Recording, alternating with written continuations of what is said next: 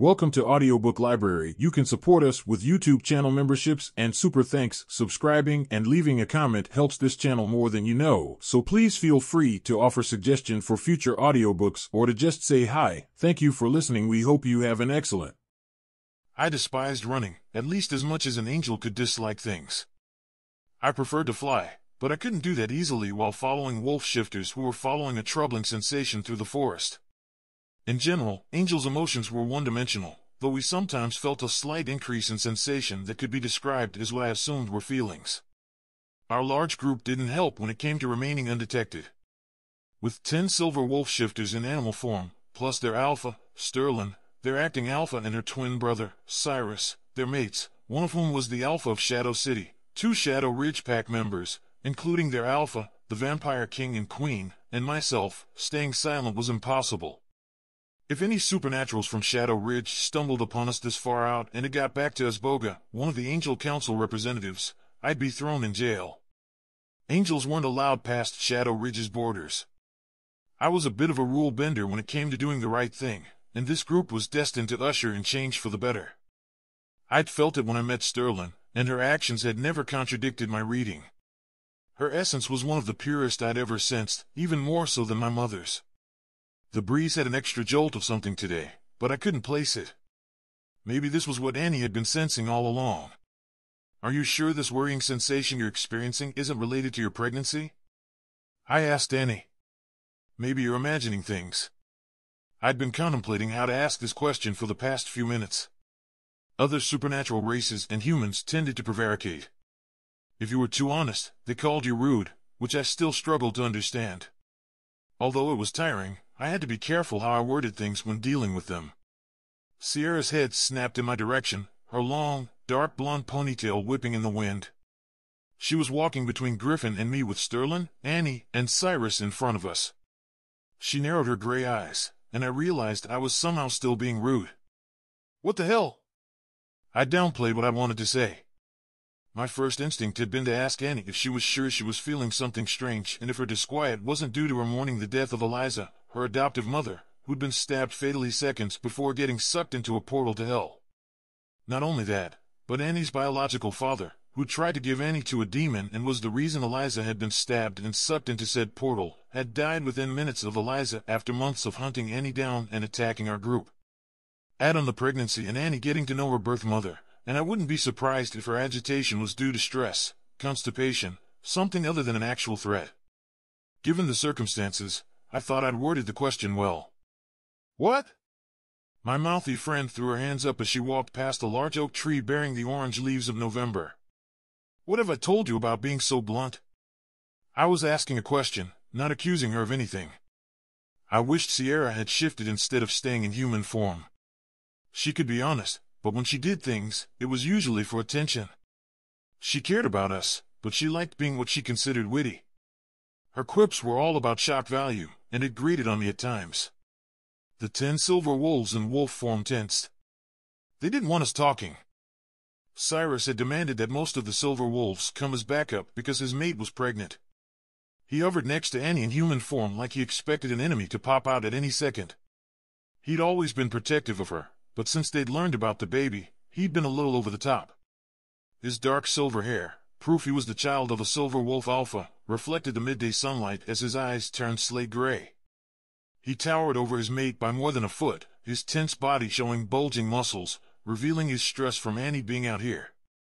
He was okay with our checking out the source of her uneasy feeling, but he hadn't wanted her to come. It had been a point of contention between them. She'd won when she'd said she couldn't tell us how to find it. She had to allow the feeling to pull her there. Following a weird sensation never resulted in anything good. Thus, Sterling had backed her brother despite Annie's protest that our core group would have been fine on our own. Due to being of angel descent, silver and demon wolves couldn't bear many children, and we needed to protect Annie. It's okay. Annie gave me a strange smile, her honey brown eyes not sparkling like normal. Her light olive complexion glistened from sweat, and she lifted her brown sugar-colored hair off her neck. I thought the same thing. A lot happened over the past few weeks, but the sensation is getting stronger, and I don't think it's tied to the baby. She placed a hand on her slightly swollen stomach. I can't describe it. It's like I have to find it. My wolf is going crazy. Then we need to check it out, Sterling said from beside Annie. Her long silver hair revealed she was fate's chosen alpha of the silver wolves. She glanced over her shoulder at me, her purple iridescent eyes glowing. We all know what happens when we ignore something unsettling. Griffin growled. Yeah. Dick, Matthew, and his boga have done wonders. The breeze ruffled his light brown hair, despite the gel that kept the slightly longer portion on top swept to the side. He was easily 6.5 feet tall with a little less than half a foot in height on Sterling. He was close to the same build as Cyrus, though at the moment, he wasn't as tense. The 3 people Griffin had named had caused us numerous problems. But there was a bright side. At least Dick and Matthew are dead, I offered. Alex inhaled sharply behind me, and I swallowed my sigh. I was about to get into trouble, again. Rosemary! Sierra protested. My chest tightened. I kind of felt bad about that one.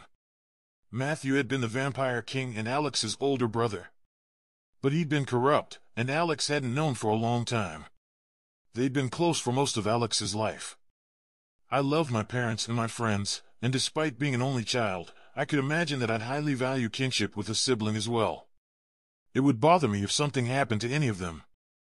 I turned to Alex, ready to apologize.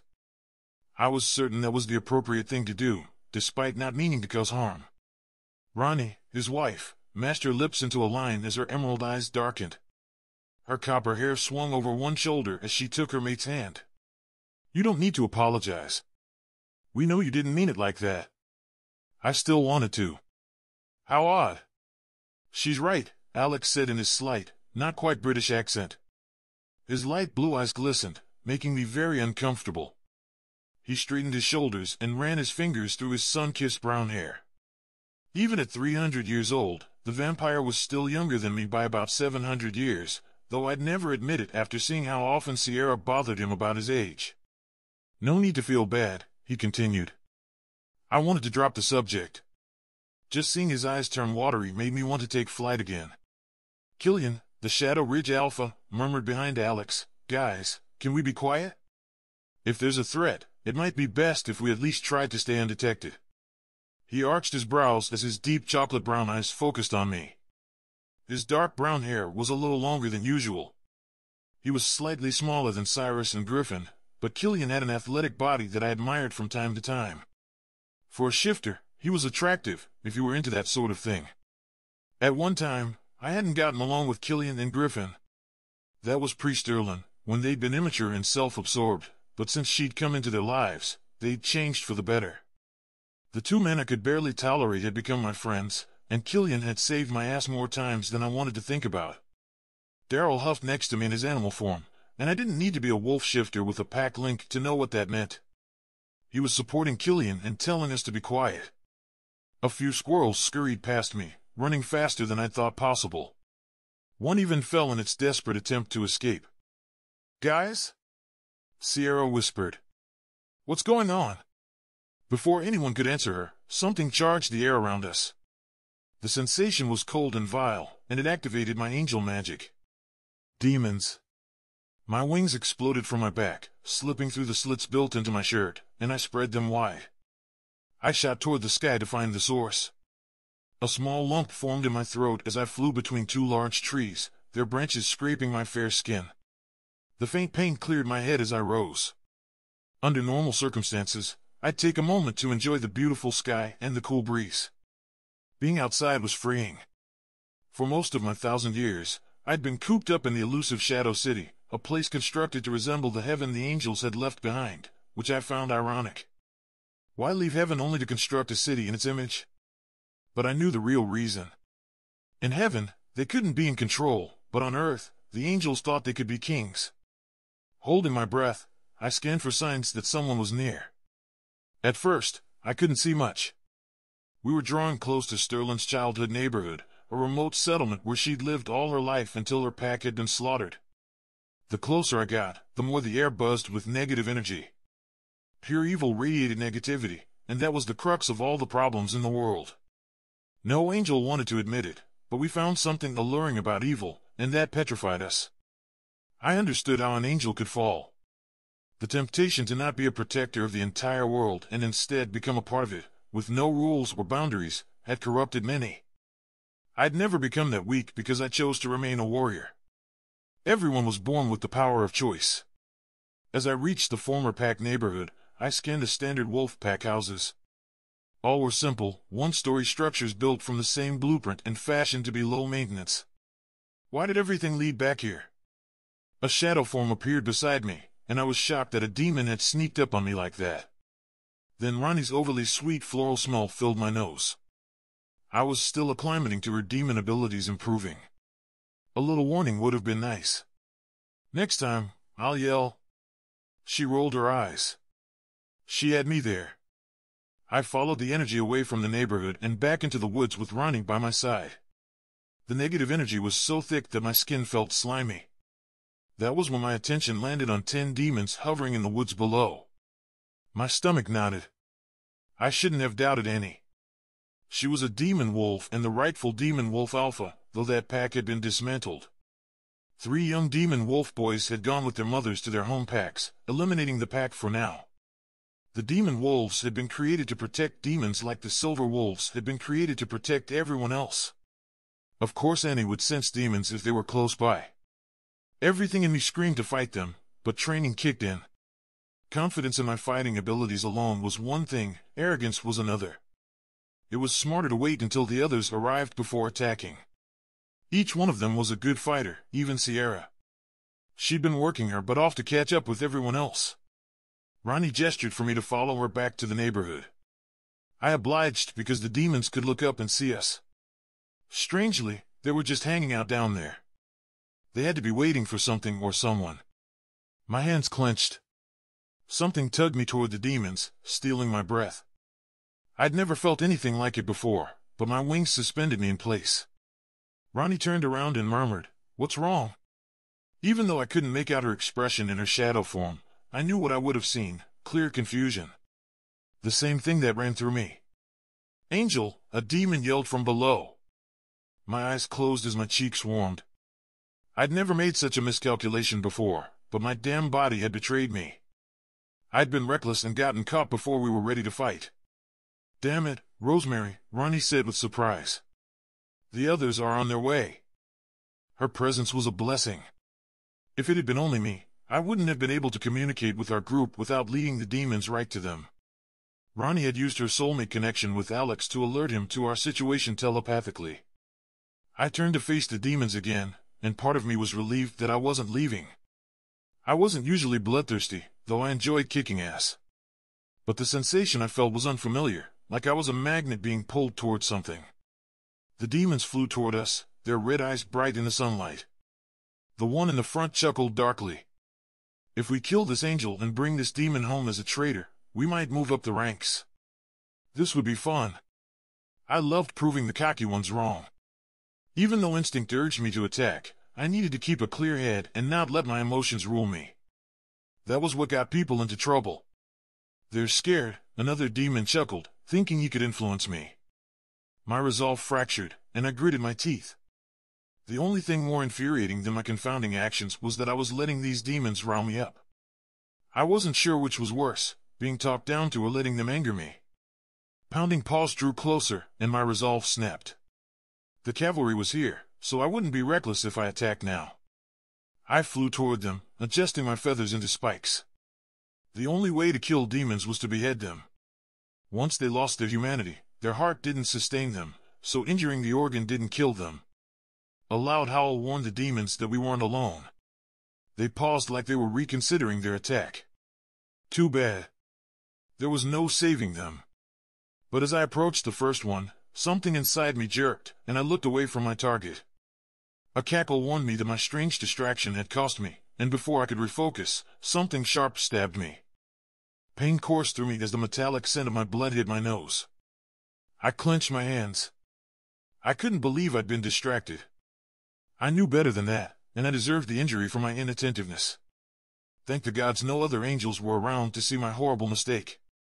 I never would have heard the end of it, especially since I had been a trained warrior for over 900 years. This was the kind of sloppy blunder young 50-year-olds made, not someone with my experience. Though I hadn't seen or been around demons much, apart from our recent encounters, I understood how they operated. They treasured power and looked for anything that gave them a high. The shadowy form in front of me watched my face, waiting for me to show my pain. I might have had a moment of stupidity, but I hadn't lost complete sense. I kicked the demon in the stomach, and he came close to hitting the ground. Taking the momentary reprieve, I yanked the knife out of my side, and a mist of blood wafted into the breeze and fell. I cringed, realizing the wolf's fur would be sprinkled with it. They would be concerned, and that was the last thing I wanted. They worried about everyone enough. I didn't want to burden them. "Rosemary!" Killian growled as he ran from between a large cypress and a redbud tree, looking up at me. Thankfully, he knew better than to ask if I was okay. If he had, those demons would have honed in on me, wanting to attack the injured person to get their jollies. You are only as strong as your weakest link. A sour taste filled my mouth. Right now, that was exactly what I was, and I did not like it. I knew of one easy way to fix that, even though it would impair my magic. I opened my left hand and tapped into my core. My hand glowed white even with the sun shining, and I placed it on my side. The wound wasn't too deep and wouldn't take much energy to heal. Extensive healing impacted my abilities for a while, and to recharge quickly, I needed to be within Shadow City, where the special bright lights amped up my powers. Warm blood coated my hand, but my skin healed seconds after I touched it. By the time the demon reached me again, the pain and the injury were gone. Only the blood on my hand and side and the gaping hole in my burnt orange shirt hinted that I'd been stabbed. The shirt no longer reminded me of the sunset, infuriating me. The bigger problem was that my magic was somewhat depleted, but not enough to slow me down. 8 demons attacked the wolves, probably realizing it would be hard for the shifters to remove their heads. Thankfully, each of the wolves in human form carried a knife in case we ran into something unusual, although we hadn't expected to find demons. They thought Sterling and I were being paranoid when we told them to arm themselves, but the angel motto was to prepare for anything. Sterling had been trained to always carry a knife. It was a small hint at her silver wolf angel heritage. The 9th demon charged Ronnie. Its red eyes glowed with rage. I shook my head to clear it. If I didn't focus on my fight, I'd get stabbed again. Even though it might be hard to hurt an angel, it wasn't impossible. Our greatest weapons were our wings, which could even deflect a bullet, but using them in that fashion left our bodies exposed like I had moments ago, and we could die as easily as a mortal. "Lucky kick," the demon rasped. Demons had lost their wings when they'd fallen, but their shadow-like forms allowed them to fly. Only angel descendants could see them, so Griffin, Killian, and Sierra were at a massive disadvantage on the ground. They stayed close to Annie, protecting her. She could inform them when a demon was close. "Sure. We can say that." I lifted my right hand, which held his knife. "Yet you're the one who lost a weapon. And you're injured?" I lifted my shirt, revealing the healed patch of skin. Clearly, angels weren't the only ones who'd forgotten facts about each other. Though we were immortal, our memories tended to fade over centuries about things we didn't find important or with which we didn't come into contact regularly. He paused, some of his arrogance slipping. The tug inside me increased again, and I tried to push away the sensation. It wasn't easy to ignore. Something strange was going on, but I'd have to determine what it was after we'd taken care of these idiots. I grinned to enrage him. When your opponent grew too angry, they got sloppy, and I wanted him to hate every moment he had to deal with my butt-kicking abilities. I felt some satisfaction in putting my enemy in their place, though I didn't live for the high, unlike the demons. If I allowed it, the moment could go to my head, and killing or hurting another being was wrong. "What were you saying?" I moved my mahogany hair behind my shoulder to expose my ear and cupped it. "Either I didn't hear you, or something happened to prevent you from finishing that sentence." I grimaced. That sounded Sierra-like, but I was goading an enemy, not my friend. "It doesn't matter," he growled. "I'm a demon. I can kick any angel's ass." Not very likely, especially with my abilities. There was no point in allowing him to think he was something he was not. He wasn't a prince of hell and couldn't be too strong, or the angels in Shadow City would have detected his maliciousness. Again, the demon sped toward me. I kept my attention on him, even though the urge to look around for the source of that tug was nearly overpowering. When the demon was within striking distance, he cupped his hands, making it obvious that he was going to grab my right hand in an attempt to disarm me. My gut screamed it was a fake out. It was a logical strategy, retrieve the weapon before I could use it against him, but his motions were too transparent. He wanted to make sure I thought that, meaning he would actually strike the opposite side, hoping to throw me off enough to get the weapon. He wasn't quite the idiot I thought he was, which made this fight more worthwhile. Playing along, I moved my right arm away as I prepared to counter his attack on the left. I couldn't let him know I'd figured out his plan, or he would counter my move and attack my right arm after all. I took slow breaths to stay in control of myself and my body. That was imperative to win a fight. If you lost control, even the weakest opponent could defeat you. As expected, he jerked his hand toward my right arm, then truly went for my left. Just as his fingers clutched my wrist, I swung the knife down on his arm, and the blade stopped when it hit bone. Of course it'd be a dull blade. I'd wanted to cut his damn hand off. That was one of the oddest things about the shadow form. They could fit into small crevices, their form molding to its surroundings, but they were solid. We'd learned that the hard way when Ronnie had been injured in a previous battle. Blue blood poured from his wound as I gripped the knife handle hard, anticipating his next move. When he jerked his hand away, the blade raked against his hand and cut off skin. If I'd thought he'd been bleeding before, that was nothing compared to now. The flow seemed strong enough to make him to bleed out, but demons' bodies technically didn't need blood since their hearts no longer worked. He growled, "You're going to pay for that. Get on with it." I wanted to check on my friends, but I'd been injured enough for today.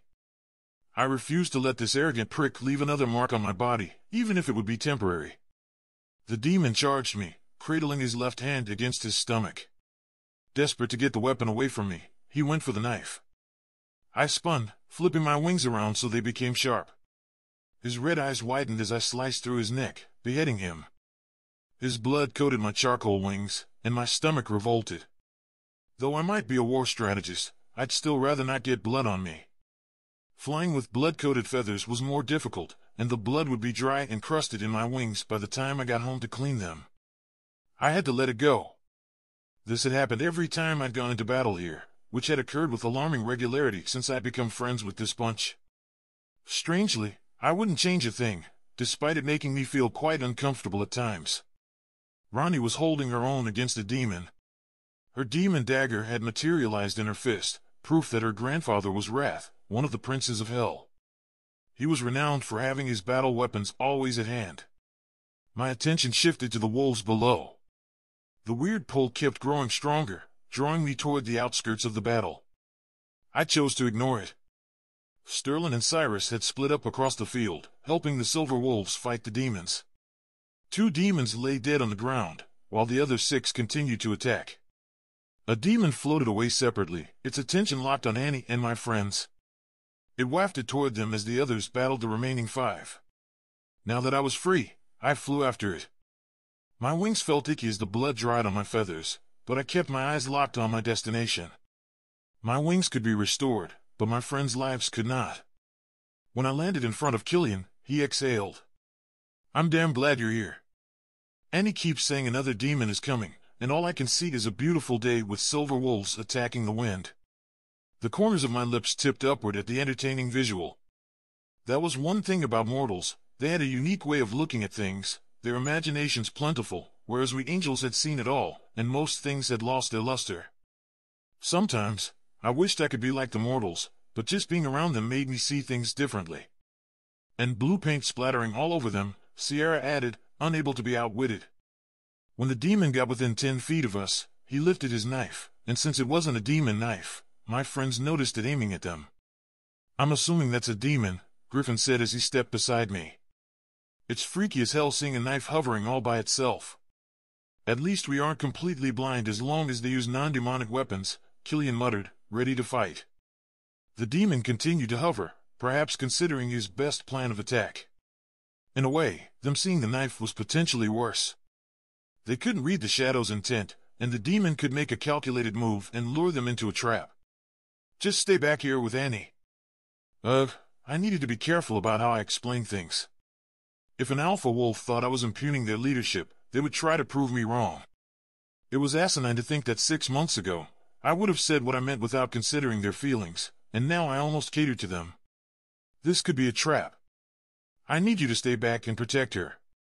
Annie was strong, and despite Cyrus nagging her about her condition, she continued to train.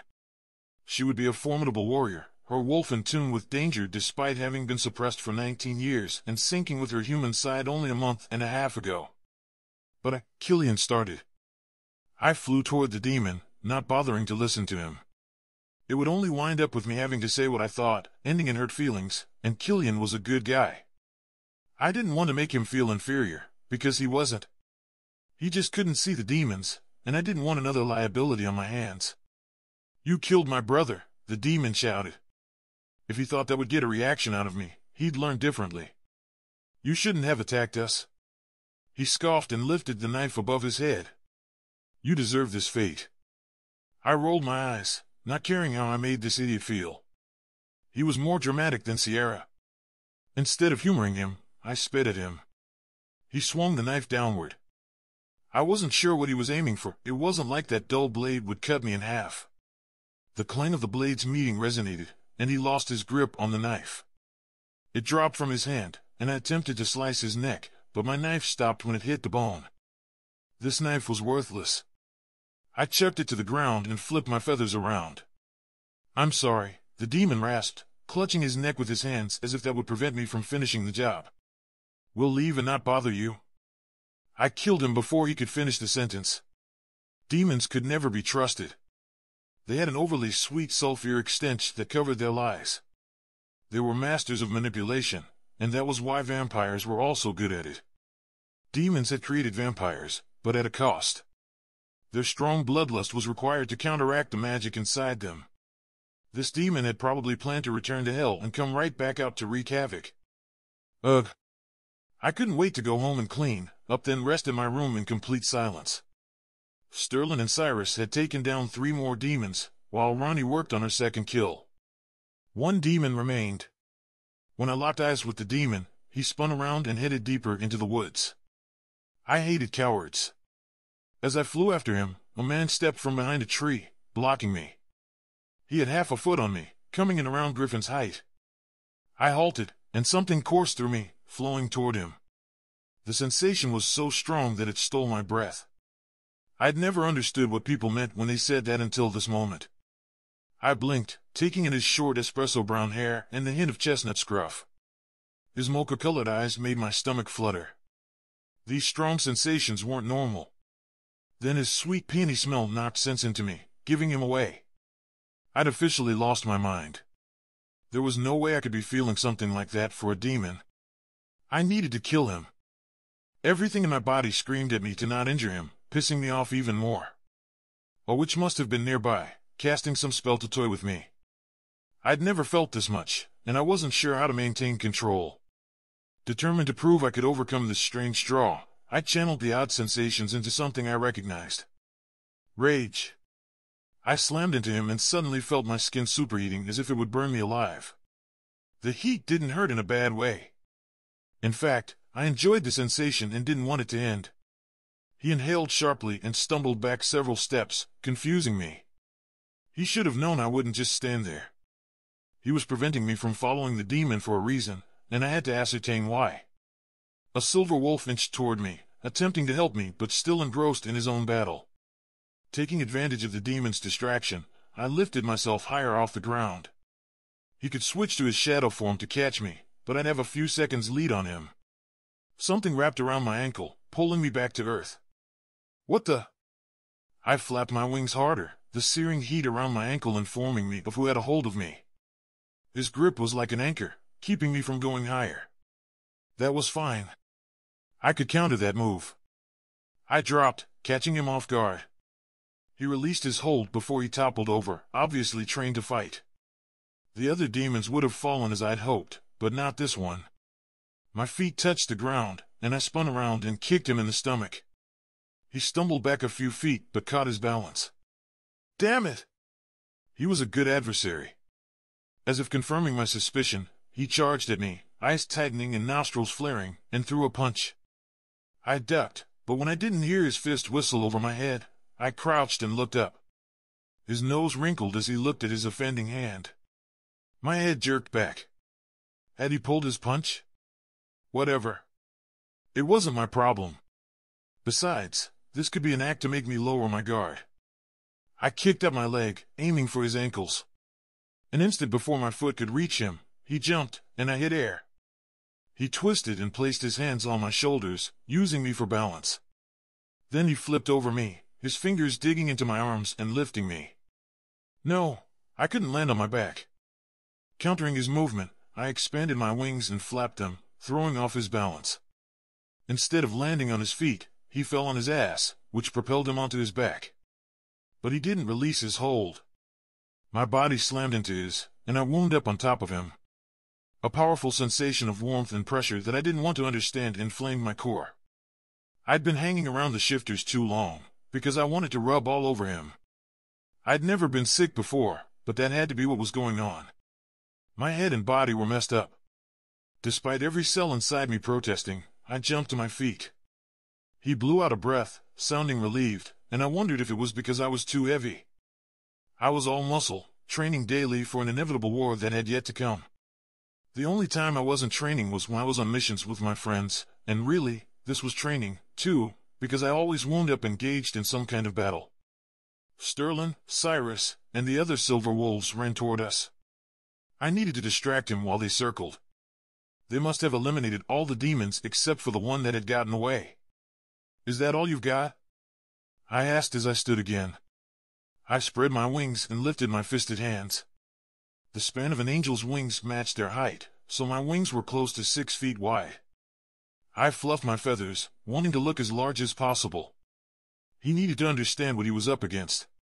He laughed, and my cheeks burned. I hated that thinking. I spat. "What's so funny?" "All this time, I thought my people had lied about your kind." He chuckled, and my heart leaped. The sound was more beautiful than any trumpet I'd ever heard. "They said you all like to extend your wings to prove how big you are. I always thought they were making fun of you, yet here you are. It doesn't make me fear you. Demons made fun of us?" I shouldn't have been surprised. They were petty and juvenile, but the fact that this demon was laughing at me made something hurt in my chest. And I didn't like that. It's good to know that even after 1,000 years of solitude, you have nothing better to do than talk about us. Angels were important, but since I'd grown close with Sterling and the others, I'd learned that most people didn't consider us as significant as we liked to think we were. At times, it was hard to comprehend, but over the centuries, the angels had changed, and we weren't viewed as the saviors we'd been once upon a time. I blamed Asboga for that, and sometimes, I wondered how he hadn't truly fallen. The demon's face turned serious, and he set his feet shoulder-width apart, preparing to fight. "We don't only talk about you." His jaw twitched, making his chiseled features sharper and more angular. My breath caught at his rugged good looks, and I forced myself to breathe. "Okay." I didn't care whether they talked about angels. It didn't make a difference to me. Nothing they said would change my views of the world. Action spoke louder than words. That was one reason I'd grown close to my shifter and vampire friends. Their decisions and plans reflected their words. Even Griffin and Killian had evolved that way, though a year ago, all they'd been focused on was whose bed they could fall into and who could outdrink the other. The silver wolves weren't in position yet, so I needed to keep his attention. I punched him fast, but just before I connected, I pulled back a little. I still hit his face, but I didn't break his nose as I'd planned. He sneered and jabbed at my face in return. I lifted my arm, blocking the blow. Surprisingly, the punch didn't hurt, and I wondered if he was holding back, too. None of that made sense. We didn't know each other, and we were natural enemies. Flashes of fur behind the cypresses and redbuds informed me that the shifters were closing in. I was shocked that the demon hadn't picked up on their movement, but I wouldn't alert him. I pretended that I was going to kick him, and he moved to block his stomach. My fighter instinct took over, and I surged my fist into his jaw to knock him out. Again, milliseconds before my fist connected with him, my body adjusted the blow, making it less powerful. His head jerked back with a slight crunch of bone. He grunted and rubbed his jaw, but he could move it.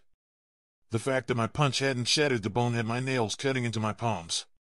That was a sensation I recognized and welcomed, not these strange ones that were confusing the hell out of me. A growl escaped me. This was everything I wasn't supposed to do in battle. I'd been trained to never hold back unless there was a strategic reason, and there was no explanation why I would be pulling punches. I could pretend it was because the wolves were getting into position, but I would be lying to myself. Kicking. This demon's ass felt wrong. I should have ripped his head from his body by now or had blood oozing from as many surfaces as possible, but here I stood, giving him love taps. We were essentially engaged in foreplay, not fighting to the death. You kick like a girl. He waggled his brows. Somehow, the action made him look even more attractive and not stupid like Griffin, Alex, or Cyrus when they did it to their mates. So? I am one. What's your excuse? He acted as if my being a woman was a shortcoming, and it was anything but. It seemed only right to point out his weaknesses. I didn't have to be polite to him like I did to my friends. He scratched the back of his head, his bicep bulging. I tore my gaze away from his body and watched for a sign that he was about to attack. Demons play dirty. He tugged at the collar of his heather-green shirt. I don't have one, unfortunately. My heart picked up its pace. His admission that he was holding back too made me feel funny. My stomach fluttered, and my armpits grew sweaty. Maybe I was getting a stomach bug. Angels didn't get sick, but much had changed. Who knew what the rules were anymore? It doesn't matter now, Sterling said as she stepped from behind the tree beside me, making her way to my side. The silver wolves followed their alpha's lead, and it was clear we were surrounded. But we have some questions that need to be answered.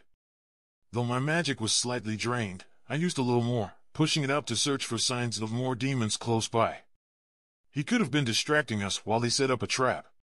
He had helped the demon I'd been chasing to get away, and it could have gone for reinforcements. But I didn't feel anything out of the ordinary other than the man standing in front of me and the faint hint of the demons that had been here.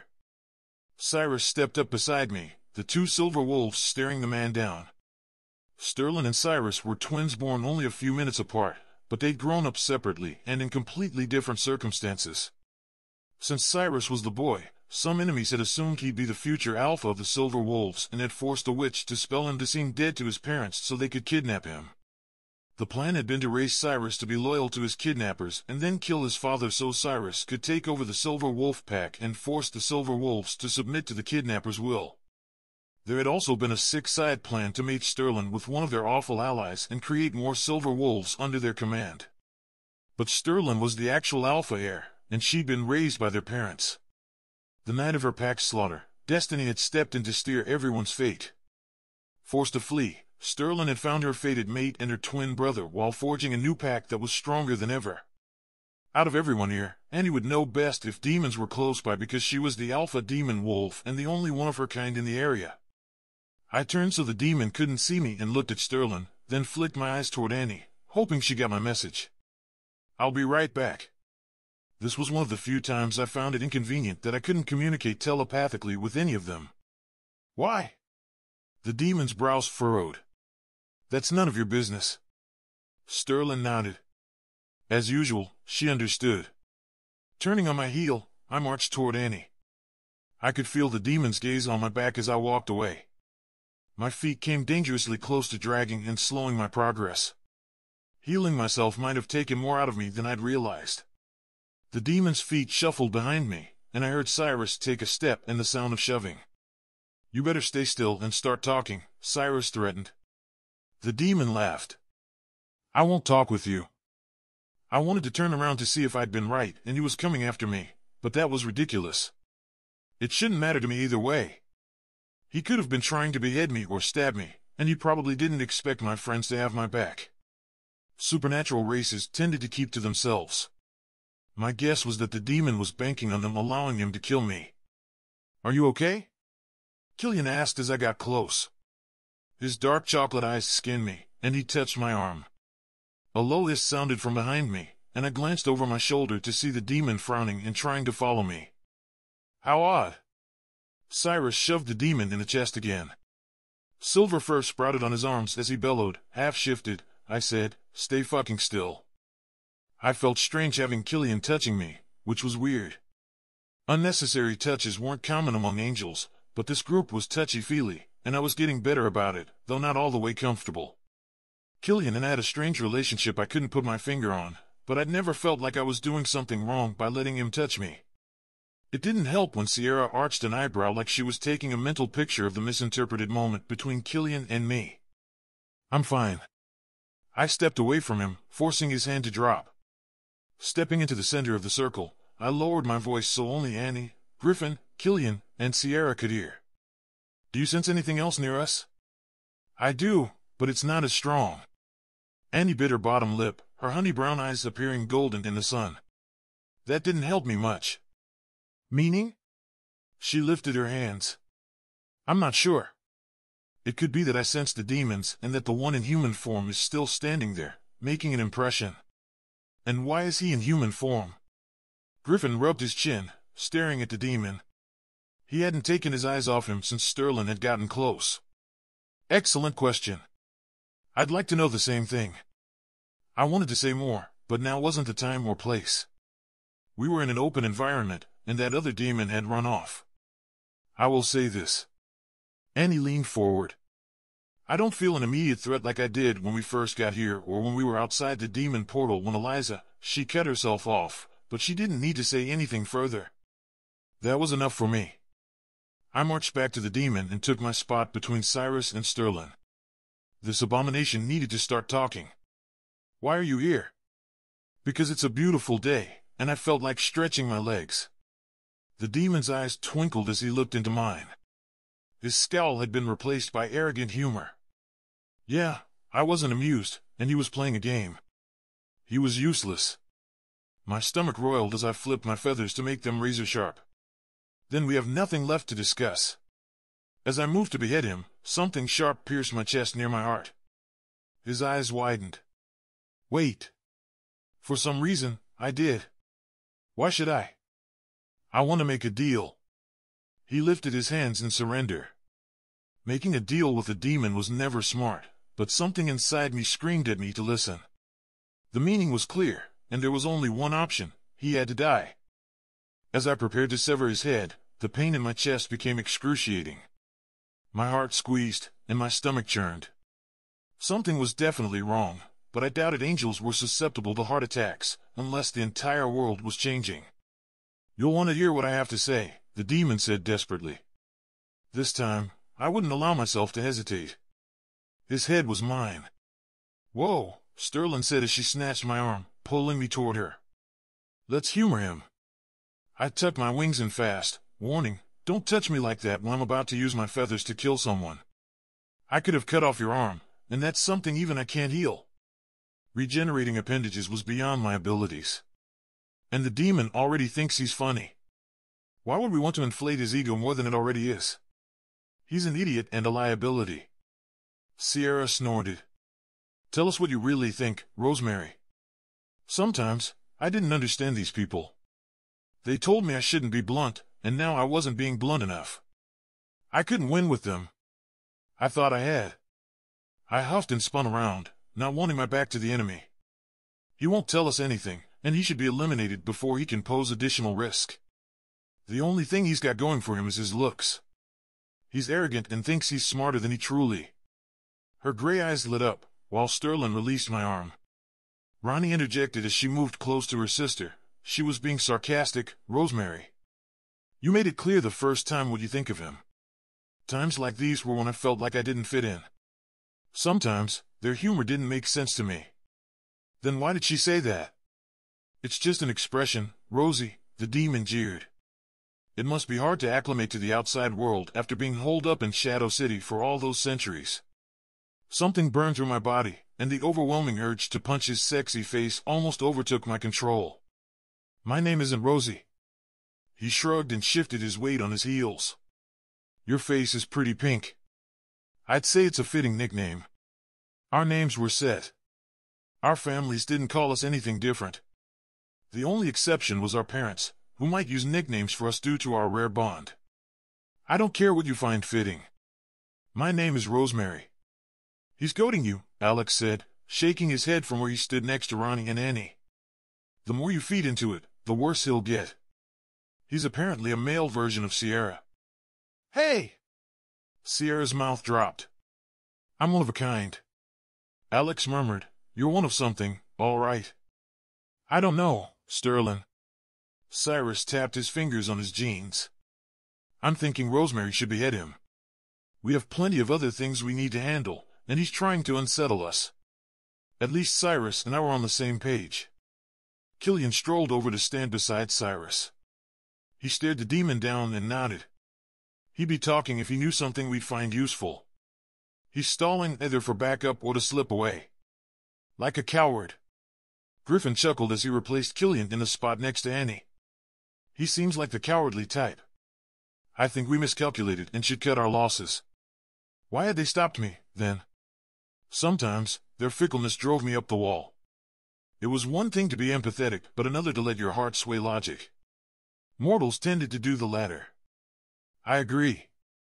Will anyone stop me this time? Whether I liked it or not, I cared if I injured one of them. They'd made me more than indifferent toward them, which was bittersweet. The sensations I experienced around them were a nice change, but could cause problems, like when I ran off to help them even though mother and father didn't want me to. My parents were allies to this group, but we had enough internal angel problems that they'd rather I help from afar. If they knew I'd helped them close a demon portal, they'd be furious with me, another reason I'd supported the decision to exclude anyone else from that knowledge. When no one said anything, I rolled my shoulders. The demon closed his eyes. I can't go back to hell. Can't? Griffin furrowed his brows. Or won't? It's one and the same. The demon put his hands in his jeans pockets. If you hide me, I'll share things with you. He must have thought we were idiots. It's not one and the same, and we don't have time for your games. I rubbed my chest as it constricted again. This was the strangest thing, and I wasn't sure what it meant. Maybe I needed to see a doctor. There had to be one for supernaturals, surely. The princes of hell have my father, and if I go back, they'll hurt him to get to me. They want the demons who can travel the world undetected to do their bidding. His eyes darkened to a black coffee tone as his body tensed. You're the best option I have so my father doesn't die, so I'm willing to provide answers for shelter. Though the air didn't smell more strongly of sulfur, I wasn't sure I believed him. You're saying if you go back to hell, you'll be forced to watch your father suffer unless you agree to work for them? No, that's not what I mean. He stared into my eyes. Things are tense in hell right now, and the princes of hell want more power and the freedom to leave. They're trying to use anyone they can to gain that leverage. If I go back and don't have anything useful for them, my dad will be at risk. He was being vague while attempting to appear forthcoming. This information wasn't anything we hadn't figured out ourselves. Of course the princes of hell wanted out of there. They wanted to roam Earth and terrorize everyone to feel even more powerful. But if you wanted to engage in a battle of wills, I was all for that. Chess was my favorite board game. Torture is what they do best. They'll hurt your father regardless of whether you go back. His jaw twitched. He didn't like being called out, and it bothered me that I'd upset him. My throat dried. I shouldn't have been worried about him. I'd just met the man, or demon. Now I was confusing things, like I'd accused Sterling and the others of doing. Tell us what you know, I said, or we'll have no reason to keep you around. And if I tell you what I know, there'll be no reason for you to keep me alive. He lifted a hand. I don't have much of a choice. I wanted to kill the guy right here and now. We're going in circles. Fine, he muttered, making me feel funny. The noise was one of the most alluring sounds I'd ever heard. I'll tell you more if you take me somewhere safe. I blinked. This guy was worse than arrogant. Did he think that would work? I opened my mouth to tell him exactly what would happen. Sterling beat me to the punch. As soon as you become a hindrance, we'll kill you. I want to make sure you understand that. Nothing changes from this moment. She straightened her shoulders, standing tall. His eyes lightened, telling me all I needed to know. No, I shook my head. Absolutely not. Usually, Sterling was sane, but this was so far beyond sane, it wasn't funny. I glanced at Griffin and the others to back me, but they remained silent. They'd been telepathically discussing things I couldn't be privy to. Again. and this was a horrible decision. Can we talk for a second? I demanded. They'd all had their say in the matter, but they hadn't listened to me. Shouldn't I be the one to make the call about this, since we were dealing with demons? And Ronnie and Alex hadn't been consulted either. I didn't want to argue in front of the demon, otherwise, he'd see that we were turning against one another. He wasn't stupid, so he could already tell I wasn't happy with the situation, but the more I acted out, the more he'd try to divide us.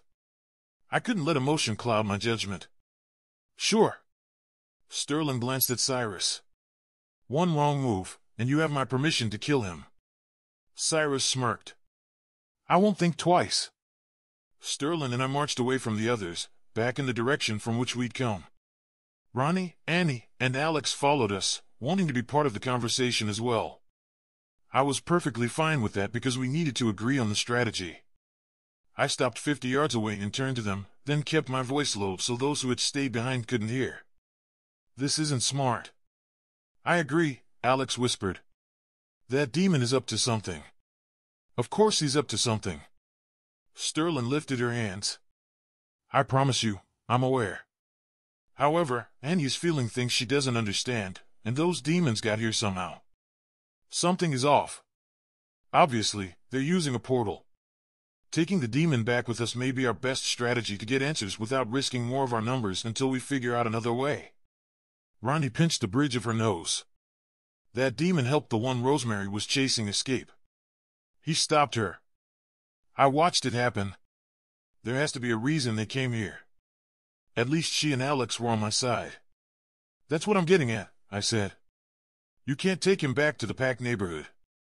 He could learn too much about us, and if the demons find out that Annie is the girl that a prince of hell wants and she's pregnant, this could go badly. It means a lot that you care so much about me, Annie said, and hugged me.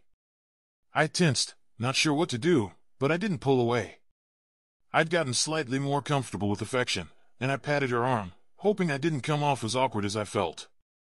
She chuckled. But we talked about it back there. Cyrus is concerned for the same reasons, but that negative feeling is still swirling inside me. Not intensely, like when it led us here, but like when something tugged at me a few days ago. I'd hate for us to give up a chance to learn useful information. Feeling. The word struck a chord with me. It all came back to damn feelings. I couldn't completely discount them, because this group had followed their instincts many times and usually gotten it right. At first, I'd been disgusted by that way of making decisions, but I'd felt a connection with Sterling, so I'd pushed through and gone along with them, determined to keep her safe. After all, my mother's biggest regret was not protecting the Silver Wolves when she had the chance over a millennium ago, before I was born, and I couldn't make the same mistake. Over time, I'd had to admit that this group had changed my view about all supernatural creatures being arrogant and worthless. Is a little information worth the risk? When we have nothing else to go on? Sterling countered, and tilted her head. What other option do we have? Besides, he's not attacking or threatening us. We can't become cold-blooded killers. If we do that, what will separate us from our enemies? This seems too convenient. I could beat it out of him. My stomach churned again, and my breathing picked up. I bounced, not able to stay still. Alex's focus landed on me. Vampires try that method often, and it usually doesn't work unless the victim is weak or beaten for an extended period of time. I'm not saying we shouldn't resort to it eventually, but if we pretend to be amicable, maybe he'll let his guard down and reveal something unintentionally. He paused, then asked, Are you okay? You're acting out of character. Wonderful. They'd noticed. I'd thought I was hiding my confusion. My hope that my mind was just playing tricks on me disappeared. Obviously, something was very wrong. I feel out of sorts. I wasn't sure how else to describe it. What do you mean? Annie asked with concern. Are you sick? That was the thing, I wasn't sure. Sterling placed the back of her hand on my forehead. If you are, you can heal yourself, right? I don't know. I'd never had to heal an illness inside myself before, but in theory, I should be able to. If I could heal a wound, surely I could heal a nauseated stomach. What are you doing? Checking to see if you feel warm. Sterling dropped her hand and pursed her lips. But I'm not sure what your normal temperature is, so I don't know if you have a fever. A fever? I racked my brain, trying to remember what that was. After a few seconds, the memory resurfaced in my mind. I've never had one. Do wolves get them? Not often, and normally, only at the end of a shifter's life. Sterling smiled sadly. My grandfather had a fever right before he died. Humans get them more often. I've never heard of an angel being sick, Alex said, re-entering the conversation, which I appreciated. Responding to sadness wasn't my strong point, though I was slowly getting better. Me neither, but I'm fine. I wanted to return our focus to our demon problem. If we're thinking about taking him back to the pack neighborhood, that isn't a good idea. If we're going to hold him, we need to be wise about it. Sterling lifted her chin, maintaining eye contact with me. We'll take him to the abandoned Silver Wolf Pack neighborhood where the demon wolves first attacked us. No one should know about that location, because all the wolves who hit us there are dead. He won't see anything we don't want him to see. I should have known she'd thought this out. She never did anything rash, which was one reason I respected her. Okay. But how will we keep him contained? He could sneak out in his shadow form. Patting her chest, Annie beamed. I'm taking care of that. I already texted Cersei, and Aurora and Lux are on their way down to cast a spell. That's why we're going there, so the Covenant Shadow City won't feel them when they use magic to trap him in one of the houses. Those two were the youngest of the witches who'd helped close down the portal. The only demons who knew about them had gotten sucked back into hell, so their help wouldn't cause any issues. Fine. But we must stay on top of him, especially until they get here. We'll take every precaution, Sterling vowed. They'd already decided there wasn't much I could do. Since their plan was somewhat smart, I'd go along with it. For now. Let's get moving. Ronnie waved for us to follow her back to the others. More demons could come, and I don't want to deal with that while we're keeping him prisoner. A lump formed in my throat. That one demon had run off. Why hadn't it brought reinforcements? When our group rejoined the others, everybody was tense, but the demon relaxed as he saw me. My stupid heart fluttered. Guys, Annie grunted as she doubled over. We have another problem. Negative energy buzzed in the air. Damn it, the demon had gone back for reinforcements. No wonder this man had stopped me. He wanted us to die. My breath caught. We'd walked straight into a trap. This was why having a bleeding heart wasn't good. If we'd just killed the demon like I wanted to, we wouldn't be in this situation. Annie! Cyrus exclaimed, his face etched with worry as he ran to her. What's wrong? Killian asked from where he stood between Sierra and Griffin. We've hung around here too long, and the demon who ran off gathered back up. I was infuriated that I hadn't gone with my gut and slit this demon's throat right then and there. Killian understood the implication without us having to spell it out for him. The demon didn't need to know that Annie could sense his kind. We needed to keep her off their radar for as long as possible. The demon's eyes narrowed. I told you the princes of hell want me. We need to get out of here. They can't get me. Maybe they wouldn't be coming here if you hadn't let your friend escape. I exclaimed. I say we hand you over to them. If we weren't going to kill him, he was better off back with the other demons than with us. My chest tightened again. I would have to get someone to look at me when I returned to Shadow City. What? He jerked his head from side to side. No. Please. My father. We'd let this go on way too long. Your father is a demon just like you. Why should I care if he's tortured? For that matter, why do you? Because I care about him, he said. He's the only reason I haven't completely gone to the evil side. His sincerity shocked me. Demons were even more one-dimensional than angels. Angels could feel a range of emotions, but our experience was muted compared to mortals.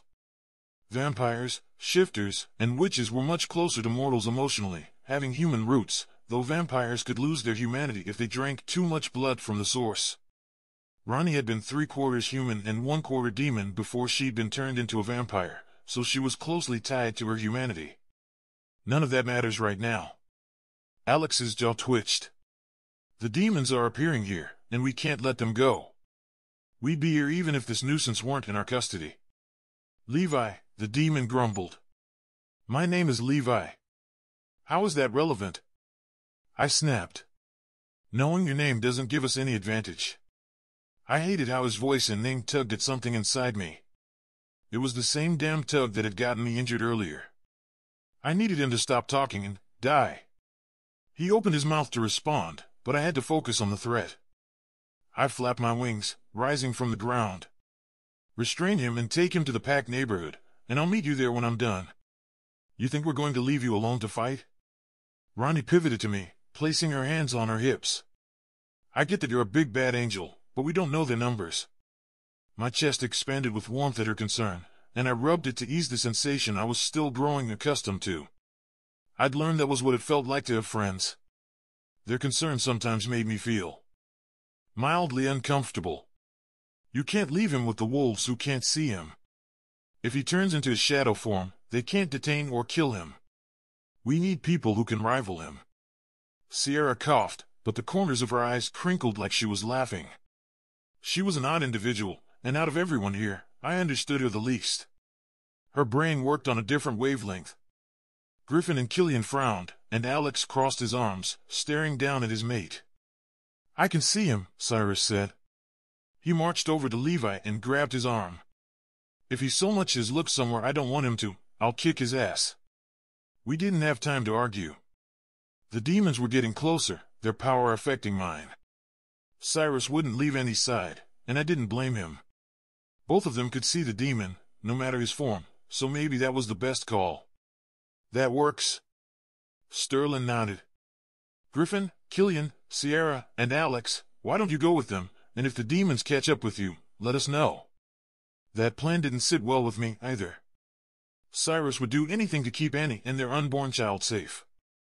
Though I knew he meant well and he'd proven his loyalty to everyone here, he'd become irrational if Annie was threatened, even handing Levi, the demon, to a prince of hell if required. A few silver wolves should go with them, too. Sterling surveyed the area and nodded. That can happen. Her eyes glowed faintly as she communicated via their pack link. I didn't care who went, but they needed to get moving. There's no way I'm leaving without you. Alex's jaw twitched as he stared Ronnie down. Pulling her hair into a low ponytail, Ronnie sighed. Honey. You're being an idiot, Alex, I interrupted. Something overcame me, and I didn't understand what was happening. My chest hurt, and my hands clenched. I wanted to stomp my foot.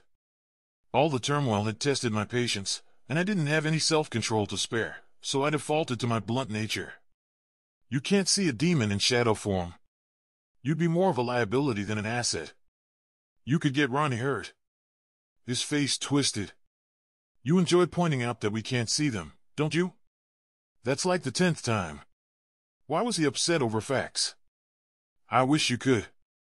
Indeed, I was surprised that vampires couldn't. Their human heritage must have interfered with that ability. It would make things much easier. Ronnie grimaced and placed a hand on his arm. They were using their soulmate bond to speak. If they were going to stand here and chat, I'd go fight the horde alone. My legs moved toward Levi of their own accord. A smirk creased his face as he watched me approach, and I wanted to punch and kiss him at the same time. Nope. I meant punch. I only wanted to punch him. Nothing else. As if I needed to prove that to myself, I stuck my finger in his chest and felt a little zap. I ground my teeth, determined to act normal. If you try anything, they won't be able to stop me from unleashing my wrath. He grinned cockily. Don't tempt me into misbehaving. My body warmed, and I sucked in a breath. I needed to get away from this demon. I'm serious. I moved to turn away, but something inside me urged me to stop. The most worrisome part was that my legs almost halted their movement like I'd lost control of them. He must have done something to me, but I had no clue what it could be. The one thing I knew was that I wouldn't let this prick succeed at whatever spell he'd gotten a witch to cast, or whatever he'd managed. I was stronger than that. I took flight, not wanting to talk to anyone else. I needed to get busy. There was too much at stake to let something as trivial as him distract me from what really mattered, protecting Earth and my friends. I hit the air, but even flying didn't ease my predicament. What was swirling inside me was definitely not normal, especially for an angel. There had to be a plausible explanation, and after I released my frustration, I'd figure out what the hell he'd done to me. A shadowy form appeared beside me, and if it hadn't been for the overly sweet, sugary smell, I would have beheaded the demon. I growled, "You all figured out a plan, finally?" Ronnie blinked, and I had a feeling it was best I couldn't see her face, or her expression would have upset me. Oh, my gods. I was turning into a mortal. "Are you okay?" Ronnie asked hesitantly. "You're acting." 15 demons appeared above the tree line, their glowing red eyes landing on the two of us. We were outnumbered, but I'd expected that. They were coming in force to fight us. This was the first time demons had ever done me a favor, and I would consider prolonging the fight if it kept me out of this awkward conversation Ronnie was attempting to have. Logic eluded me as to what was going on with me, so how was I supposed to explain it to anyone else? I was still banking on sickness or some sort of magical influence. With time, either of those ailments should get better. If not, I'd eliminate the root of the problem. "Can we head back down to the others?" I asked. Surely the demon and whoever was escorting him would be gone by now, so we could lead the other demons to their slaughter. Ronnie murmured, "They need a few more minutes. They're about half a mile away." I pushed my wings harder, and the demon in the lead lifted his hand, which held a long, sword-like shadow object. As suspected, the demon who'd fled had brought back stronger reinforcements. Levi had seemed sincere about wanting to go with us, but it was a big red flag that he'd let that demon escape. If he truly wanted to hide from the princes of hell, why let anyone get back to inform them about what had happened here? He would have been safer if we'd killed every demon. He had a reason, and I sure as hell would determine what it was. A sword reached farther than a dagger, so I decided to take on that demon. Ronnie was still a new demon, and her dagger was a quarter the size. I flew directly at the demon hovering in the air, and the 14 other demons behind him stopped, waiting for his signal to attack. They were probably battle-trained and would be harder to fight than the ones we'd killed today. My magic had had time to recharge since healing myself hadn't taken a lot out of me.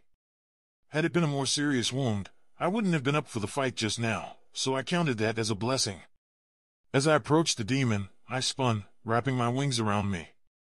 I whirled like a cyclone, prepared to bounce the blade off my wings like I did bullets. I could see out of a small slit I'd made right in front of my eyes. The demon laughed evilly. "Angels are too damn arrogant." He swung the sword at me, and when it hit my wings, his hands shook from the vibrations rushing back toward him. His red eyes dimmed from what I could only assume was confusion. I loosened my wings, dropping slightly, and elbowed him in the stomach. Despite his shadowy state, my funny bone hit something solid, proving these abominations had a physical form. The demon slammed back into the ones behind him, and they all tumbled down a few feet before taking to the air once more. Ronnie battled one at the end. I watched for a second to make sure she wasn't getting into trouble. She was an excellent fighter for the amount of time she trained, and she'd be on my level within a few decades if she kept it up. The demon's red eyes glowed brightly as he swung the sword like a bat. I was almost embarrassed that I'd considered him a worthy opponent. Clearly, he hadn't been trained as much as I'd assumed. His dismissal of angels as arrogant would be the death of him. I'd been born to fight and had received the highest marks for my fighting skills and warrior-like abilities in my age group, scoring several points higher than the top male in my class. Mother had been so proud, she wanted me to be everything she hadn't been at my age. She wanted me to fight for what was just and not bow to anyone, even herself. Lately, that had become a sore subject between us, but she'd done her job of raising me well. Thankfully, this demon wasn't mouthy. I appreciated a silent and determined fighter. He swung the sword again, and I didn't bother wrapping my wings around me. I could tell exactly where he was aiming, my right wing. I dropped several feet, and his sword swung over my head. The wind blew my hair into my face. 8 silver wolves howled below as they ran underneath us, and Sterling sprinted with them in human form. "Get them!" my opponent yelled as he floated toward me. The 13 demons raced below. The silver wolves were outnumbered, and as only Sterling had hands at the moment, she couldn't be in 8 places at once to behead their attackers. I had to eliminate some demons immediately. "You can't run away from me," the demon screeched behind me. I rolled my eyes. And here I thought Sierra was dramatic. I flapped my wings harder, aiming for the demon closest to me. I flipped my feathers, turning them razor-sharp, and spun, beheading the demon before it even noticed I was close. I still needed to do more. I swung toward another, but this demon had seen me. His eyes narrowed and flicked behind me. The demons were trying to organize a strike against me from both sides, and they didn't think I'd pick up on that. I could let them underestimate me. I'd seen Sterling use the tactic several times, but I'd rather die than act weak, especially in front of underground thugs. I closed my eyes, opening my senses. The demon behind me breathed heavily, anticipating my next move. When the demon in front of me jerked, I knew the one behind me planned to strike. I wrapped my wings around me and dropped. The sword made a noise as it chopped air, and I sprouted my wings again and soared toward the two demons. My feathers were still on the sharp side, so I spun and sliced off both of their heads, one with each wing. This was going well. I had to keep up this pace. A loud, pain-filled howl filled the air, and my skin turned cold. Somebody was hurt. I hadn't done enough. I turned in midair and saw a demon on top of a silver wolf. It held a knife at the wolf's throat. Though the blade was smaller than the sword I'd avoided, it was large enough to kill anyone. Swallowing hard, I darted toward the wolf and realized it was Chad. Sterling was several feet away, fighting a demon of her own. Her gaze flicked to Chad. She could get hurt if the demon realized her attention was split. No one else was going to get injured. Not on my watch. Flapping my wings hard, I flew as quickly as possible toward Chad. His throat was bleeding, but he dug his claws into the demon. Blue blood dripped onto his silver fur, mixing with the crimson of his own. The demon screamed, the sound so loud, my eardrums wanted to shatter. The stupid thing must have thought it was a banshee, and my need to kill it intensified for my sanity. I swung down and grabbed the weapon. The demon grasped my wrist, its nails cutting into my skin. Ice-cold magic filled me, weakening my essence. Angels and demons were opposites. The longer his magic poured into me, the weaker I'd become. I jerked my arm, forcing the knife to fall to the ground. "No!" he yelled, and the sound was somehow worse than the screams. He released his hold, desperate to grab his weapon. The magic hadn't drained me too much, and other than feeling a little dizzy, I was okay. I spun, killed the demon, and focused on my next target. Negative energy drew closer, and I glanced around to find 3 demons coordinating an attack against me. I hated that they were using logic that would make this battle last longer than I'd hoped. A vampire-like hiss sounded behind me. Now I understood where vampires had gotten the trait. The 3 demons floated quickly toward me. I kept all 3 in view, but I had a sneaking suspicion they were counting on the 4th to surprise me from behind once I engaged in battle with them. If I let them know I was onto them, they'd change their plan. I flew straight to the closest demon, who also carried a blade. He floated toward me, but as we drew closer, his eyes flicked to the side. He waved the blade, and I laughed. The demon thought that would scare me? I just blocked a sword trying to slice me in half. My wings were still turned to the razor-sharp feathers. Angels could fly like this, but I usually opted for the soft side because it made gliding easier and was safer around my friends. However, this was war, and I wished the angels had access to their weapons. They'd been taken and put into storage when the city borders had closed. The other supernatural races had demanded it for their own safety. With the uptick in demon attacks, it would be nice to determine where they were kept and find one that could work for me. On the other hand, if the Shadow City guards told Balogh I'd left the city with an angel sword, it would create more problems than we already had. Angels weren't supposed to venture out into the world, and if we took our weapons with us, he'd become furious and demand to know why we needed them. I'd recently learned that millennia ago, Balogh had forged an agreement with Wrath. They had agreed that the angels would stay in Shadow City if the demons stayed in Hell. At the time, a war had been looming that would have been catastrophic for both sides. With mutually assured destruction or peace as the only options, they chose to forge a pact. Angels born after the agreement were more focused on training to fight other supernatural races because once we all were enclosed in the city together, the angels had tried to rule over everyone. The Silver Wolves had spearheaded an uprising that had prevented the angels from becoming the ultimate rulers, forcing them to create the council to share control among all the supernatural races. Balog's plan had always been to regain control of the city, and he had the angels training for the moment. So far, His plans hadn't come to fruition, thanks mainly to my mother and father. But the balance of energies was important. If too many angels and their weapons moved outside Shadow City, the princes of hell would know we weren't keeping to the agreement, just as the angels would be aware if a powerful demon left hell. The energies couldn't be hidden, and that was why balogh was against letting the city gates fully open. He was growing desperate over Sterling, Griffin, Ronnie, and Alex's attempts to do just that. If other supernaturals could come and go and the angels were forced to stay, well, it wouldn't sit well with the angels. Other supernaturals having more freedom would create more animosity toward balogh among the angels who were already on the fence about him. That was what happened when you messed with the balance. The demons on the sides raced toward me as if they expected this demon to injure me. They clearly didn't know how to fight an angel, but I was getting more familiar with fighting them. Several months ago, my mother had risked leaving Shadow City to help Ronnie fight her half-demon father, and though her memory had been rusty, she'd known the basics of how to kill demons. With her, Ronnie, and Eliza fighting in tandem, the son of Wrath had died at the hands of his own daughter. Something shifted in the demon's eyes, and he moved to the right. I was prepared. I swung to my left, offsetting his retreat. He sliced at me as I spun. The tip of his blade hit my wings and bounced off, and the sword fell from his hands. His eyes widened as I circled him, and then I sliced his neck in two. As I finished my twirl, the other two demons were on me. The one on my right had a machete, while the one on the left had a hunting knife. They coordinated their efforts, focusing on my wings. It had taken them a while, but they'd learned that my wings were both shield and catastrophic weapon. That was one reason angels were nearly invincible, but we could be taken down, especially if an angel became arrogant. I'd been injured before for that very reason.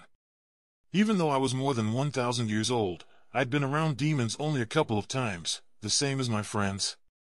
My injuries had been wake-up calls, reminding me that even though I was immortal, I could die. I twirled again, hoping to chop off their heads, too.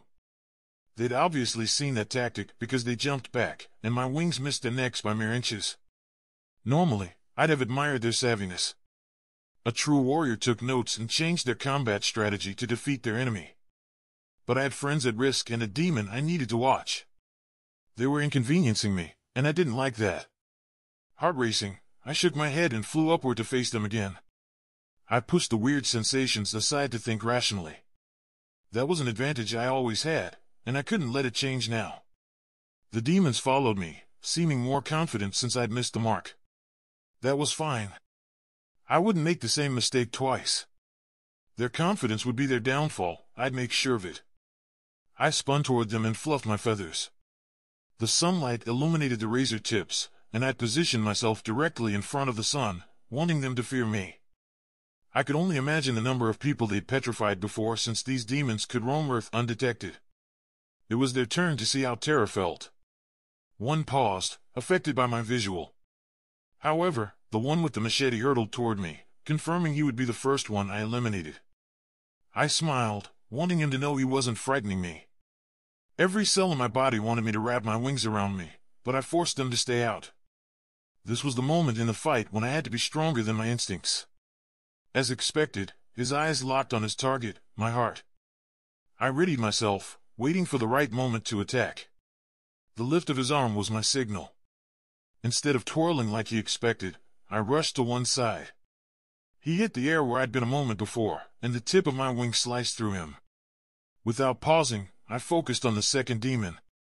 From the corner of my eye, I noted the fourth demon, who was supposed to be the undetected attacker. Their plan hadn't worked out, but that didn't sway the final two from carrying on. I took a moment to glance below. The wolves were holding their own, with Sterling working diligently to kill each demon as the wolves wore them down. Ronnie was fighting another demon. 8 remained, including the 2 demons focused on me. Ronnie must have killed at least 2 on her own. Refocusing, I kept one demon in my sight while tracking the other in my peripheral vision. I tried not to tip them about my knowledge. "Are you going to attack?" I asked the demon ahead of me, forcing him to react before he wanted. He was trying to buy time so the other demon could get closer. He fidgeted, and I grew tired of the charade. This ended now. I refused to humor them any longer. They'd done enough, and I wanted to get back to the demon who was pretending we could trust him. The only two demon-related people I'd ever trust were Ronnie and Annie.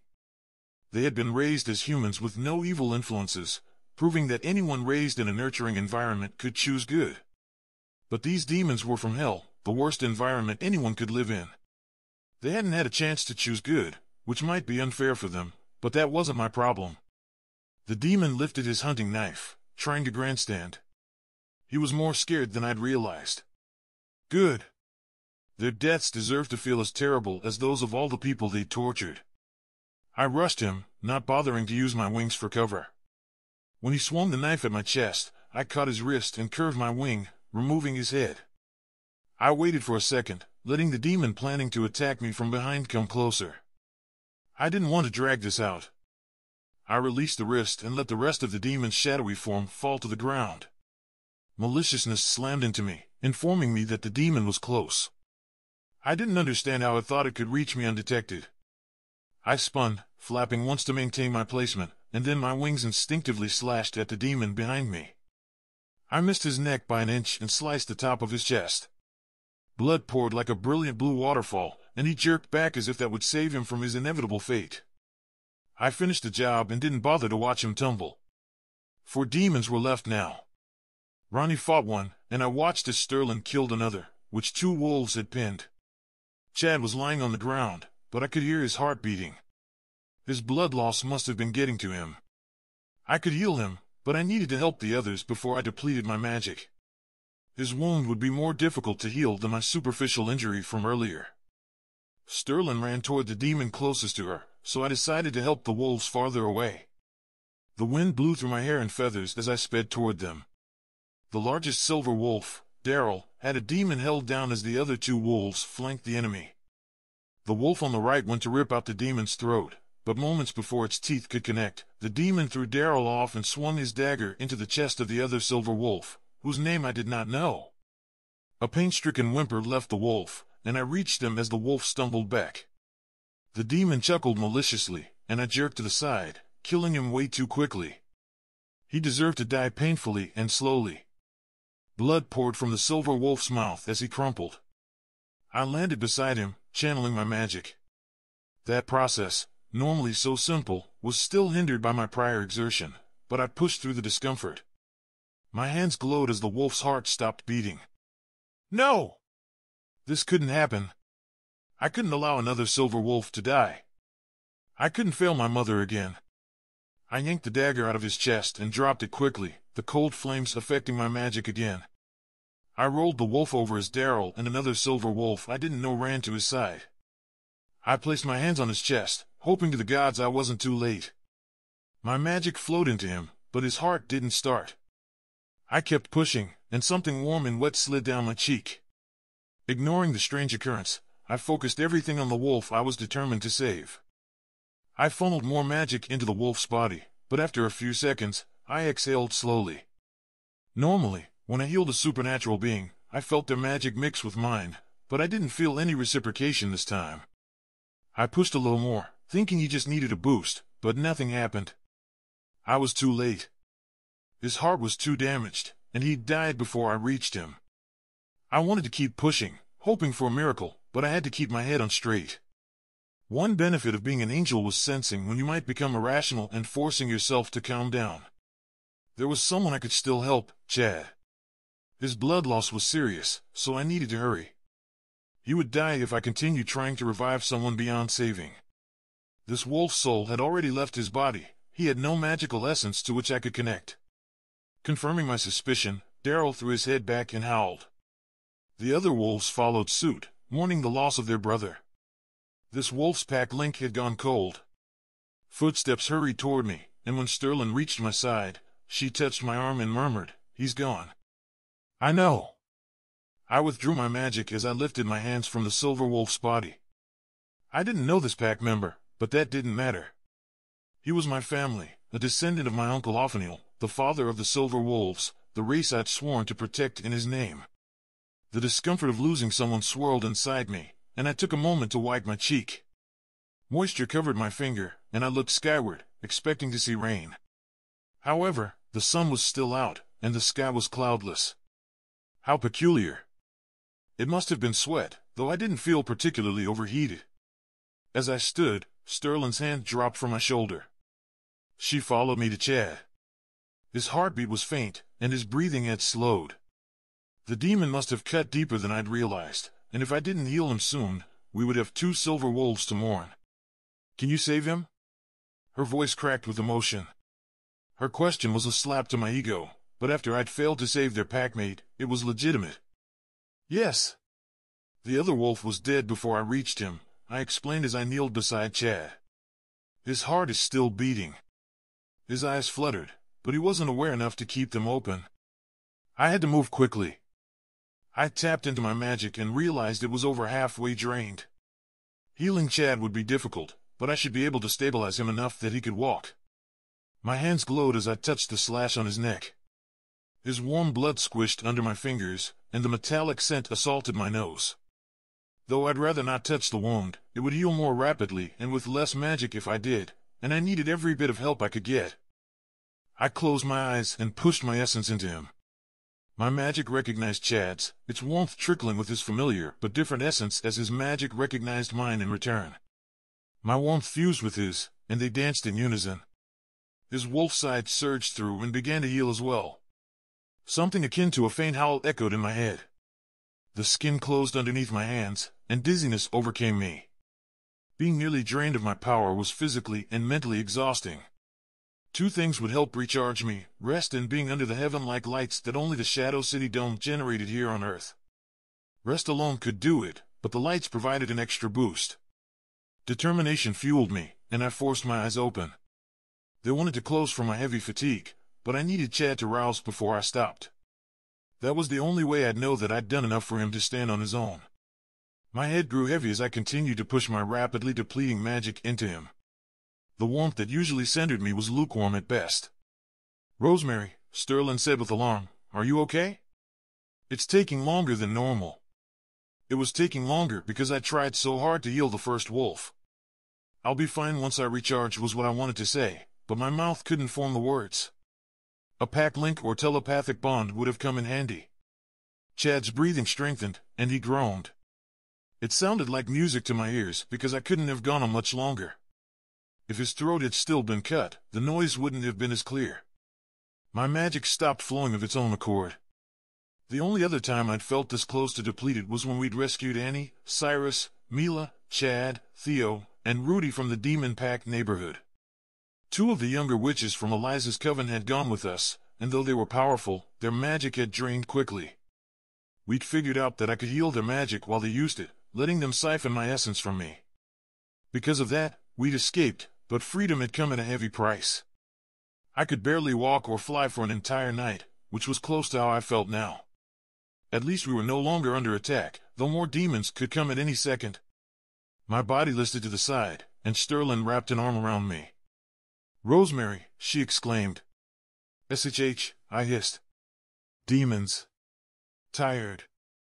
My head lay against her side, and even though it was awkward, I didn't have the energy to lift it. She must have figured that out because she sighed. "You're too stubborn for your own good. You didn't have to heal him completely, just enough to get him home. We already had to carry 1 wolf away, and it would be excruciating for them all. Having to carry a second wolf would have made it that much harder on all of us, and I wouldn't have been in a much better position than I was in now." Chad stirred beside me, and I opened my eyes long enough to see him stand on all 4 legs. His smoky topaz eyes were darker than normal, confirming that I hadn't healed him completely, but his heartbeat was strong, and his breathing was steady. The only visible sign that he'd been injured was the dark crimson blood that coated his fur from his neck down to his chest. Sterling helped me to my feet and laid me on something furry. When my hands brushed a warm, sticky surface and Chad's musky honeysuckle scent filled my nose, I realized the wolf was carrying me. Under normal circumstances, I'd have refused to be carried like this, and the silver wolves were about the same size and strength as a normal wolf, but I wouldn't complain about that now. My eyes closed, and before I realized what was going on, I drifted off to sleep. Strong arms lifted me, stirring me awake. I smelled Killian's musky sandalwood scent as he pulled me against his chest. I was still way too exhausted to do anything, meaning we couldn't have gone too far from our last fighting spot.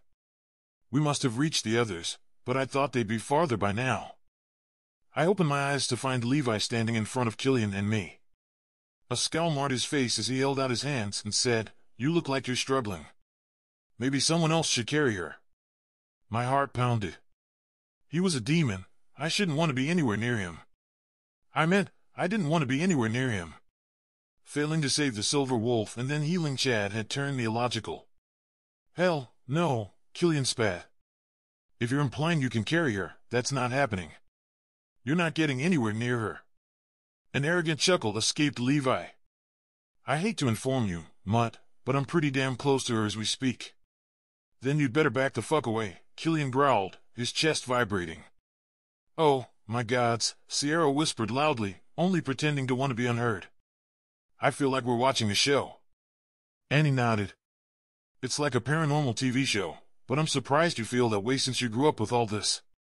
"No!" Sierra groaned and smacked Annie's arm. "It's like a romantic movie. Two boys fighting over a girl, and figures, it isn't me." Her shenanigans were tiring me out even more, and I lay my head back on Killian's chest, wanting all this to go away. "So, you want Killian to fight for your heart?" Ronnie snorted, giving the wolf shifter a taste of her own medicine. "If it meant that a guy who looks like Levi would also be trying, I could be game," Sierra shot back without hesitation. Heat flushed through my body, and the urge to smack her engulfed me. It was a damn good thing I couldn't stand on my own, or I'd have pummeled the mouthy blonde. "That's enough," Killian snarled, and his chest muscles tensed, causing my head to become uncomfortable. "Move, demon, unless you're buying time so more of your buddies can show up." "I'm trying to make sure that whoever carries her won't drop her," Levi retorted. Alex cleared his throat. "We have a dead silver wolf who needs burying, and Killian is right, more demons could arrive at any second. I understand that everyone is concerned for Rosemary, but Killian's carried her before. I'm sure he'll handle the job just fine, and we don't trust you." Silence descended, and I looked within me and noticed that some of my magic had recharged. "I should be able to stand. Put me down. I can walk."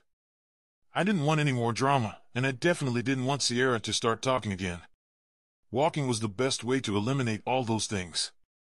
"I don't think that's wise," Sterling said. "You used a lot of your magic, and you're still pale. Almost the same shade as a bloodsucker." Concern laced Griffin's voice.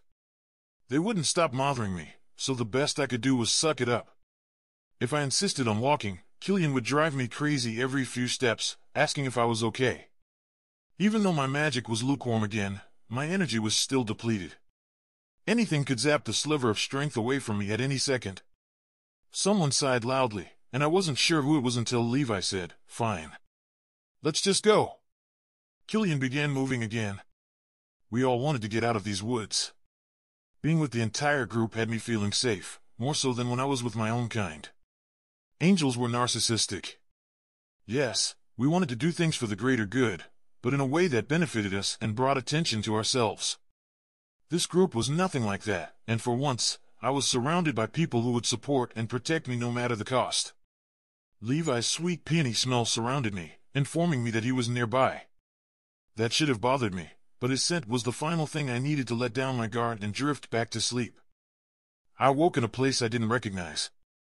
The ceiling was low, and I was lying on a couch with a pillow under my head and a blanket over me. Underneath the cover, my wings were wrapped around my body like a cocoon.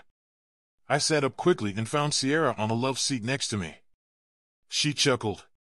"It's about time, Sleeping Beauty." "Sleeping Beauty?" She said the oddest things sometimes. I scanned the area to find us in a simply built home.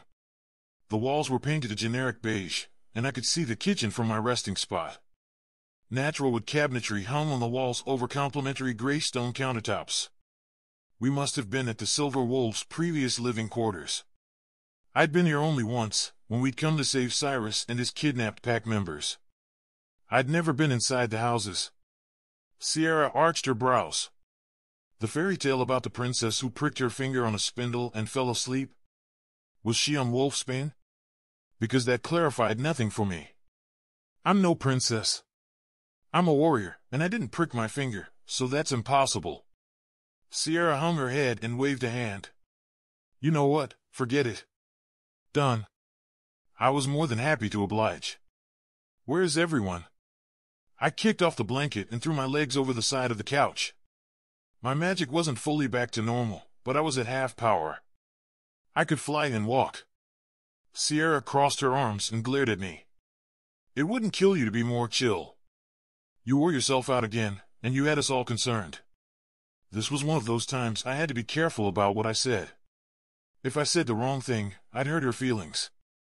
Though she drove me insane, she was kind, and I didn't want to wound her. Her good energy radiated from within, revealing she was a very genuine person, just too flamboyant for my taste. I didn't mean to worry anyone. I just needed to heal the silver wolves. I get that, but girl, sometimes I think you think we shifters value ourselves over you. We care just as much about you. Sierra's face softened. You are one of us. Not sure what to say, I remained silent. Hurt etched into her face. I couldn't win. I don't think that, but it's my duty to protect the silver wolves, and I want to protect I paused, unsure what to call them. Friends.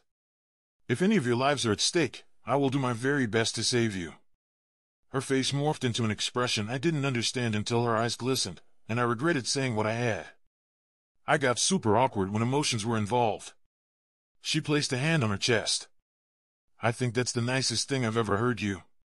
The front door opened, and my body relaxed. Sterling, Annie, and Ronnie entered the living room, their gazes landing on me.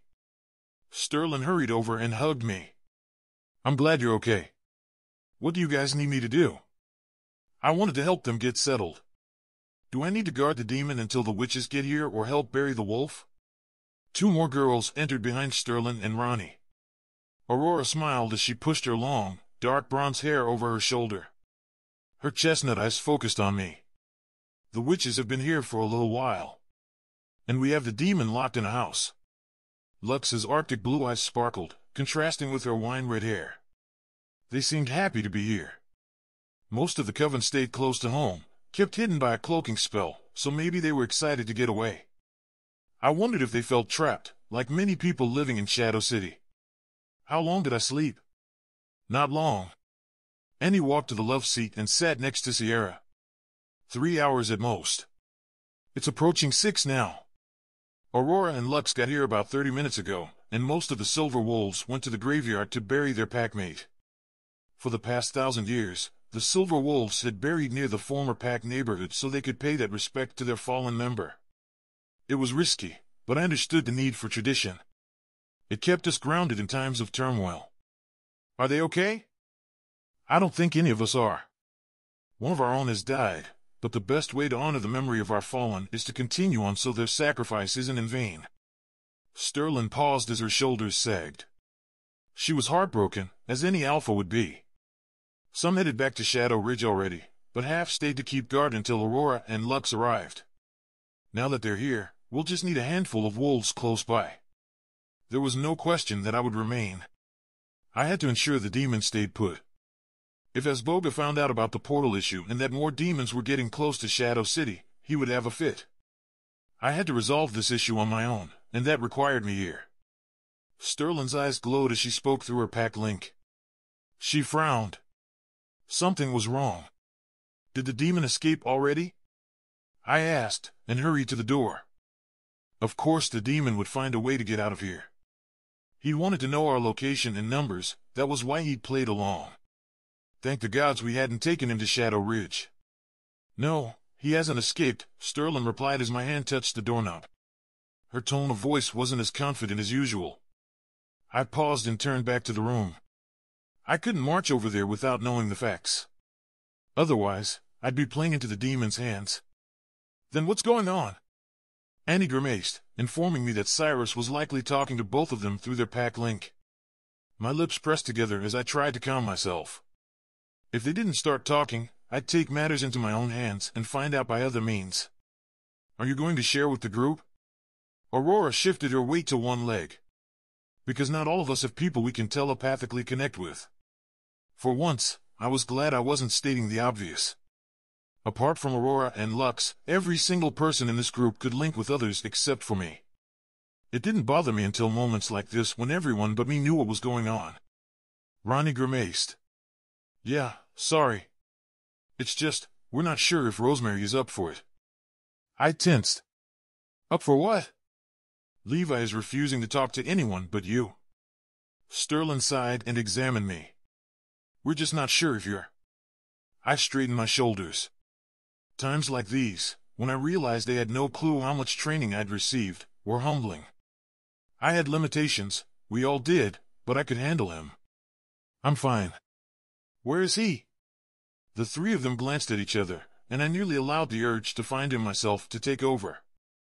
I forced my body to relax. Today was the most I'd ever struggled with an upheaval in my emotions, but that ended now. I'll take you to him, Lux offered, and opened the front door. We just came from there. As long as I got to him, I didn't care who took me. That's fine. I'll join you, too. Sterling headed toward us. Well, I'm exhausted. Annie yawned and stood from the love seat. I'm going to climb into bed. It'll be nice sleeping here. This was our first home after Cyrus and I completed our bond. I realized we were in Cyrus and Annie's house in the second Silver Wolf neighborhood, the one established by his and Sterling's late Uncle Bart. We were in the back area of the settlement, near the road where most of the houses were completed. My instinct said Levi would be kept in the middle, where he'd have the most chance of being caught if he tried to escape. Ronnie placed her feet on the love seat. She laid her head on the armrest, wrinkled her nose, and groaned, "You. The cushion is warm from your butt." "Hey!" Sierra plopped down where I'd been lying minutes ago. "She's pregnant. Be glad it's only warm. She could have left a smell behind, if you know what I mean."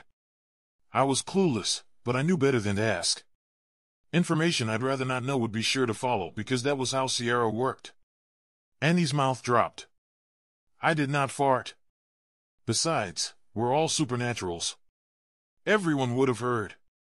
Sierra lifted a hand. "I don't know." Silent but deadly exists even in the supernatural world. As expected, information I'd rather not know. Shaking her head, Sterling chuckled. She found Sierra endearing, though sometimes I questioned her judgment. Now was definitely one of those times. Angels had manners, and we shied away from talking about bodily functions. This group tended to focus on them. "Can we go?" I asked. If the demon wanted to talk to me, that meant he desired to play some sort of game. The arrogant man thought he was smarter than me, but I'd show him. My legs wanted to propel me forward, shoving past everyone to get to him, and the urge disconcerted me. He caused something inside me to want to lash out. It had to be a reaction to his nature. "Let's." Lux chuckled and stepped through the door. Outside, the sunset stole my breath, and not because of the pretty blues, pinks, and purples that filled the sky. The sky reinforced that I'd been out for hours, and it bothered me. I should always be aware of how much magic I exerted. The neighborhood contained 48 houses in various stages of completion, built in 8 rows of 6. A makeshift road ran down the middle. Towering oak trees shielded much of the neighborhood from view so it wasn't easily visible from the sky. Solar panels adorned each roof, so they didn't need power lines. At the very back of the neighborhood was a large clearing where the shifters trained for battle. Annie's home was the last house at the end of its row. Once through the front door, we turned right, heading toward the road, but after the second house, we took a left. The three of us surveyed our surroundings, looking for a threat. The demons would come for Levi eventually. He hasn't said a word since you passed out in Killian's arms. Sterling's jaw was set. When Griffin told Alex you'd awakened, Levi informed them that if they wanted answers, the angel had to be present. Some tension left my body as we walked up the steps to a house in the row past Annie's and in the middle of the 3 on this side of the road. I take it all the houses surrounding him have someone in them, yes? We have 5 silver wolves, in addition to our group, staying around him, Sterling murmured as she touched my arm, likely wanting to share the information with me while Levi couldn't overhear. So yes, we have him surrounded. I expected nothing less from her. Good. The demons will come for him eventually. During training, we were taught they have an uncanny way of being a pain in the ass. I rarely cursed, only when it was fitting, and this was definitely a situation that required strong language. I looked at Lux. "What about the witches?" She pouted. "I wish we could stay, but Circe wants Aurora and me back. Even though we're not too close to Shadow City, she's not comfortable. We'll be heading out soon. Aurora wanted to spend a few minutes with Annie and Ronnie before we left. They're the closest connection she has to Eliza now that she's gone. That's not true. Circe was Eliza's biological daughter. She's the closest bloodkin to Eliza. I understood that Aurora was young, but she should have realized this.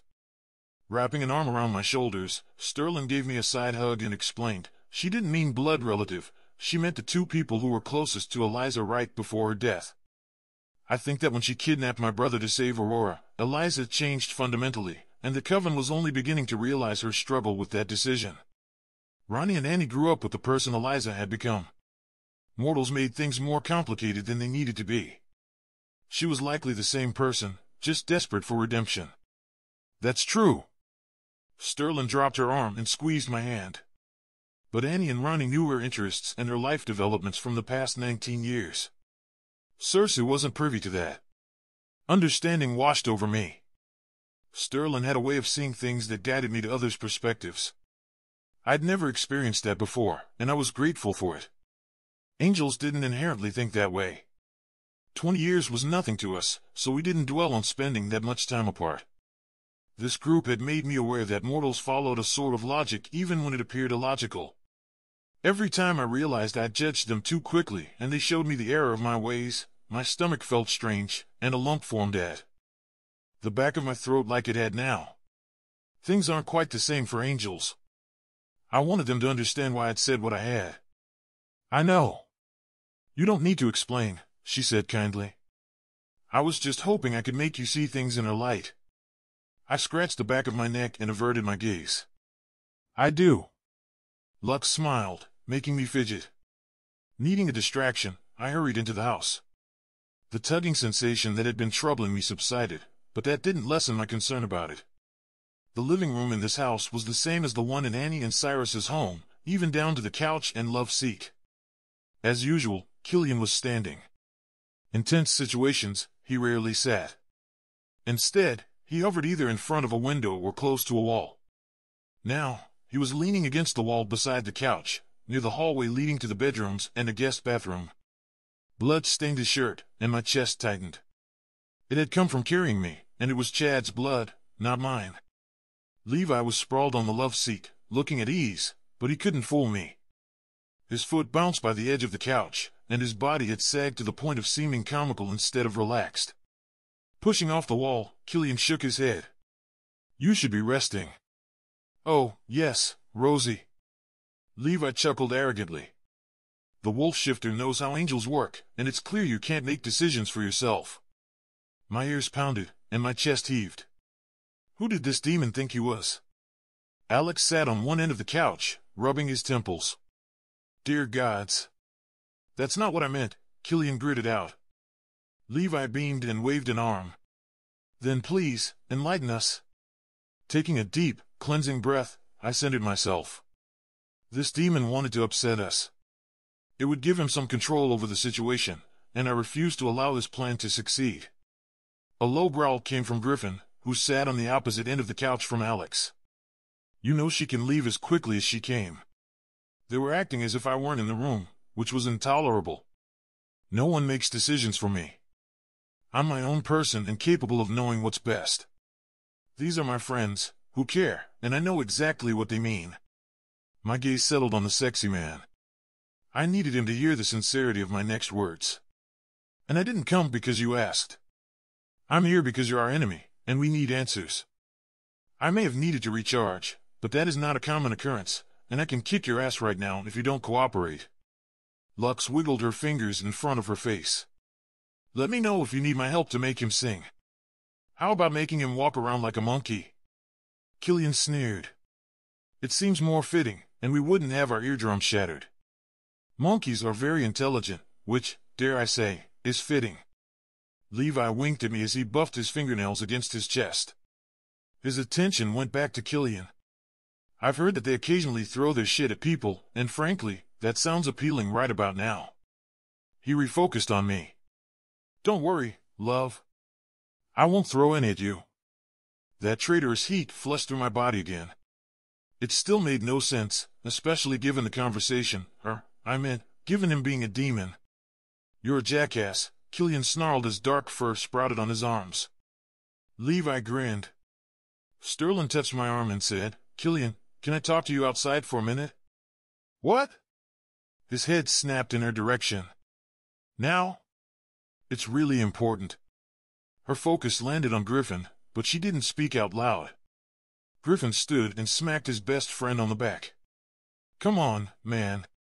Let's get some fresh air. We've been holed up in here for a while." "And leave Rosemary alone with him?" "Alex can't see him in his ugly-ass shadow form." Killian crossed his arms. I arched a brow at him, wanting him to feel my wrath. "I'm more than capable of handling myself. I've done it for quite some time." "How long, exactly?" Levi asked, placing his hands behind his head.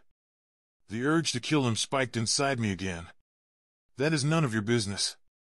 His mouth formed an O as his mocha eyes lightened. "They don't know." "Wait." Alex steepled his fingers. "Are you older than me?" "Yep, the demon was going to die. Not even slowly, like I'd imagined initially. The only acceptable death would be a quick one, but as painful as I could make it." "Let's go," Sterling said with something that sounded eerily like laughter breaking through. "Outside." I wanted to march out there with them, but that would allow Levi to gloat way too much. The two guys grumbled as they listened to Sterling. Even though she technically wasn't their alpha, she was stronger than them, and they both doted on her. Strangely enough, Killian doted almost as much on me, and I wasn't sure why. As the three of them exited, Alex's focus never left me. He grinned. "You are older than me, aren't you? Now that I think about it, you looked the same when I was a boy. I just never paid attention because I saw you only a handful of times. And Sierra harasses me about being old. And this was what I'd wanted to prevent." I glared at the Vampire King. "If you say one word, I'll tell them what happened during Matthew's coronation." Alex's already pale face lost more color. "You wouldn't." "This is better than I imagined." Levi sat up on the love seat and rubbed his hands together, enjoying the chaos he'd created. "Oh, I would." Conviction laced my words. "Fine." Alex scoffed. "Keep your age a secret. At least I know you're older than me." I smirked. He didn't want me to tell everyone I'd caught him drunk with his pants down, urinating off the Royal Vampire's mansion rooftop. I'd been flying over the vampire part of Shadow City to meet Mother at the Capitol building, and seeing him was something I could never erase from my memory. Determined to focus on important things, I glared at Levi. "What's going on in hell?" "Torture. Corruption." Levi had lifted 2 fingers and was adding a third. "That was stuff we already knew." "Fine. I'm leaving." I turned. "They're scrambling over the spell that closed the portal," Levi hurriedly added, apparently desperate for me to stay. At least he'd brought up what I wanted to ask about. "And if the portal is closed, how did you escape hell?" "Now, that is a secret for another day." He smiled, looking way too appealing. Here was the game. He knew we wanted to know that, so he wouldn't share the information we desired. "Then what are you willing to share?" "I know something that could intrigue you." His eyes tightened, and he leaned forward, as if he was going to tell me something that would change my world. Something heavy seemed to land on my chest. He was baiting us. Luckily, Alex was relatively old and wise to political games, so his features remained neutral. Lux was not. "What do you mean?" Hope filled her voice, and I knew what she was thinking. Maybe Eliza wasn't dead. I needed her to lock it down. "He's baiting us." We'd all seen Eliza's injury and the desperate look in her eyes as she'd been sucked into the portal. This was one time where emotions caused problems, and I relished that mine weren't as intense as hers. That must be where vampires inherited it from. Alex sat back in the seat and crossed his legs, looking regally powerful in a way only a few could pull off. "Don't flatter him," I said. "Demons and vampires aren't the only ones to employ those tactics. Angels did as well." Levi scowled, and some of his ease vanished as he tensed.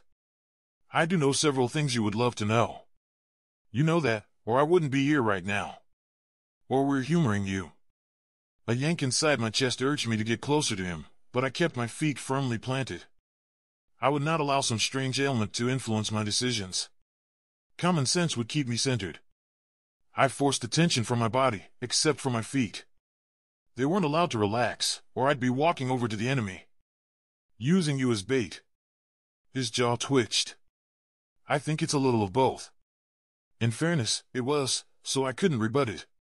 He'd smell the lie wafting from me, and I wouldn't be untruthful. I always strove to tell the truth, and I admired those who spoke it. Being truthful was hard, and only strong, righteous people embodied the truth. The front door opened, and Sterling, Killian, and Griffin rejoined us. Killian's eyes were the color of dark chocolate, a sign that he was either upset or stressed. Given the situation, I'd bet the latter. What did we miss? Griffin asked as he took his place on the couch. He threw an arm over the back and settled in, making it clear he had no plans to leave anytime soon. Levi closed his eyes for a second as if their presence was such an inconvenience. When he opened them again, he glared at Killian. Those two had some sort of hateful relationship, even more so than Levi did with the rest of us. Something was tense between them, and I had no idea what it could be, nor did I care. I wanted answers, and Levi's extra loathing for Killian could help get him to spill his secrets. Picking up on the vibe, Alex chuckled. Supposedly, he knows something, but with the way he's been pretending, I doubt he has information we'll find relevant. The hint of a lie was missing since the assumption held merit. As of now, Levi hadn't given us anything to prove he was a worthwhile informant. I wouldn't be so confident. Levi crossed his arms and placed his feet back on the floor. Out of everyone here, I would think you and your demonic mate would be the ones wanting this information. My breath caught, and I had to make my lungs work. I had a feeling he would play off Alex and Ronnie's connection. Everyone knew how irrational mates could be when it came to their other half. When Alex didn't react, some of my tension dropped. Alex rolled his eyes. Yeah, I'm sure. I think we're wasting our time. Maybe we should come back tomorrow. Sterling shrugged and yawned. We have a lot to do, so if we can be more productive elsewhere, we should get on that. Let Levi have some time to himself while Killian and Rosemary do a perimeter check. Hopefully, some of the Silver Wolves were already running the perimeter, but it wouldn't hurt to have an extra set of eyes. I could take to the sky and see more than they could on the ground. Rosemary would be more valuable out there than in here, Killian agreed quickly. If Levi wanted me here, I should eliminate my presence. Besides, he wasn't giving us anything. I should have turned and headed to the door, but my feet were glued to the floor. Even though I hadn't wanted them to move a few minutes ago because I'd almost walked over to Levi, I needed them to move now. Something was wrong, but I didn't want to tell the others and worry them. Alex glanced at me curiously. He stood and rolled his shoulders. I should get moving and check in with my sister. Gwen, the vampire princess, oversaw the vampires' day-to-day needs while Alex and Ronnie worked on solving big-picture issues. You and Rosie might want to stay if you want this information, Levi cooed, despite his posture stiffening. My feet felt like lead. I shuffled a few steps toward the door, hoping no one noticed my struggle. The farther away I got from Levi, the heavier my legs became. If this kept happening, I'd have to resort to flying out the damn door. I need some fresh air. That had to be the issue. Between my magic depleting and the craziness of the day, I needed to fly and clear my head. Checking the perimeter would be a good opportunity to do just that. Me, too. Alex crossed the room. As Alex approached me, Levi frowned. Your mate is no longer hidden. Everyone knows about her. Alex stopped in his tracks, playing right into the demon's hands. Our pretend lackadaisical attitude would vanish if the Vampire King didn't get a handle on himself. Levi had hit where he knew it would hurt Alex, and there was nothing we could do to head it off. Oh, do I have your attention now? Levi taunted. I reached for Alex too late. The vampire blurred and hovered over the demon. What do you mean? He asked. I rushed toward them, my feet growing lighter with every step. The yanking in my chest pulled me towards something. Unfortunately, I was pretty sure that it was Levi, and it infuriated me. It had to be our angel sides recognizing each other. Maybe his demon nature was desperate to remember what it was like before he fell. Alex's blue eyes laced with crimson, and his fangs descended as he transitioned to vampire. The smug grin on Levi's face was breathtakingly handsome, stirring my urge to kill him again. Somehow, I stopped myself from crawling onto Levi's lap. Wait. Was I actually about to do that? Don't get me wrong, I had sexual urges that I fulfilled from time to time. Angels were good at scratching an itch now and then without getting attached. I was very selective about who I bedded, especially after Ingram. He'd been decent, but his ego was enormous. And worse, his attempt to kidnap Annie on behalf of a former Wolf Shifter Council member, Ezra, as part of a wider conspiracy had reinforced my decision to call off our casual relationship. In a way, I should thank Ezra for validating that decision. But I'd almost mounted a demon in front of everyone here. I'd gone through a longer dry spell than normal, and it was affecting me more than I'd realized. When I got back to Shadow City, I'd have to remedy that problem before I did something from which I couldn't recover. I took a deep breath, and Levi's alluring scent filled my nose. Maybe breathing wasn't smart. I opted to breathe through my mouth, which helped somewhat. Alex, you're falling for his trick. I don't give a fuck, he rasped, and placed his hands around Levi's throat. Tell me what you mean. Torture was the worst way to get information from a demon. They enjoyed it when a person lost control, it gave them power over the individual. But there was no reasoning with Alex. He knew this, but he wanted to protect Ronnie, no matter the cost. I sighed deeply. The situation was unsalvageable, and when I glanced at Killian for support, the Alpha was grinning, enjoying Levi's precarious situation. Sterling headed over to us as I growled, "We'll take you back to that clearing and hand you over to the demons ourselves if you don't start talking." Levi's face paled. Maybe there was something to his story after all. A physical reaction couldn't easily be faked, and his heart rate picked up from fear. "Fine," he grunted. "If the vampire releases me." Alex's chest heaved, and Sterling stepped up beside him, saying soothingly, "Let him go." A few more seconds passed, and I was certain Alex had lost it, but he released his hold and warned, "If you don't tell us, we'll make good on Rosemary's threat. I need to know if my wife is in danger." Rubbing his neck, Levi let his attention land on me. "One of the demons you fought a couple of weeks ago before the portal closed informed us of a strange demon who has a weapon with the magical essence of wrath. Moments before Ronnie had killed her demon father, we'd learned that her grandfather was Wrath, the strongest prince of hell. I hadn't expected Wrath to hear about Ronnie so soon. I'd assumed he'd eventually learn of her existence, especially since she was immortal now, but I'd hoped it would be after everything had calmed down. I should have known better, especially where this group was concerned. Ever since I'd met them, one problem had piled up onto another, as if destiny had been waiting for this group to finally take care of things that had been centuries in the making. I'd never seen anything like this in my entire millennium of life. "That doesn't have to mean anything," Griffin said slowly, conveying more than he realized. "Out of everyone here aside from Lux, he was the most untrained. I wanted to slap him, but he was improving, just not as quickly as I'd have liked." "But it does." Levi dropped his hands into his lap, his eyes scanning my face. When the demons realized there was another way out, Wrath sent someone in search of his son. That demon came back and told Wrath that a vampire had come looking for his son, asking for his help in eliminating a girl whose dagger fit the exact description of Wrath's blade, which had been lost on Earth. A demon's blade allowed only someone of its maker's bloodline to touch and activate it. It had to be someone strong enough to handle its magic. Ronnie had gained that strength once Alex had turned her. I don't understand," Lux stammered from behind me. "A witch as young as you wouldn't." Levi's color returned. Wrath realized this girl was something to him. He thinks he must have fathered a child he didn't know about, but regardless, he knows he has a family member on this plane who has his precious blade. He wants it returned. At least Levi didn't understand Ronnie's relation to Wrath, but thinking she was Wrath's daughter was probably worse than knowing she was his granddaughter, or maybe not. Who knew how Wrath would feel if he learned she was a vampire-demon hybrid? The possibility of Wrath knowing about Ronnie hadn't seriously crossed my mind, and that bothered me. Of course the demons could feel demonic energies on this plane. The dagger would have hit their radar. I could feel other angels' magical signatures, and that was why, when I'd met Sterling and Ronnie, they'd caught my eye. Granted, I hadn't felt as strong of a connection to Ronnie as I had to Sterling. Alex was so tense, I wondered if he was breathing. Since he hadn't passed out, the answer was clear. Vampires needed oxygen because they weren't truly dead. They had a heartbeat, the same as anyone else. They just never aged physically after about 20, similar to angels and demons.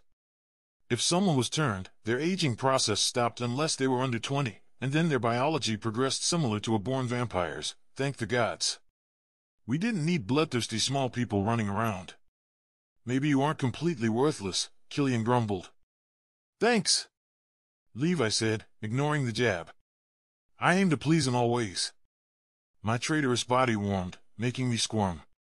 I did not like feeling out of control, and this arrogant scoundrel was challenging me in ways I didn't want to be challenged. Nonetheless, I'd rise above. I always did. A snarl escaped Killian, and with the combination of my traitorous body, Levi's attention, and Killian's displeasure, I got myself to move. I headed to the door before anything else made me struggle again. Hey! Where are you going? Levi called out. I just shared information. Which means you won't share anything else today. I breezed past Lux and opened the door. My presence is no longer required. As I stepped through the doorway, my wings exploded from my back. I needed time alone before anyone asked questions. I'm checking the perimeter, I said, and took to the sky, needing the freedom that only flying could bring. I landed in front of Annie and Cyrus's house several minutes later. I'd needed a breather to clear my head and check for any threats, but we needed to discuss what we'd learned from Levi. I entered the house and found Sterling, Killian, Griffin, Alex, and Lux already there. Annie and Cyrus were ensconced on the love seat, and Ronnie and Aurora were sitting on the couch. Cyrus had twigs in his hair, likely from running the perimeter while we talked to Levi. Everything okay out there? Sterling asked. Nothing is amiss, and I flew a few miles past the Silver Wolves' perimeter. I folded my wings into my back, giving us more space in the already packed room. I hovered near the door, needing an easy escape. I didn't trust Levi, and I expected an attack at any moment. He might have come here just to see if Ronnie was the girl Wrath was after, and after seeing her fight with the dagger and Alex's reaction, he had all the confirmation he needed. Ronnie scooted to the center of the couch and patted the end for Alex. They just told us that Wrath knows about me. I nodded. There was nothing else to add. He won't get near you, Alex vowed. I wanted to inform him he couldn't promise that, but that was the irrational piece that came into play with them. I'd learned better than to correct them, or I'd come off as rude. Why does the sexy demon only want to talk to Rosie, though? Sierra pouted. I would actually flirt back with him, and I'm unmated, too. I despised that nickname, but I swallowed my complaint. That would only encourage her and Levi. Sierra, he's a pompous prick trying to get a reaction. It's bad enough that he's focused on her, he doesn't need to add you to the list. Killian ran a hand down his face. I swear, if he doesn't let up, I'll kill him whether he has more information or not. A knot formed in my chest, but I ignored it. He wants to rile you up, and you're allowing it. And he's harassing me because he hates angels. We can't play into his hands. Killian grimaced, but he didn't deny it. He'd become reliable like that. That's enough for tonight. Sterling headed toward the kitchen. I say it's dinner time. Aurora hugged Ronnie and Annie. Call us if you need anything. Once the two witches left, the rest of the group acted like things were normal. I envied them because Levi's presence nagged at me. I'd do anything to forget he existed. Later that night, I tossed and turned in the unfamiliar master bedroom. I wished the bed was why I was struggling to sleep, but it wasn't. It had everything to do with the demon next door.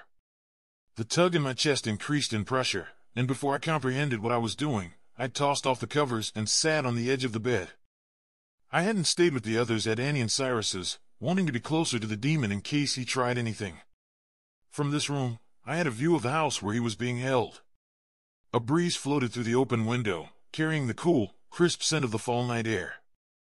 I walked to the window and leaned out, scanning the area to see if anyone was nearby.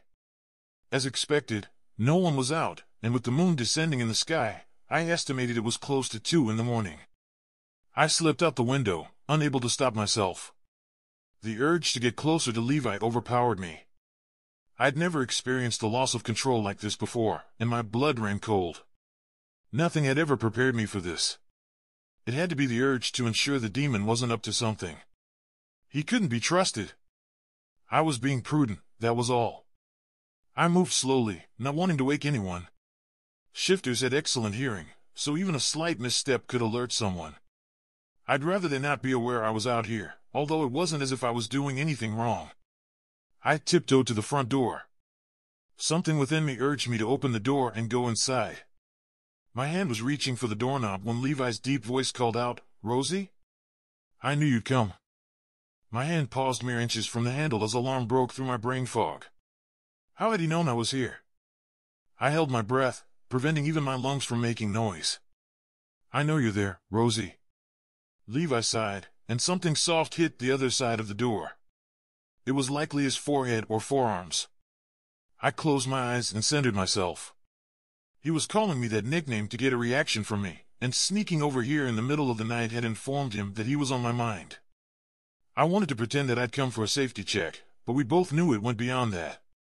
For whatever reason, he had my hormones running wild, but I refused to fornicate with someone like him. I'd go find Ingram before I succumbed to his temptation. I grimaced. Okay, that was clearly untrue, but the fact remained that this thing was off limits. My chest yanked toward the door again, as if something inside me were trying to prove a point. No. This was not happening. I didn't act on impulse. I'd been that way for 1,000 years, and I wouldn't let some sexy bottom dweller change that. It had to be his sinful nature tempting me. I would rise above. Like always. I lifted my chin, despite no one being around. I needed to make a point to myself. An alluring chuckle informed me he knew that I was out here, struggling. There was an edge behind his laugh, probably because he was trapped. Then he said, "I feel it, too. Whatever is brewing between us is strong, but we both know better." He was right, I knew better, and it was stupid for me to be out here, drawn by this strange attraction. I needed to go back into the house and remember what was at stake. I turned on my heel, making sure I remained quiet. I didn't want to confirm I'd ever been there.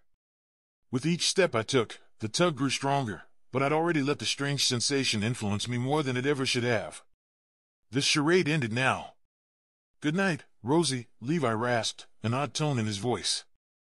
It reminded me of when someone was in pain. "I hope you sleep well." I scurried back in through the window and jumped into bed as if someone might catch me. Even if they had, it wouldn't be a big deal. I was a grown angel, after all. Pulling the covers over my body, I flopped onto my side and forced my eyes closed. But my thoughts continued to circle around the man next door, no matter what I did.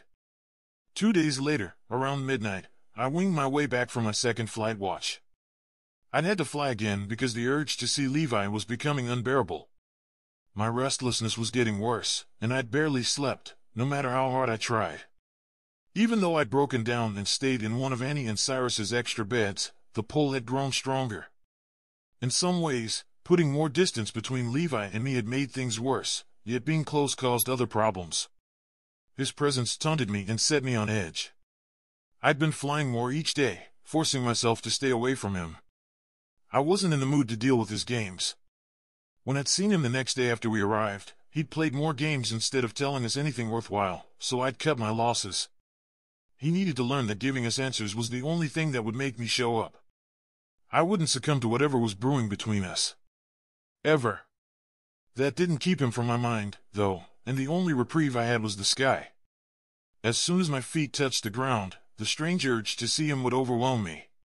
Sterling and the others were already commenting on how much I was gone. Normally, I wasn't one to ignore issues. I addressed them head-on, but the only idea I had for getting more answers was to go back to Shadow City and talk to my mother. If I did that, I might have to tell her we'd closed the portal. She was already in a precarious situation in Shadow City, so the more I could shield her from, the better. As Boga had been rallying angels to support him and oppose her, hoping to eliminate her from the council. He was gaining momentum, but Mother was an archangel. It would take more than his measly supporters to take her down. However, the man was relentless, and he'd continue down this course until he was removed or he'd eliminated her. I was banking on his true colors finally being revealed and the council not being able to ignore the truth. I believed in karma, and he'd done enough terrible things that his reckoning was approaching. Approaching the pack housing, I tried to slow my racing mind. The crushed tea leaf smell of fall filled my lungs, the scent crisper this close to the clouds. However, not even that could ease my soul, especially with Sierra's constant teasing about how Killian and Levi acted around me and how often I'd been escaping. Each time, I brushed off the comments, saying I needed to keep an eye out since not everyone could see the demons, but the truth was I left more than necessary. I'd admit it if forced, but I was hoping it wouldn't come to that. I skinned the 2 silver wolves running the perimeter below. Chad and Theo had guard duty tonight. A raccoon scurried by them several yards away, unfazed since they were in their animal form, while an owl flew underneath me, searching for food. These were the moments that eased my ancient heart, nature in full effect, animals hunting and foraging as they were intended to do. Their lack of alarm was one sign I searched for when doing a flyover. When animals acted calm and in tune with nature, it signaled that all was safe in the area. Animals inherently felt when something wasn't right, like when there were wars or natural disasters. When they sensed impending danger, they scattered or fled the scene, leaving food and shelter behind. What good was all that if you weren't alive to use it? I flew a little longer just to make sure all was well. I saw nothing alarming, but something felt off. My wings flapped harder, my body eager to get back to Levi. Even though I hadn't seen him in a day, it felt like weeks. If these weird sensations heightened anymore, I would be forced to do something. I'd either have to send him back to hell with some sort of threat or message or kill him. I couldn't become like Sierra or the others, distracted by emotions. Then I wouldn't be as valuable to them. The pack housing came into view, and a strange shiver tingled at the base of my neck. Something wasn't right, and the momentary peace I'd found disappeared as I spun around, searching for the source. At first, my eyes didn't find anything. I flew higher so I could see farther away. Under usual circumstances, when I had a feeling like this, something bad was about to happen, but with how unbalanced I'd become, it could be my magic sensing I was getting closer to Levi. Nothing was off the table. A flock of birds scattered toward the sky about 10 miles to the northeast, making a racket. My attention was focused there when a faint malicious aura wafted toward me. I wasn't close enough to see creatures on the ground near where the birds had fled. I'd have to fly out there, but I didn't want to leave this area yet. If demons were coming, I didn't need to foolishly run off alone and get attacked. Maybe Annie was feeling something that would confirm my suspicions. "Rosemary!" Sterling's worry-filled voice carried from the pack location. "We need you." Something was definitely going down. I blinked, and in the dim starlight, I made out a few shadowy figures floating over the trees over 20 miles away, close to Sterling's pack home. Their egress from hell had to be close to that neighborhood. At least 3 times now, they'd come from that direction, the other day with the initial attack, then when their backup had come to save Levi, and now this. We had to figure out how they were escaping.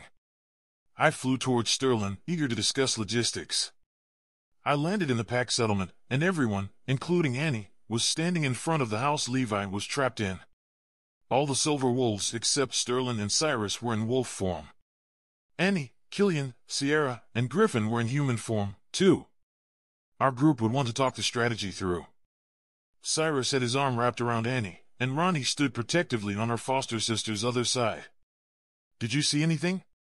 Annie asked, her olive complexion paler than normal.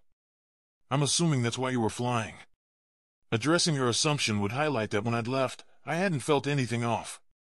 "Yes, there are demons heading this way. I don't know the numbers because I came here to alert you. I'll get back up there and learn more." Sierra bounced on her feet at the edge of the group next to Killian. "But they don't know about this location. They could be going somewhere else. That's not good. They could be planning an attack on anything, Shadow Ridge, Shadow City, or unsuspecting humans." Sierra's fighting had improved, but she still grew nervous when a battle was impending and didn't strategize well. She'd been training with Killian's guards for the past few months. Protective of the women with whom he'd grown close, Killian had been against it at first, but when she'd kept putting herself into dangerous situations with the rest of us, he'd relented. She needed to be able to protect herself if she was going to wind up in peril anyway. Their appearance seems too convenient. Sterling nibbled on her bottom lip. "Maybe we missed a demon and it followed us here. We were preoccupied with Marvin's death, Chad's injury," she glanced at me, "your exhaustion, and Levi. We could have overlooked something." My limbs stiffened. If this kept up, I'd become more muscular with the effort it took to breathe when I wasn't near Levi. Sterling was right. A demon could have followed us without anyone noticing. Killian's brows furrowed. "Rosemary, what's wrong?" "Levi keeps bickering with us," I said. "It could be a distraction." Griffin's teeth clenched. "Son of a bitch." "We don't know that." Alex sighed and rubbed his temples. "It doesn't matter now. What's done is done. All we can do is prepare to fight. Dwelling on past mistakes would only hinder us from our current objective, killing demons and hoping I could capture another to replace Levi. The scoundrel had me struggling too much. His death would make things easier on me." "What's the plan?" Ronnie asked, her body flickering in and out as she transformed into a shadow. "The rest of the silver wolves are on their way here," Cyrus answered, his eyes glowing in the darkness. "That's another 10 wolves. Maybe the demons won't expect that." "That was a good plan. Have them park a mile or so away so we can surprise the demons when they come." Sterling smirked. "Any surprise we can have on our side will be beneficial." "Anything else?" Annie asked. "Make sure they don't get Levi," Killian growled. I was no longer needed, so I spread my wings. "I'll see if I can glean their numbers." Not waiting for a response, I rocketed into the air. The wind blew through my hair as I raced more than a mile into the sky. What I saw stole my breath away.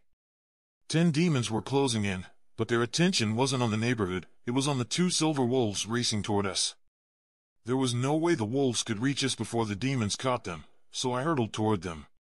Maybe they weren't coming for Levi, but to take us out. We'd been so focused on making sure we didn't lose the demon who'd been taunting us with nebulous information that we hadn't considered the fallen coming to torture us. That was their very nature.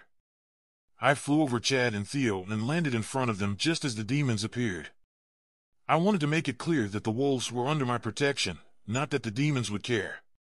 One of the demons laughed maniacally, but I couldn't make out which one. Their mouths were all just shadows. I expanded my wings, wanting to intimidate. The wolves had stopped retreating now that I was here. They wouldn't leave me behind to fight the demons alone, even if I told them to go. The silver wolves were born protectors and wouldn't leave someone who was clearly outnumbered. They'd be communicating with Sterling, though, and I was sure my friends were on their way. Have angels grown so foolishly confident? The one in the center floated toward me, her head tilting as she removed a sword from her side. They think one girl angel can take down 10 demons. I didn't respond, knowing my silence would irritate her more. Sometimes, even Sterling underestimated the power of silence. Being mouthy might anger them, but not bothering to waste oxygen on them spoke volumes, too. The demon's red eyes glowed brighter as she charged at me. Good. I preferred action over conversation, anyway. The 9 demons lined up in formation. They weren't here to play around, but to kill. I flipped my wings to the razor-sharp side and soared toward them, and only one of the demons paused. He was the weak link, so he'd be the first one I eliminated. The one in front swung her sword at me, and I turned my body so the blade hit my wing. I slipped between 2 more demons and shot toward the one who had stayed behind. His eyes widened, and he fumbled for his dagger. As he tried to draw it, I spun my body and sliced one wing clear through his neck. The silver wolf's snarls informed me they had sprung into action. I moved to help them, but 3 demons jumped into my path. The one with the sword lifted it overhead and swung it downward, aiming for my skull. I flipped over, placing my wings where my head had been a millisecond ago. The sword crashed into them, and my body slammed to the ground. My stomach, legs, and arms hit the earth, where fallen branches dug into my skin. The scrapes burned, but I'd take that pain over being sliced in half any day. Someone fisted my hair and yanked my head upright while someone else straddled me from behind. The demon on my back stepped on my wings as she grabbed the section that connected to my back. The sulfuric cotton candy scent of the demon with the sword made me gag. My steel stomach churned. She twisted my head as the demon behind me yanked on my wings.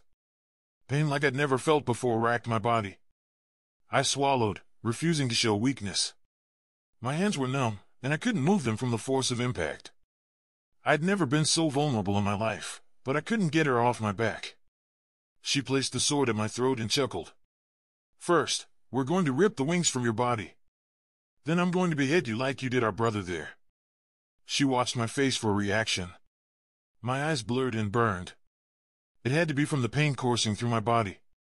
Yet another new sensation built in my chest, and it began to quiver. I wouldn't give the demon what she searched for, the satisfaction of me begging for my life. I stared into her eyes and waited for what came next.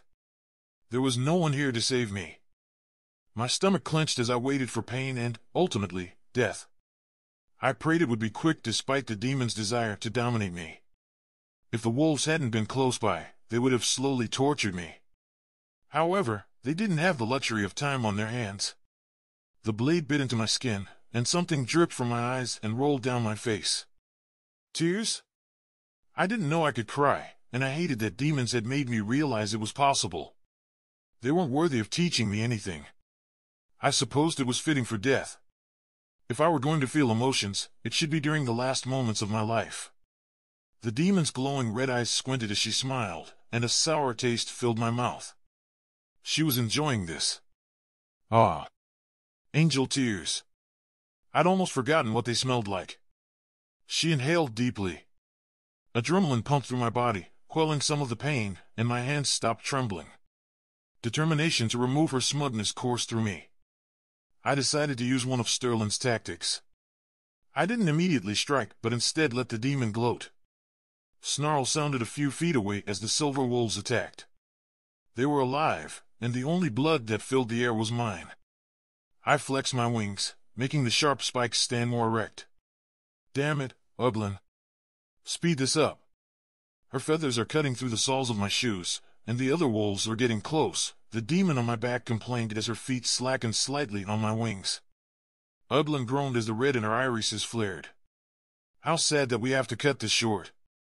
Her hands twisted my hair further. The silver in her twilight-shaded eyes tells me I'm finally killing a fate-blessed warrior who's protecting my betrayers. Coldness hit my stomach. A fate-blessed warrior was of angel descent, which meant she was accusing my people of causing them to fall. But I'd been told that the demons had fallen on their own. The sword tip dug into my neck. I was running out of time, and I needed to concentrate on getting out of this alive. If I didn't act, I'd be dead in seconds. It was literally now or never. Striking out, I grabbed Ublin's hand and pulled the sword away. The sharp edge of the blade cut into my palm, but I pushed through the discomfort. The demon standing on my back lurched from the unexpected movement, but she used the base of my wings to support her weight, stretching the muscles in my back apart. At least that could heal, a slit throat could not. Paws pounded as the wolves raced toward us. Reinforcements were arriving. No! Ublin growled, and jabbed the blade at my neck again. She yanked my hair, straining my neck even more. Rip them out! The demon on my back yanked, and my muscles separated further. Bile inched up my throat from the immense pain. I wasn't getting out of this. They'd caught me when I was vulnerable and greatly outnumbered. There wasn't a damn thing I could do. Something blurred at me, and the weight on my back vanished. Ublin's eyes narrowed as she shoved the sword against my neck, desperate for the kill. I flapped my wings, grimacing as a sharp pain coursed through me. I managed to lift my torso enough to ease the tension on my head and punch Ublin in the stomach with one hand while pushing the sword away from my body with the other. She jerked to the side, ripping out some of my hair. With my neck finally free, the pain was worth it. My gaze flicked to the demon who had been on my back. Ronnie had beheaded her with her dagger, and she hovered over the body in shadow form. She'd saved my life. If she hadn't arrived when she had, I would have been eliminated. I'd never been that close to death before, and I hoped never to experience it again. Ublin hissed, and her irises brightened. She barreled toward me, swinging her sword. I wrapped my wings around me, ignoring the searing pain in my back. They moved more slowly than usual, but just when I thought they couldn't get into position in time to save me, they somehow did. Her sword bounced off, and my body vibrated from the impact. Normally, my feathers absorbed the energy, but not while my wings were damaged. I couldn't hold enough tension in them. Between the agony and my shaking body, vomit forced its way into my mouth. I'd never thrown up before, but there was no denying I was about to. Acid burned the back of my throat, and I forced myself to swallow it. I didn't want the demon to know how her attack was affecting me. Needing distance, I spread my dark charcoal feathers apart enough to look through them. Ublin raised her sword, ready to strike. I wasn't sure how much longer I could hold out. My wing muscles lagged, and I needed to heal myself. I was in a dire situation. People counted on me to save them. This was the complete opposite, and I didn't like the role reversal. I was a freaking warrior, for God's sake. Unwrapping my wings, I almost cried out in pain. My blood pumped harder. As she swung at my head, I ducked, reduced to the mortal way of fighting. I'd been trained in combat on the ground and in the air. It was easier to fight with my wings since they were a part of me, but the pain of using them was unbearable. The sword swooshed over my head, and I stood up straight and punched the hovering demon in the face. The blow sent her sailing into a large oak tree 10 yards away, giving me a moment to regroup. 3 silver wolves charged into the clearing. They sprang into action as Sterling and Griffin ran in human form behind them. Until the other 11 silver wolves reached us, this was everyone who could see the demons in shadow form, apart from Annie. I had a feeling that Annie had stayed at the house to keep an eye on Levi, probably with Killian and Sierra. The 2 of them were a liability since they couldn't see the demons in this form. Alex blurred into the area and scanned for Ronnie. Though he couldn't see the demons, he could feel his mate. When his attention landed on me, his body stiffened. "Rosemary, are you okay?" From his reaction, I assumed I looked as rough as I felt. My mahogany hair blew into my eyes, and I pushed it behind my shoulders. "I'll be fine." I didn't want anyone to worry about me. Griffin growled, "How can we help?" He had a knife in each hand, ready to fight, but he stood there watching, not sure where to attack. I understood that he and Alex hadn't wanted to be left behind and needed to be close to their mates, but they couldn't help us if they couldn't see the enemy. "Could I have one of those knives?" The demon floated toward me again, her gaze locked on me. Ronnie had killed 2 of the demons, while I had eliminated 1. The 5 silver wolves and Ronnie were each fighting a demon, and Sterling stood by with her knife, ready to remove heads when the time came. None of us could be attacked from behind without someone knowing. "Good." "Yeah," Griffin replied, but it was too late for him to hand it to me. Ublin swung her sword down like an axe, and I twirled to the side. The blade sailed past me and hit the ground, throwing grass and dirt into the air. I kicked her in the back, and she slammed into the earth. I jumped onto her back and dug my heels into her. It was her turn to see how it felt. I would love to fist her hair or strangle her, but I knew better. She'd used the sword on me, and I was injured enough for one day. She bucked underneath me, but I was prepared for that. She swung her arm so the sword would reach me, but it missed me by a foot. Soon, she tried to smoke away. Shadows could do that when needed, so I had to finish her quickly. I kicked her in the head, forcing her face into the ground, and yelled, "I need that knife." "On it!" Sterling yelled, and ran toward me. She was closer to me than anyone else. Her eyes glowed as she communicated with Griffin. "Alex, come on, man," Griffin said, and pointed toward the closest silver wolves. "They need our help." They could help when the wolves needed them to chop off the demons' heads. Sterling ran to me right as my foot hit the ground. Ublin had turned into a smoke-like shadow with no head or feet. She was just a large blob rising in front of me. The one good thing was that she couldn't attack us, but the bad part was that we didn't know where her head was to remove it. Sterling appeared beside me, her chest heaving as she stared at the mass. That still freaks me out when I see them do that. It unsettled me too, especially since I'd only seen Ronnie do it once before. When we'd learned that demons had come to Shadow Ridge and Shadow Terrace to find Ronnie, we'd started training again on how to fight them. Yeah, I'd rather they stay in shadow form. Ah. Sterling smirked. She's scared and trying desperately not to die, since we can't see her head as easily. I don't blame her. Foolish mutt. Ublin growled, morphing back into her shadow form. I'm not scared of anything. Sterling had goaded her, and she'd fallen for it. I was surprised by how effective that strategy proved to be time after time. It highlighted how inflated egos got in the way of success, and I strove to remain grounded in my abilities. Tonight had alerted me that I'd become overconfident. There was nothing like almost having your wings ripped out and your throat slit to put that into perspective. Even warriors had weaknesses, and it was humbling.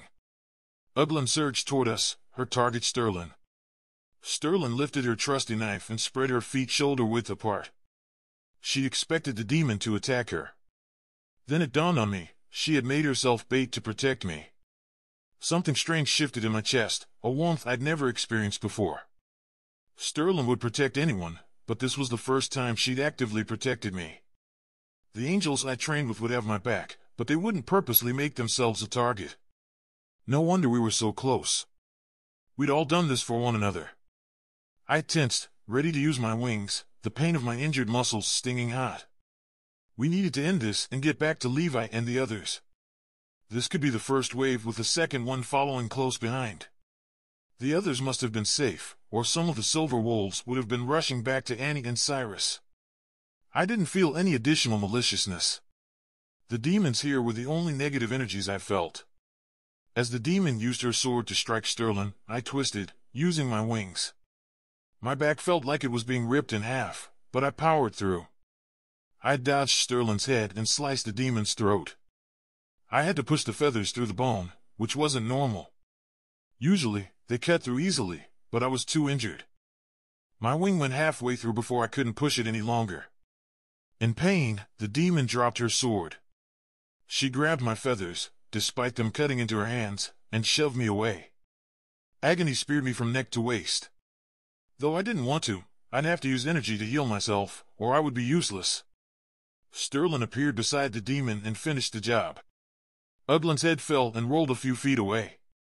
As blue blood poured down her body, it dropped to the ground. "Heal yourself. I'll help the others," Sterling said, and ran off. That proved how similarly we thought. Half the demons were dead. Alex and Griffin slashed the shadows the wolves were fighting. They weren't beheading them, but they were attacking where the wolves were focused, injuring the demons. A silver wolf ripped the throat out of the demon Griffin and Alex were attacking together. Griffin focused on the wound and sliced right through its neck. He must have been able to see the blood pouring from the injury. I tapped into my healing magic, hoping I wouldn't need to drain myself completely. I reached over my shoulder and touched the joint where my wings connected to my back. Once both hands were where the pain was the worst, I pushed. The area around me lit up as warmth pooled inside me. After a few seconds, the pain ebbed to a tolerable level. I took slow, controlled breaths, needing to pace myself. I didn't want to overdo it and wear myself down. My magic heated as it thrummed through my body. I watched as the rest of the demons were killed, and some of the tension within me released. Once I felt only a slight discomfort, I pulled my magic back inside me. My energy was down to half its strength, and I needed to keep it for whatever lay ahead. The silver wolves stood by as Ronnie materialized into her human form. Alex rushed over and took her in his arms. "I hate when you do that. I can't see if you're in trouble." "You'd feel it if I were," she assured him, and kissed his lips quickly. Sterling glanced at me, concern etched onto her face. "Are you okay?" "I'm a lot better." I fluttered my wings, flipping my feathers to the smooth side. "But we need to get back. More demons will come." "Are the other silver wolves here?" "They're a mile out." Sterling surveyed our group for injuries. "They'll meet us at the Paco." A loud crash sounded from the direction of the housing. Her eyes glowed as Killian, Cyrus, or both linked with her. "Shit!" Griffin growled. Killian said Levi escaped. My stomach dropped. While we'd been distracted, a demon must have sneaked by us to free Levi. There was no way that bastard was fleeing. The yank in my chest was stronger than ever before, leading me back toward the settlement. For the first time, I welcomed the feeling. "I'll meet you there." I took off into the sky, barreling toward Levi. I had to track him down before he got too far. My heart pounded in my ears, and my stomach fluttered.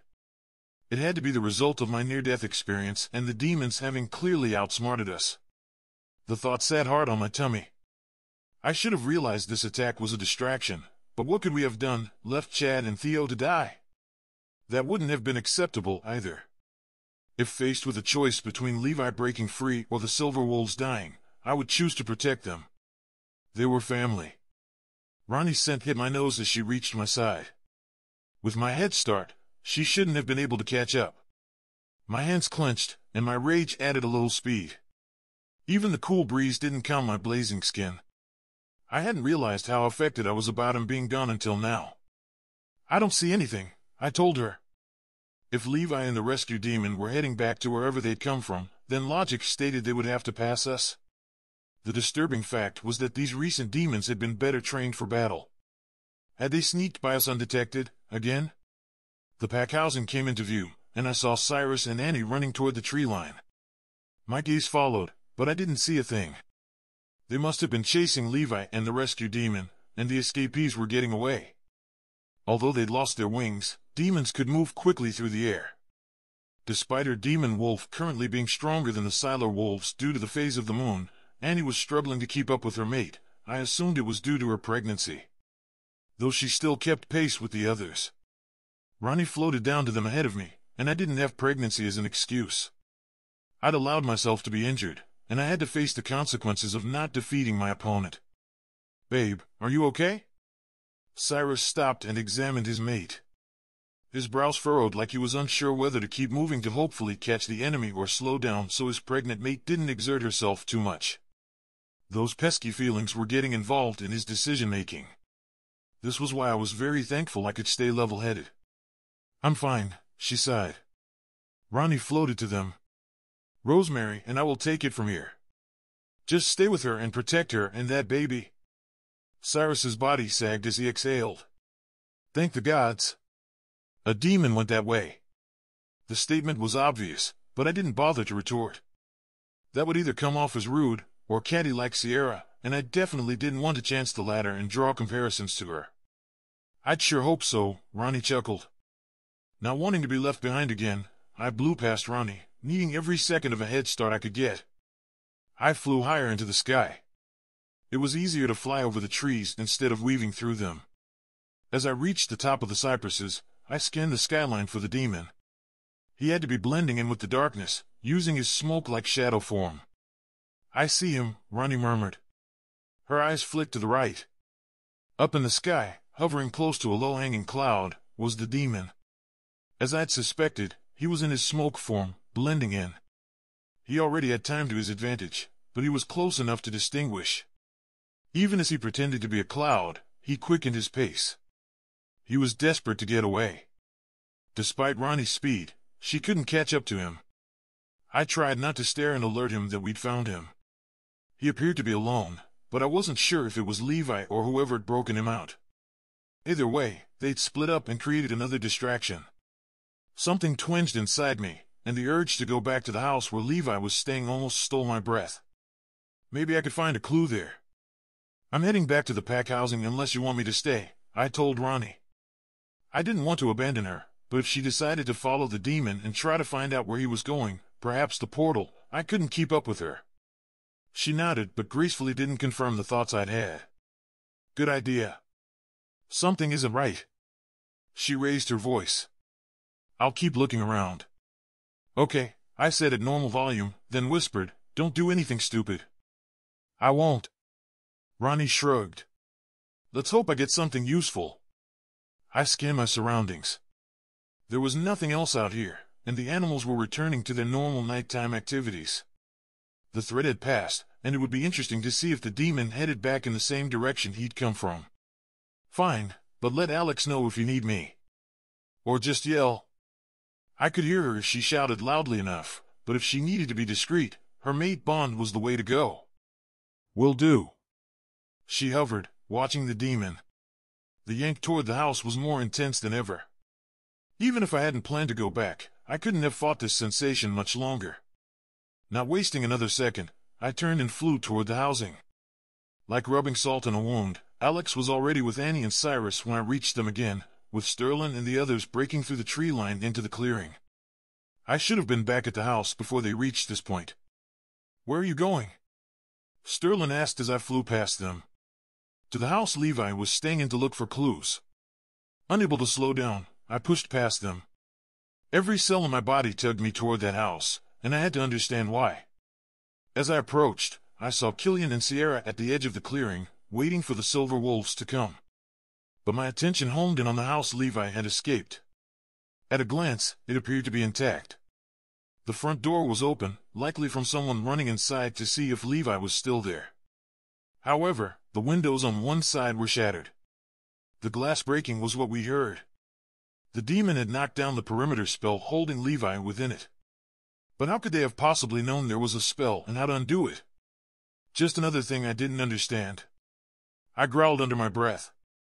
I liked black and white with no gray, and lately, gray was everywhere I turned.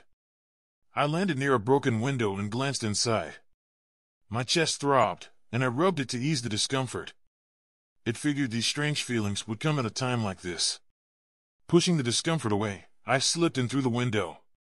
Glass crunched under my shoes. The demon had broken it from the outside in.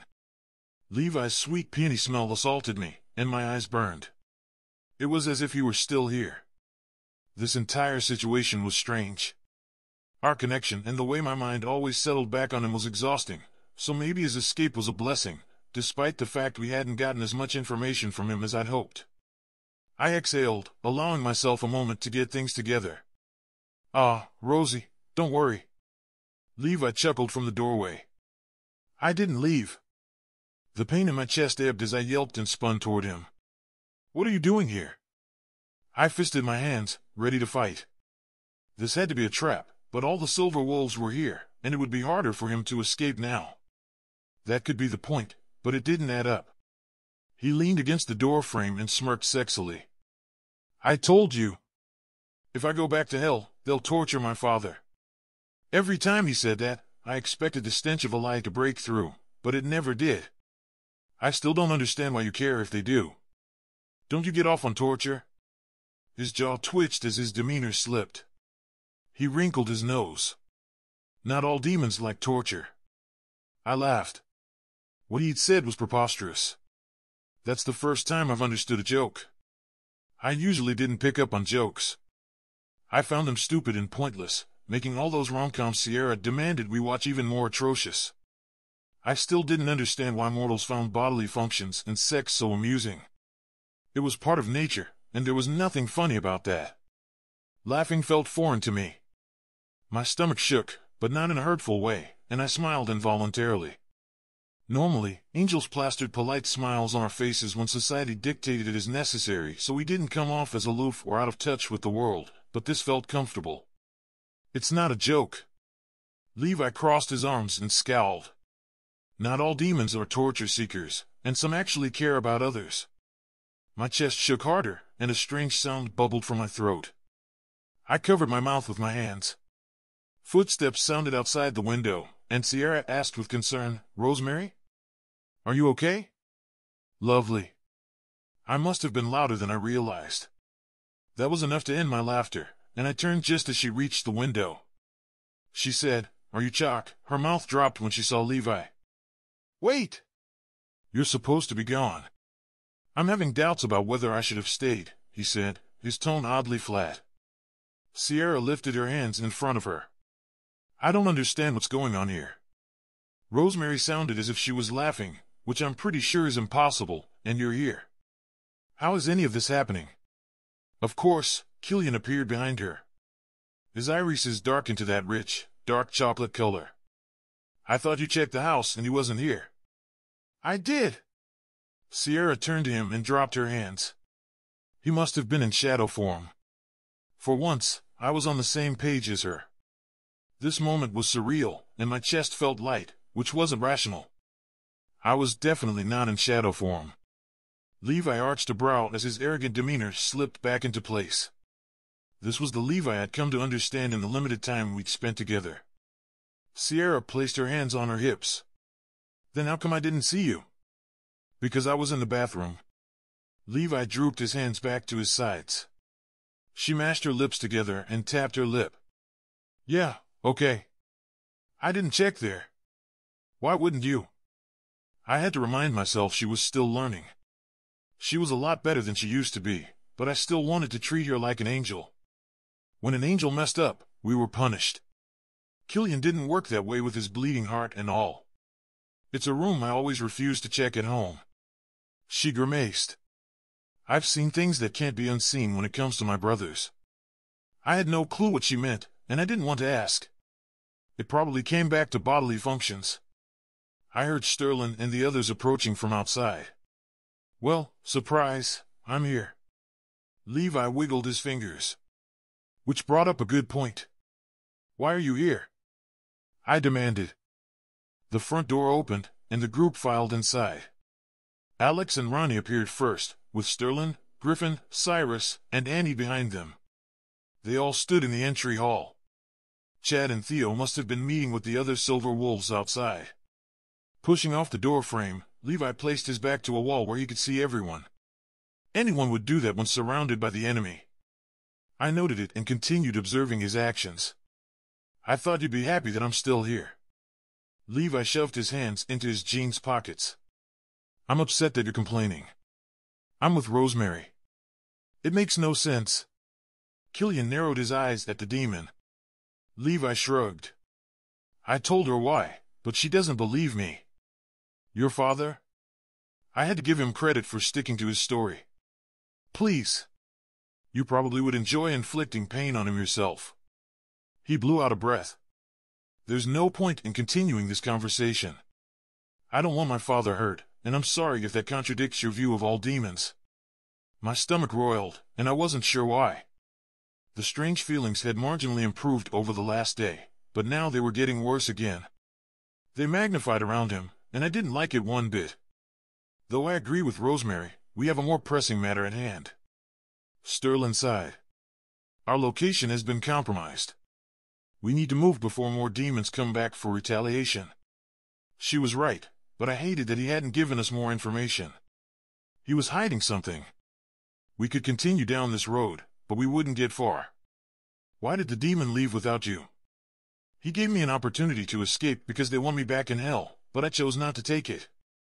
I'm invested in staying with you. He smiled sweetly. You stayed when you could have run and hidden anywhere else in the world? Griffin tilted his head. That's convenient. Your group has the princes of hell and other powerful demons concerned. You've caused them significant problems and are worthy adversaries, more so than anyone else on Earth. Levi lifted his chin. Of course I want to be close to you. Alex waved a hand. I agree. This is pointless. We need to determine our next steps. Maybe you should take me back to your pack, Levi suggested. Killian became a statue, and Cyrus said, nice try, but not happening. He'd suggested that on purpose. He knew we wouldn't take him there. So, why? Where else will we go? Annie pursed her lips. Those demons were close to the old pack neighborhood. Ronnie told me that's where the other one disappeared to. That's simple, Ronnie said, and took Alex's hand. You guys head over to Shadow Terrace. The southern houses by the woods, where Joshua and his friends used to live, are vacant. We can set you up there.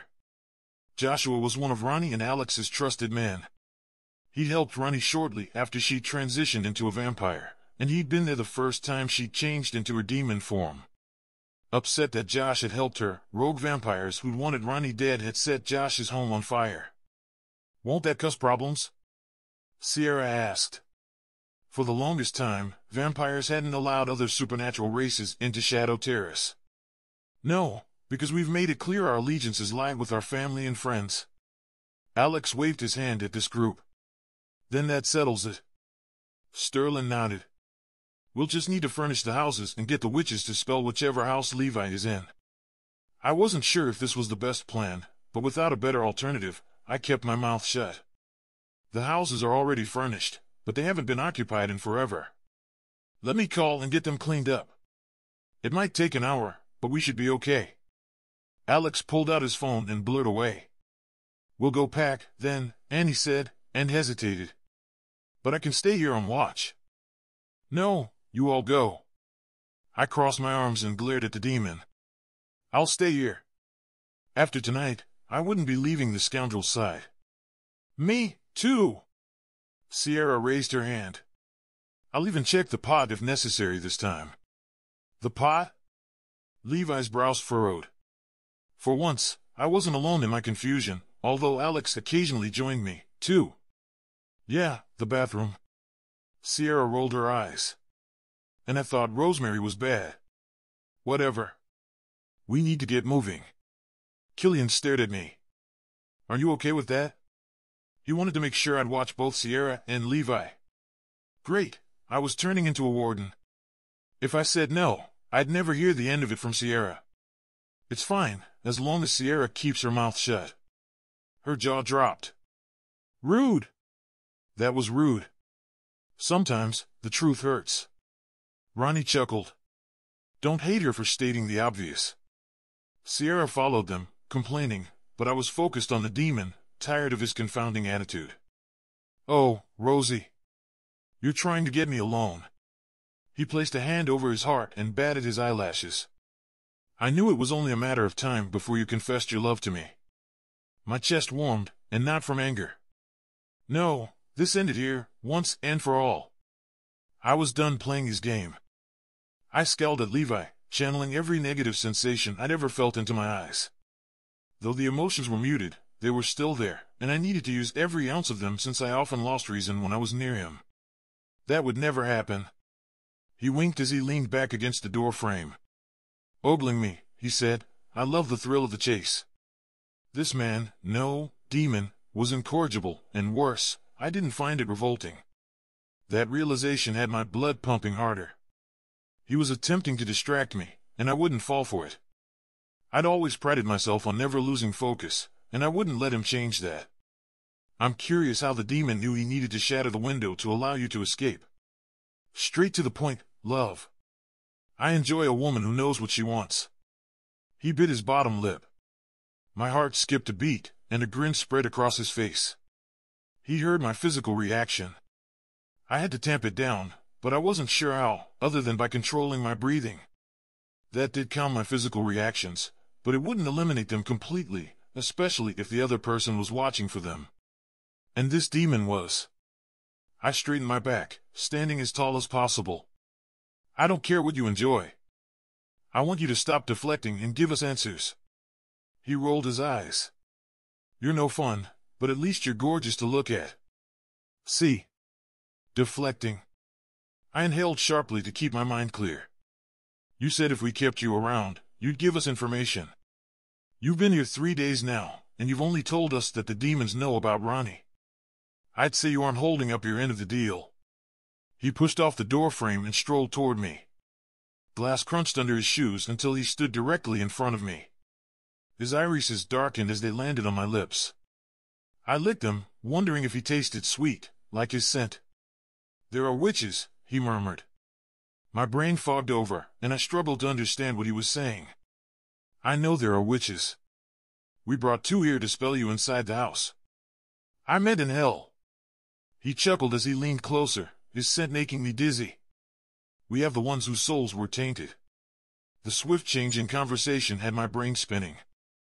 I took a step back, needing space, and my ass hit the window frame. I spread my wings to catch my balance just as Levi placed his hands on my waist, keeping me upright. I'd never been clumsy. This proved how much he was messing with my head. Letting him affect me this way was unacceptable. I was a trained warrior and shouldn't be coming unglued because the most annoying but sexiest man I'd ever seen before was paying me attention. He had to be aware of his effect on me and was using it to manipulate me. That was what demons did. Whoa, there, Levi said, his attention flicking to my lips again. Are you okay? My skin tingled where we touched, even through my cotton shirt. I'd never felt anything like it, and the sensation was all too appealing. I wondered what it would feel like if he touched my actual skin, but it was best I didn't find out. Allowing him to do this was bad enough. I'm fine. I cleared my throat and stepped to the side, forcing his hands to drop. Something inside me pulsed, urging me to step toward him. No. That would not be happening. What's going on in here? Sierra asked. I tensed, and my face flushed hot. I hadn't heard her come back, that was how fixated I'd been on him. I was officially losing my mind, and Sierra would be the one to witness it. She already teased me about Levi and Killian, and this would only add to her arsenal. I would salvage the situation the best way I knew how. I lifted my chin. Levi was telling me that there are demons in hell. Demons? Her gray eyes lightened almost to silver. And this surprises you? Oh, shit. I wanted to hide my face. I couldn't believe he had me so flustered that I'd misspoken.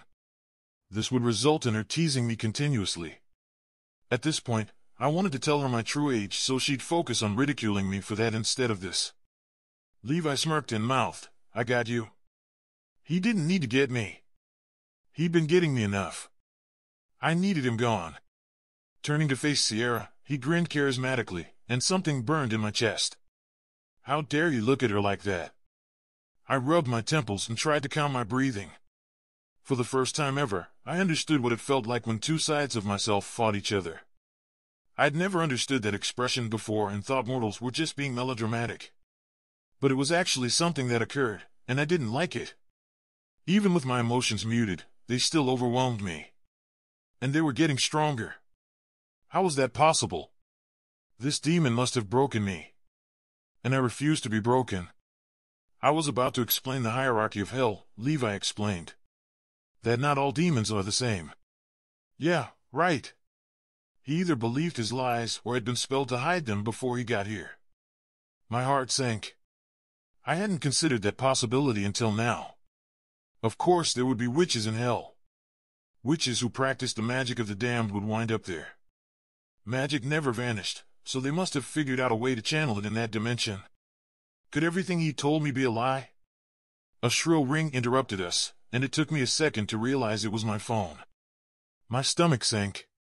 A call this late was never good. My father's name flashed across the caller ID. It was almost 2 in the morning, and my parents were usually fast asleep. Without hesitation, I answered. "What's wrong?" "It's your mother," Paolia said, voice cracking. "Something's happened." "Is she hurt?" My chest constricted. I'd never heard my father sound like this before. Levi stared at me, his brows furrowing. He took a small step toward me, but I countered his movement with a raised palm. If he touched me, I was afraid I'd crumble. "She's fine now. We can explain everything once you get here." He sighed. "But we need you right away." I shouldn't leave, but my mother needed me. She'd always been there for me, and I would never refuse to return the honor. "I'll be there shortly." I'd moved to hang up the phone when Father said loudly, "And Rosemary, be careful. It's not safe for us." My body tingled with warning. The fact that he sounded different was alarming enough, but he'd never said anything like that before. Shadow City wasn't a safe place, per se. There was a lot of turmoil and underhandedness every day. It was corrupt. But my family had always been safe because Mother was an archangel. Archangels were stronger than other angels, so no one dared fight us.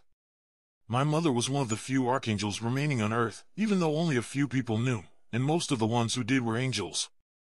I stared at my phone as Sierra stepped fully into the room, her face lined with worry. "What can I do?" These were the moments that made Sierra endearing. She truly cared, and times like these made her mouthiness more tolerable. "I need to talk to Sterling." Even though I desperately wanted to leave, I couldn't.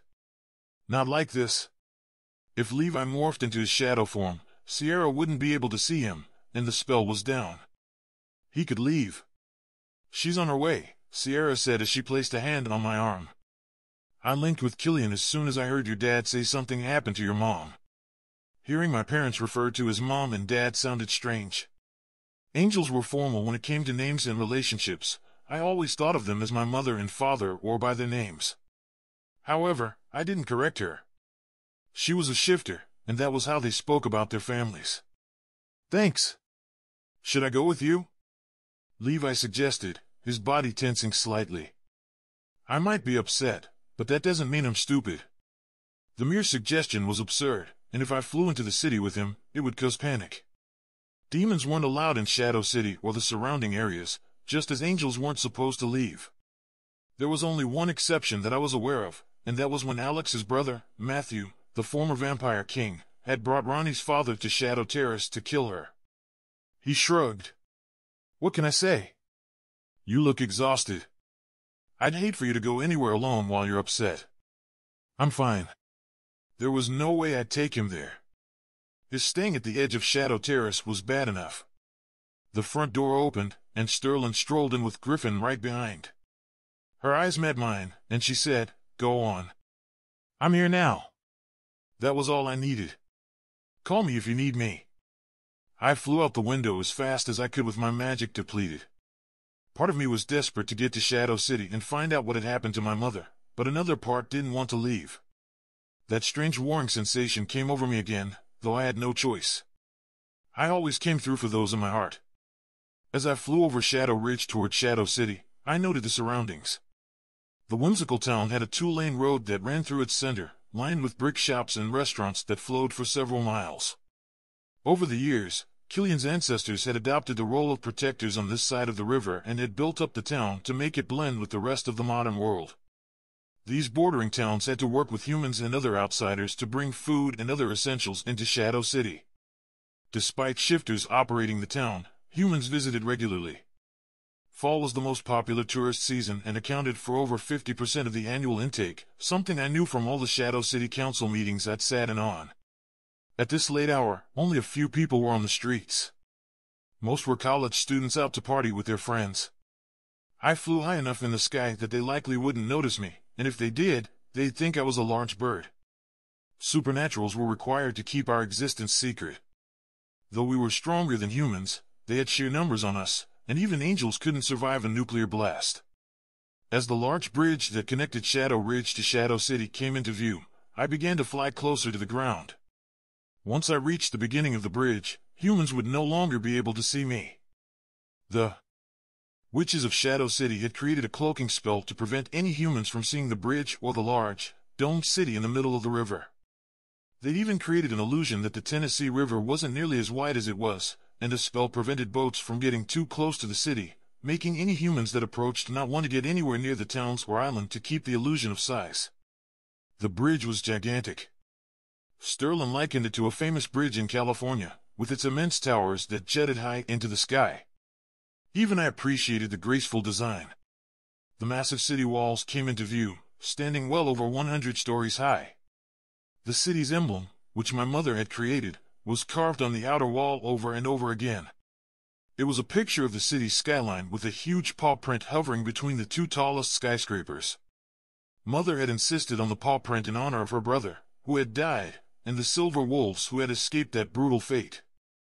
I flew lower toward the sturdy gate that opened into the city. The moment the guard wolves saw me, they turned the crank slowly, lifting the heavy wooden entry.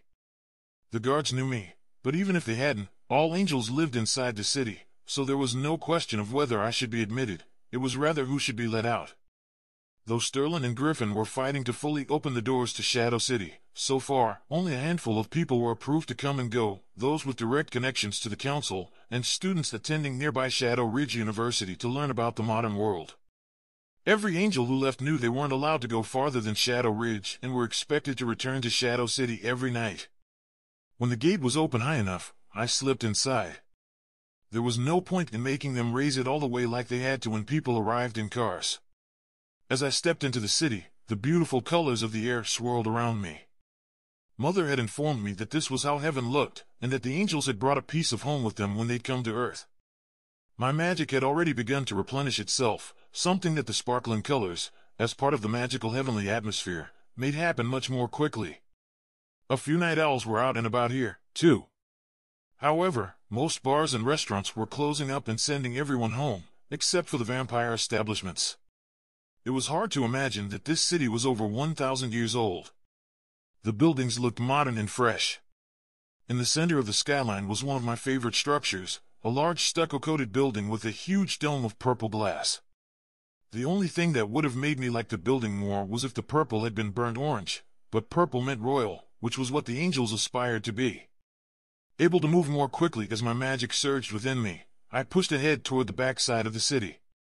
Once past the section where the vampire and shifter parts met, I breezed over the sizable forest area that we maintained for the shifters, which separated the angels' section of the city from everyone else's.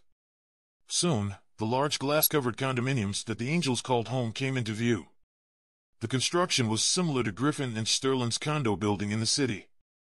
But while the wolves had been inspired by the angels' homes, our buildings were made of glass, even inside, to feel as close to the sky and heaven as possible. Though the floors and ceilings were solid, the bedrooms and bathrooms boasted glass walls that frosted for privacy. When I reached the residence I shared with my parents, a group of 20 angels was standing outside on the lawn. In the center, my mother and father were facing down as balogh. He glared down at my parents from his towering 7-foot height. He purposely spiked his caramel hair high and wore all black to make himself more intimidating.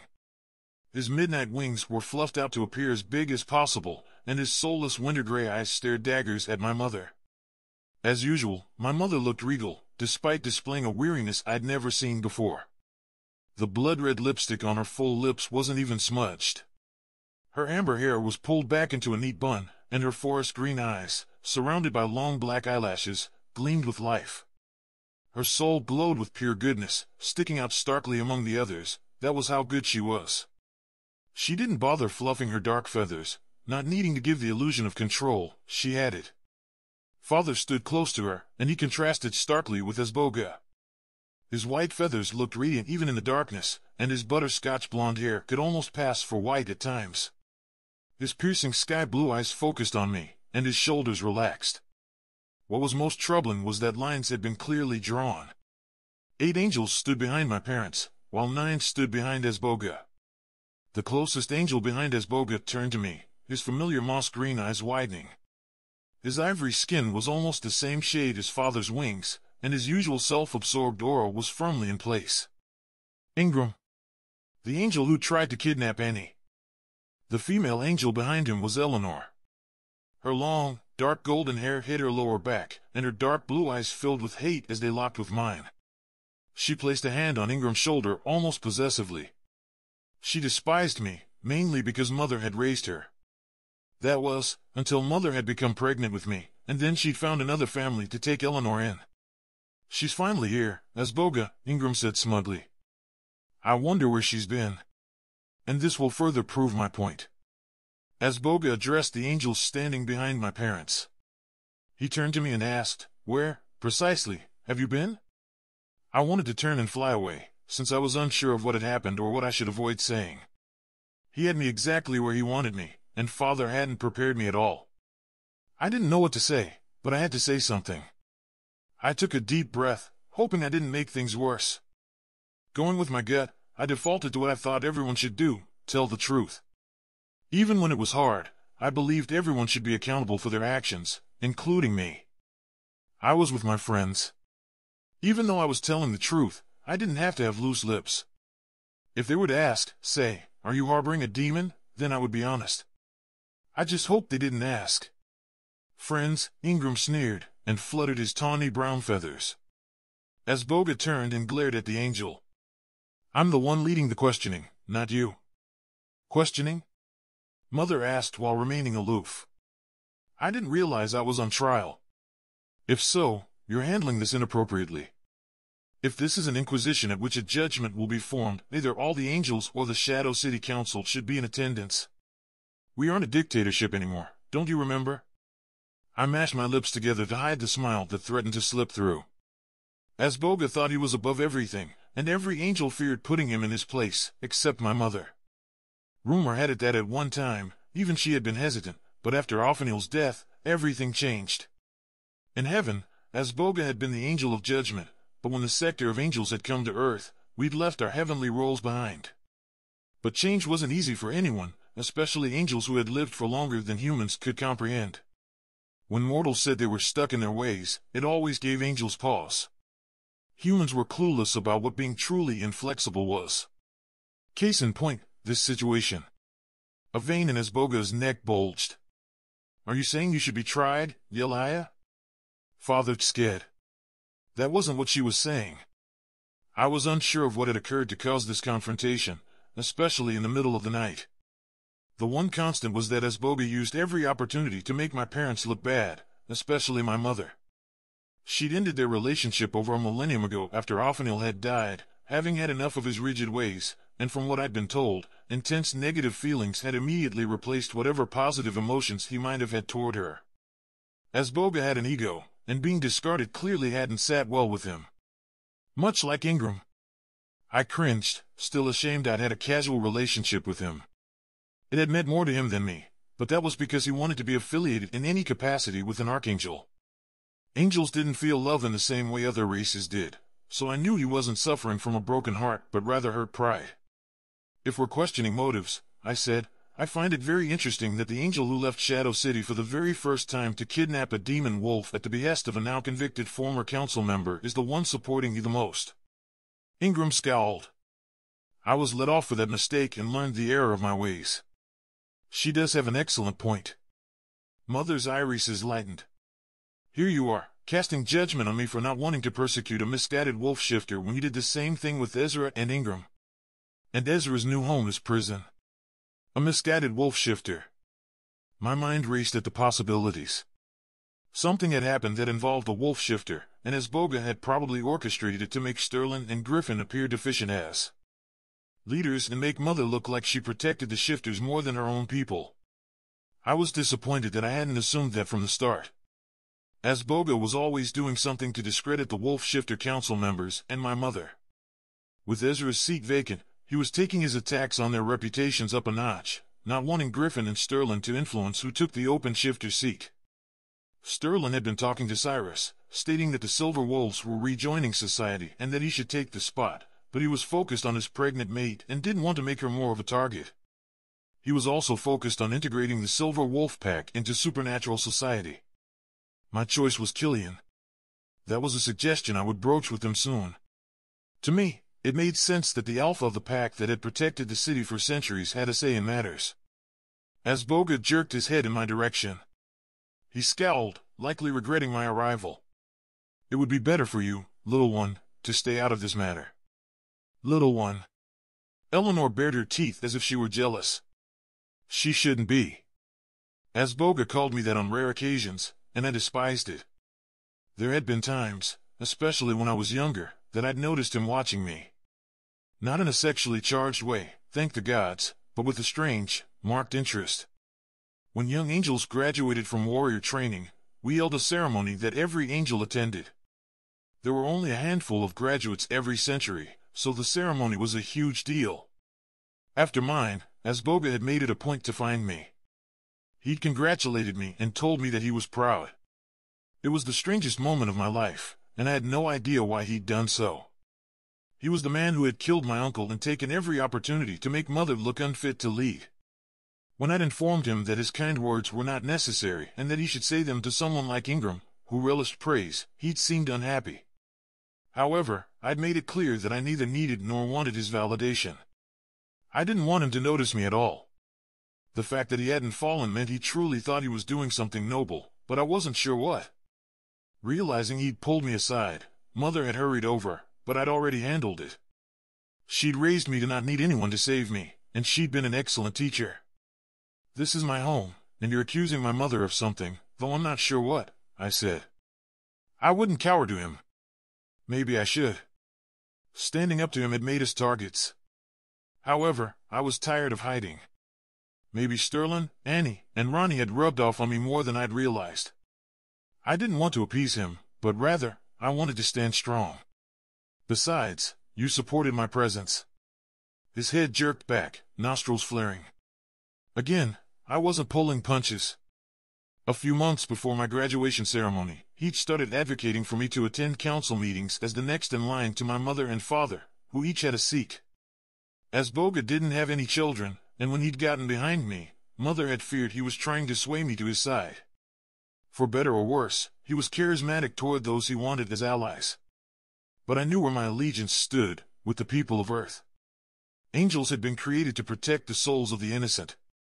The ones who did their best despite all the setbacks and their faults went to heaven, and the angels who had come to Earth were here to guide them along the way, which had included helping the supernatural races build a haven for those in need.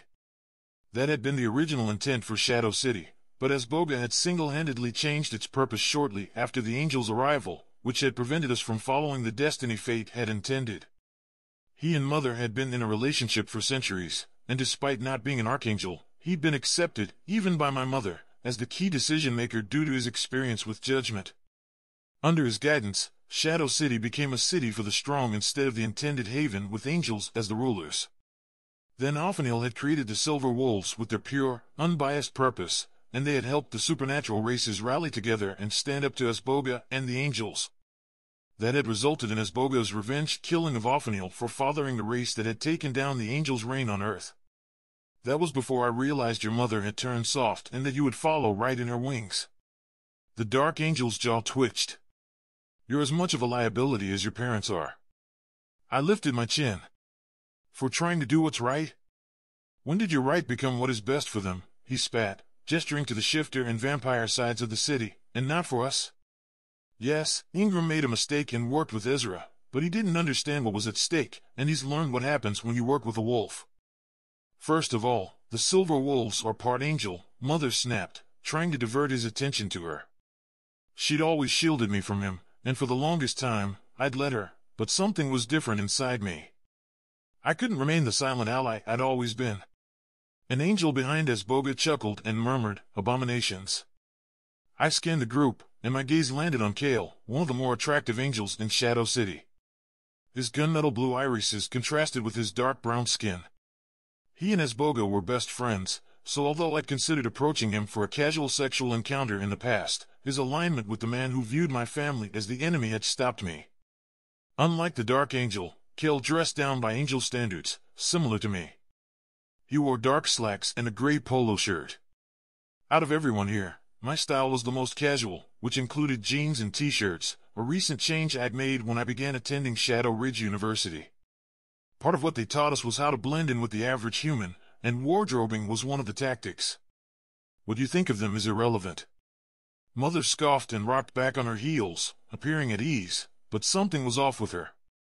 There was an undertone to her words, one I picked up on whenever she was concerned. She lifted a hand. An archangel created the silver wolves, and they are tied to us. I don't understand why you harbor so much hate toward my brother's children. He didn't mean to create them. Fate intervened, and we know better than to go against her wishes when they are outlined by the divine. Just because something was created doesn't mean it should have been, Asboga countered. And this proves I'm right to be concerned about your leadership on the council. You put the welfare of your brother's children before your own people. He puffed out his chest proudly. If Annie were here, she'd say he was peacocking, a term I'd never understood until she'd shown me a video of a peacock fluffing its feathers. It was fitting, and though it hurt to admit, angels tended to do that. Even me at times. That's not true, Asboga, and you know it. Father ran a hand down his face. Father was a truly kind man. Out of all the angels I'd ever met, he was the most human of us. He felt more emotions, understood them, and had more empathy. Still not at mortal levels, but more than the rest of us, and he hated controversy. I often wondered why he'd ever started dating Mother after she'd ended things with Asboga. Asboga was notorious for striking down his enemies, and by becoming her lover, Paolaya had essentially challenged him.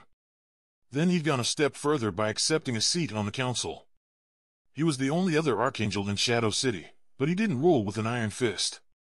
Rather, he truly believed we could live in peace with justice and love for all. His role in heaven had been that of peacemaker, putting him at natural odds with Asboga. The only other archangels in existence were a handful who had stayed behind in heaven, while the remaining 5 had fallen and lived in hell. I know it. Asboga laughed maliciously. She thwarts everything I attempt to accomplish for the betterment of angels. How can you stand beside her? Since angels weren't overly emotional, it was rare for one to choose a life partner as my mother and father had. Most angels didn't understand their relationship, including me, but unlike the others, I respected their choice. There was something appealing about having the same person to go home to, time and time again. Because she truly does what's right for everyone, and not only for us. Maybe that's something we should all start doing. Father took Mother's hand and literally stood beside her. My chest warmed, and my throat dried. What the hell was wrong with me? I blinked to clear my eyes, and I focused on the matter before me. What happened? Someone needed to fill me in, especially if I was going to be part of whatever came of this. Ingram smirked and crossed his arms. You'd know if you hadn't been too busy hanging out with others outside your own people. He took every opportunity to make a snide comment. He and Asboga were two of a kind. Just because my friends and I kicked your feathery but doesn't mean you should be jealous. His face fell, and a few angels chuckled. I couldn't sleep tonight, so I went for a flight and decided to stop by the Capitol building to do some work, Mother explained before Balogh could jump in and tell his version of the story. When I left to head back home, a group of wolf shifters attacked me. That was eerily similar to what had happened when the council had forced Ronnie, still human at the time, to stay in Shadow City. We'd learned that Ezra had secretly organized an attack on Matthew, Balogh, and Griffin outside the Capitol building one day. In the aftermath of that fight, 3 vampires had attacked Ronnie, leading to Ezra storming into Griffin and Sterling's condo later that night to take her into custody and detain her in the name of keeping her safe at the city's artifact building, a location managed by non-wolf shifters. And Ezra is in jail. Balogh glanced at each angel standing behind Mother and Father, then turned to his supporters. Which proves that Ezra wasn't the only reason for the wolf shifters acting out, and that the Silver Wolf and Griffin do not have control over the wolves, let alone all the shifters. I wanted to roll my eyes. Sterling and Griffin should have been here. Balogh was taking advantage of their absence. But what would they do? Annie, Cyrus, and their packs needed them, too, and if hell was going crazy, that was more of a priority. It was what Sierra would call a damned if you do, damned if you don't situation. It bothered me that I was beginning to understand her sayings.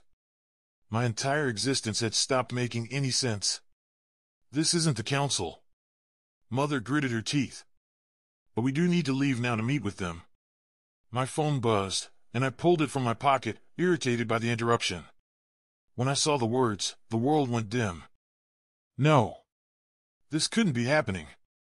I'd known better than to leave and come here, but what else could I have done? Father had said they needed me, and clearly, they did. Had I not shown up, Balogh would have leveraged that against Mother, since he'd found out I wasn't in the city. I read Sterling's text, hoping the words were a mistake. Daryl just linked with us. Levi escaped. My heart hammered as everything around me faded into the background. My chest hurt, the pressure almost undoing me. Before I could type out a response, my phone buzzed again. The wolves are looking for him, but Ronnie, Alex, Griffin, and I are heading to Shadow City for an emergency council meeting about the attack on your mother. That was how distracted I'd become. I hadn't even processed that those 4 would be on their way here. Levi had probably used their exit as an opportunity to escape, but why hadn't he left earlier when the demon had shattered the spell's perimeter? Why wait until now? Unfortunately, we couldn't do anything about it. Our hands were tied. Levi had seemed adamant that he didn't want to go back to hell, but maybe he didn't have anything else to share with us and had cut his losses. Either way, he was gone, and my chest pinched with a ridiculous sort of pain. I should have been more pragmatic, that was my specialty. Or rather, it had been before I met him. We'd learned 2 important pieces of information from him. Wrath knew about Ronnie, and there were witches living in hell, helping demons. That last fact wasn't surprising, but none of us had been to hell, so we weren't sure how it worked. I'd never been to heaven to understand it, either. My parents had told me stories about the souls that lived there. Like hell, heaven was another dimension and resembled Earth. No one aged, and each person lived in their own personal version of heaven. The climate and environment were whatever the person viewed as ideal, along with the house they lived in. Angels could see the variations, and they also saw heaven as it truly was, always daylight, with air made of colors like those here within the city's walls. The buildings were large and modern, almost identical to the ones in Shadow City, and all the souls lived in harmony. Rosemary, Mother said loudly, bringing my focus back to the present. I scanned the area and realized the other angels were flying off. Only my parents and I remained behind. Yes, I replied automatically. I had to get my shit together. It was a good thing Levi was gone. Even if he went back to hell, we hadn't shared anything with him that they didn't already know, other than Annie being pregnant. But he didn't know she was a demon wolf. She hadn't shifted since she'd become pregnant, not wanting to change forms while carrying a child. Pregnant shifters usually stayed in human form for the duration so they wouldn't stress their fetus. Father tilted his head. Are you okay? My breath caught. He'd never asked me that before. Whichever way I answered could be misconstrued as a lie, and I wouldn't allow the demon to force me to lie to my parents. So I changed the subject. I'd be better if I knew what was going on, I murmured, low enough to be certain that only the 2 of them could hear me. Then let's fly together. Mother responded as she flapped her wings and rose from the ground. We need to not dawdle. The three of us took to the sky and headed toward the Capitol building, Father on my left and Mother on my right. As Balogh flew ahead alone, rushing toward the building like an angel on a mission, likely to talk with Aaron and his other council allies. Their numbers were diminishing, which was why he wanted to choose who took over the empty shifter seat. Though we were in a rush, we had the truth on our side, and the truth had a way of coming out, eventually.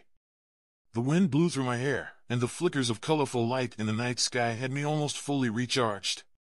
What happened? Mother rubbed her hands together. As I explained, I was coming out of the council building when a group of shifters attacked me. It was very odd. They apologized to me before beginning the assault. Apologized? Things around here got stranger every day. I'd never heard of an apology before an attack. Had they been forced to attack my mother? Father chuckled.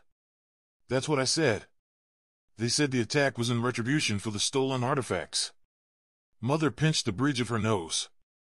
This was the most worried I'd ever seen her. My stomach soured. What stolen artifacts? I hadn't heard about that. The artifact building was heavily spelled, and the police force monitored it at all times. Ronnie had gotten her demon blade from the artifact building, but that was because her heritage had connected her to the blade. She hadn't meant to take it with her. It had magically appeared in her hand, and it continued to appear whenever she was under threat. When did that happen? And why would they attack you? No one has been alerted to it. Father's lips mashed into a line. The shifters said they were walking past the building when they saw someone fly away. The back lot to the storage garage was broken, and one of Yellowhaya's feathers was left next to it. They said they didn't trust the police force to handle it, since the majority of them are shifters and report through the ranks to Griffin and Sterling. They know Kira, who is in charge of the police force, is close with those two.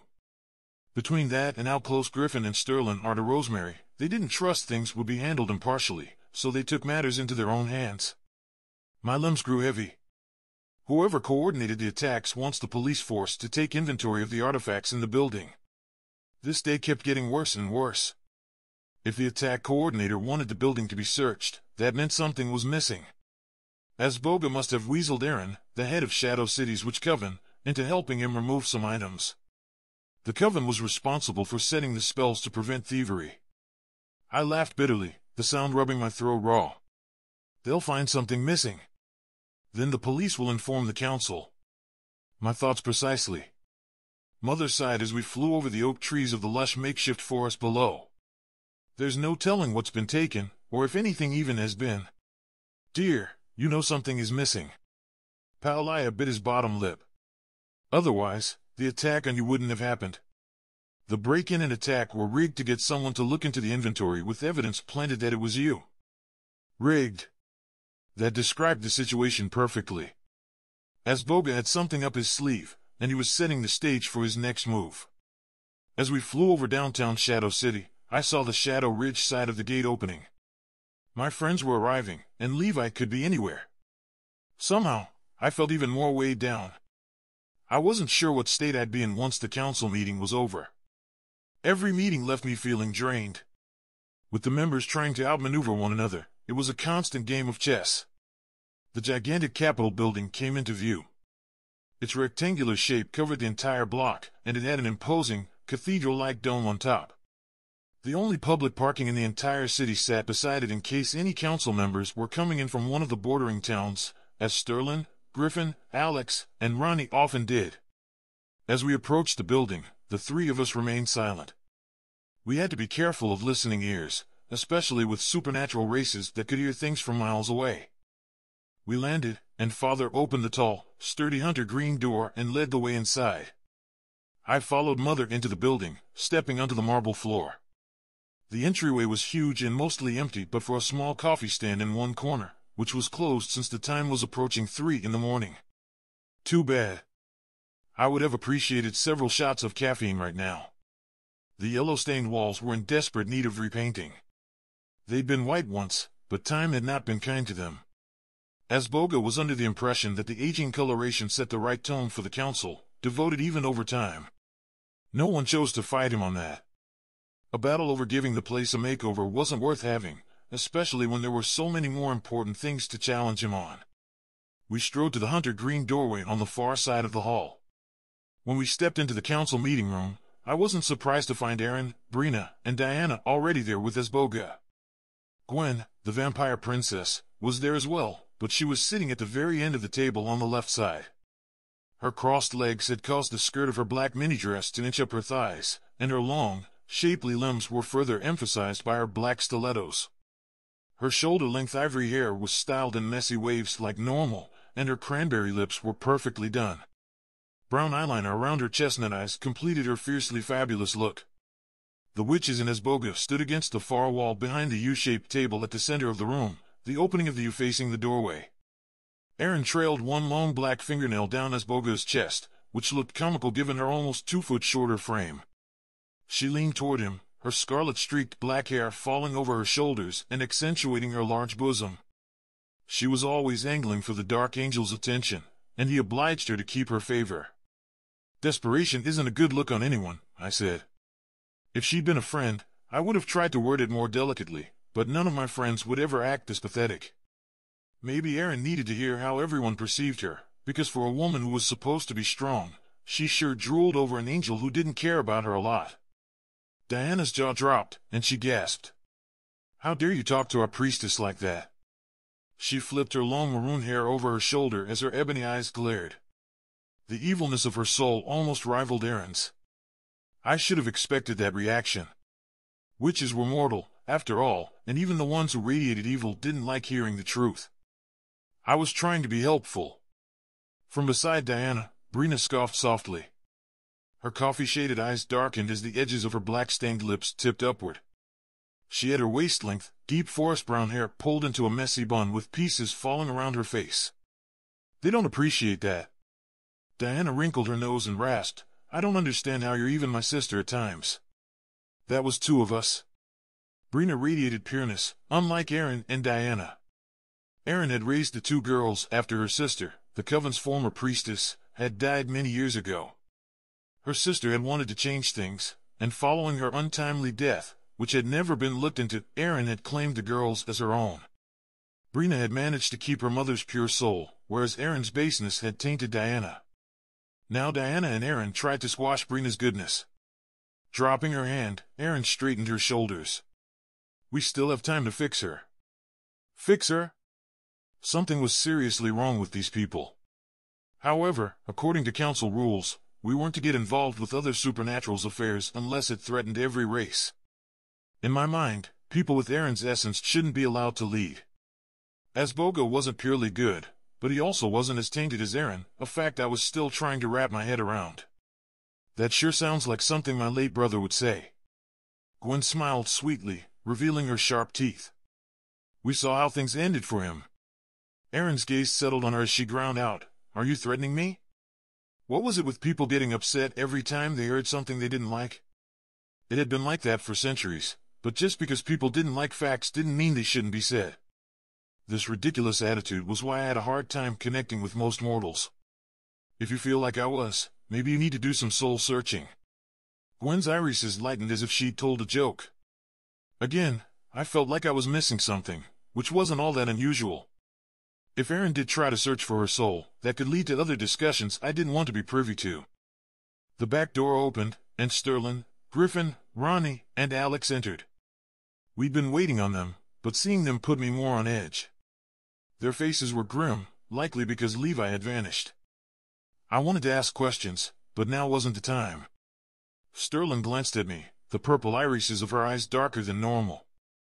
Usually, she was like Mother, composed in the face of an adversary, but something had her on edge, too, and I feared it was more than just Levi.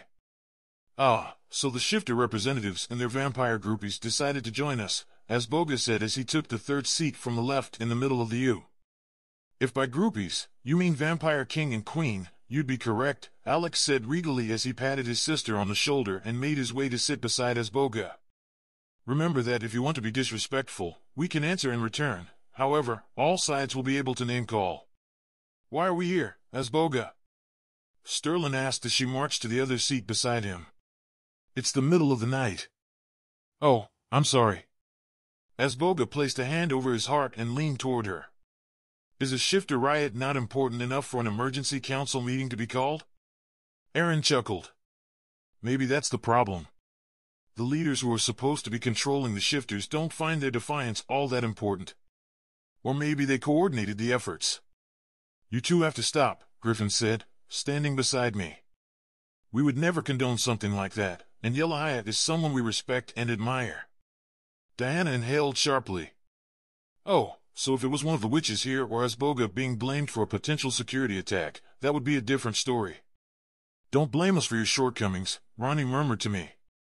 I glared at her, but she'd said it low enough that no one else had heard. If Asboga had, he'd be addressing it. She winked at me, but her eyes were still tight. That's not what I meant. Sterling spread her arms out. We should be searching for the attackers, not coming here to talk about searching for them. I agree with that. Father headed toward his seat on the right arm of the table. When he reached the third chair, he pulled his wings inside his body, and Saturday every minute we're here makes it harder to find the culprits. Asboga lifted his chin. Which is why Sterling and Griffin not living here permanently is an even bigger burden. Ezra may have been misguided, but he was here when it counted. They had to travel from outside the city with no backup representative inside, causing this delay. Yet another reason Asboga should have influence over the shifter replacement. This was more about grandstanding and wasting time than anything else. That's not fair. Sterling turned her face toward him. Kira is a shifter on the police force whom we trust as we trust the guards. You mean the Fox shifter you appointed as head of the police force and leader of the Fox shifter pack when that position should have gone to a male? Asboga smirked. And if the artifact building was broken into, which seems likely, it happened under her watch. Oh, dear gods. Of course he'd have arranged the break-in for that reason alone. This was more than just having a say in the new shifter appointee. This was about making every one of his opponents look incompetent. Maybe he was angling to replace all the people who weren't aligned with him. Gwen's brows furrowed. What does the artifact building have to do with anything? Clearly, not everyone had heard. Mother quickly retold the story, beating Asboga to the chase again. Then we need to check the artifact building and ensure it has been broken into instead of wasting time here, Ronnie said. Kira's on her way there now, Griffin answered. We called her en route. Erin sashayed to her seat next to Sterling and placed her hands on the back of the chair. I hoped the building wasn't broken into and she had no idea that it happened. Well, during my time there, I saw the spells you put in place in the building. Ronnie smiled sweetly. So if someone did get through, that would be a reflection on you as well. That was true. I knew the Coven spelled the warehouse-like building for security, but I'd never been beyond the lobby. Only the police force was allowed in, plus the witches when a spell needed to be recast. If that's true, then we'll find the culprit and deal with them immediately. Her gaze landed on Diana and Brina. No matter who it is. Her words hung in the air. A yank in my chest nearly stole my breath away. Levy. He was here. My stomach turned cold. If Asboga figured out that the demon was near, there was no telling what would happen. Rosemary, what's wrong? Mother asked, her irises lightening. All eyes turned to me. I needed to leave, but I wasn't sure how to do it. However, with each second I hesitated, someone could find Levi, and Asboga would finally get the control he so desperately craved. I took a slow, steadying breath. Just because I felt the yank didn't mean it was Levi. I'd been feeling strange for days, so it could be anything. My heart picked up its pace, not listening to logic. Something inside me knew it was Levi.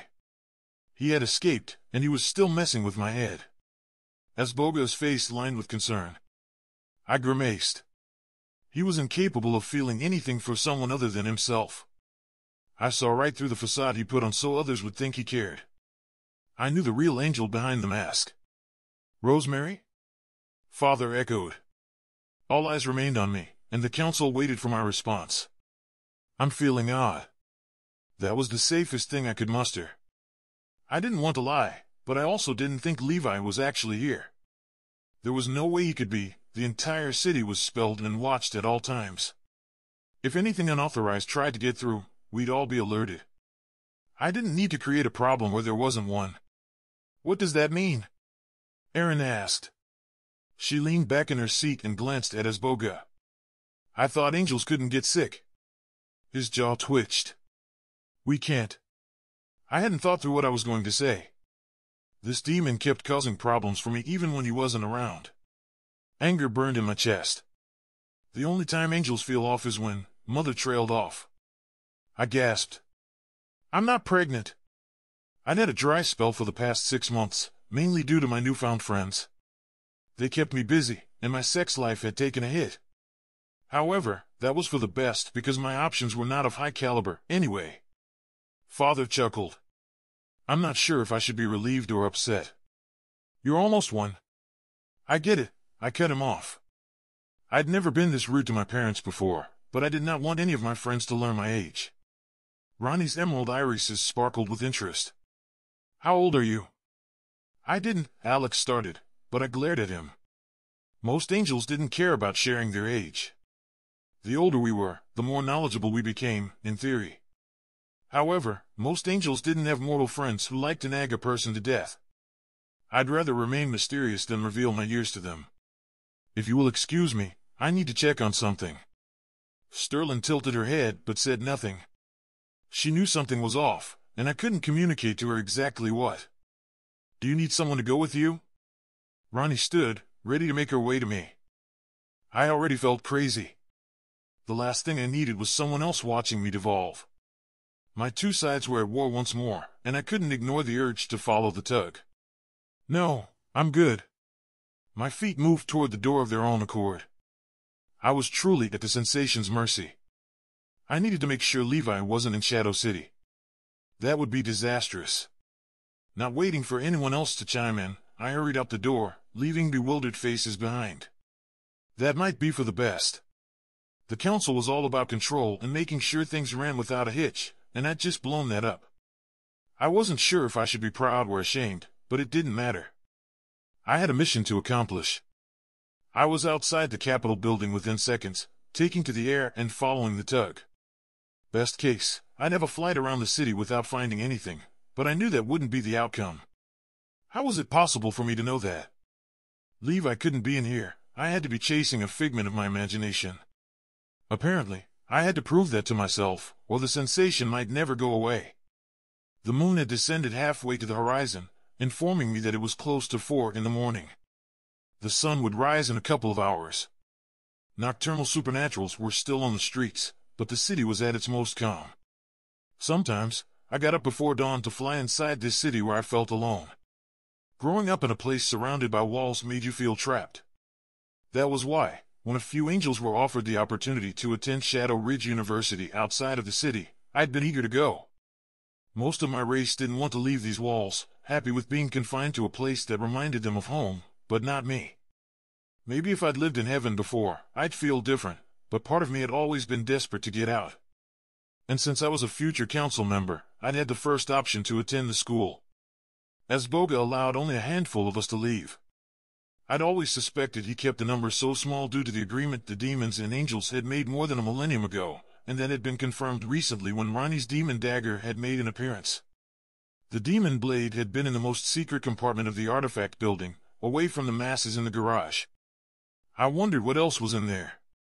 If there was one dagger, could there be more? Living in an enclosed city made for chaotic life, especially when you had nocturnal shifters like nighthawks, nightjars, hedgehogs, and panthers, as well as witches who enjoyed the benefits of the moon, plus half the vampire population, which preferred moonlight to the bright sky. It was rare that the city wasn't at constant odds. Unsurprisingly, I found myself pulled toward the artifact building. After all the drama, maybe that was what had been tugging at me and not some imaginary connection with the demon. I flew over the large skyscrapers, heading toward an area of the city that wasn't as heavily trafficked. The council had built the building close to the city wall so it could be approached from only 3 sides, not 4. If anyone came this way, the police force grew wary and kept an eye on them. About 500 years ago, before the building was spelled, Asboga's former comrade, the angel Jagudiel, had tried to break in. The guards had gotten wind of the plan and thwarted it, and Asboga had made an example out of Jagudiel for betraying the angels and trying to steal artifacts that hadn't been his to take. He'd sentenced Jagudiel to solitude indefinitely, a harsh punishment for an immortal. Noises came from not too far away, and I flapped my wings harder. I darted through the sky and soon came upon a group of shifters. Kira's poppy red hair shone like a beacon through the crowd of shifter men surrounding her. As I rushed toward her, the pulling sensation in my chest yanked harder. When a shifter suddenly got thrown about 5 feet away, my breathing halted, and my wings faltered. Quickly, I threw them out to slow my descent. Kira wasn't strong enough to do that. "Run for cover," a familiar, sexy voice commanded in his human form. No, that wasn't right. He shouldn't have been here. I could no longer deny that I'd felt Levi's presence and been drawn to him. I hadn't noticed before, but nothing malicious wafted off him, confusing me further. It had to be a spell. Another shifter flew across the roadway and landed next to the first, who was getting to his feet. The unique, mesmerizing lime-green eyes of the rising shifter informed me he was a Black Panther. I wondered if this could be the same Panther who'd been part of the attack on Balogh, Matthew, and Griffin at the Capitol building months ago. He'd gotten away, and we'd never caught him. I'd never seen Levi fight before, not even when my friends and I had attacked his allies. He'd stayed back. He was a force of nature. His moves were efficient and strong, and he had the other 2 shifters down before they could defend themselves. These shifters weren't fighters. Assuming this was the same group that had attacked my mother, their apology to her and their lack of skills here strengthened my conviction that they were doing this against their will. Someone was holding something over them. I landed next to Levi, but the 4 shifters had already taken off, running in opposite directions. I wanted to go after them and determine their identities, but Levi's presence in the city was the bigger issue.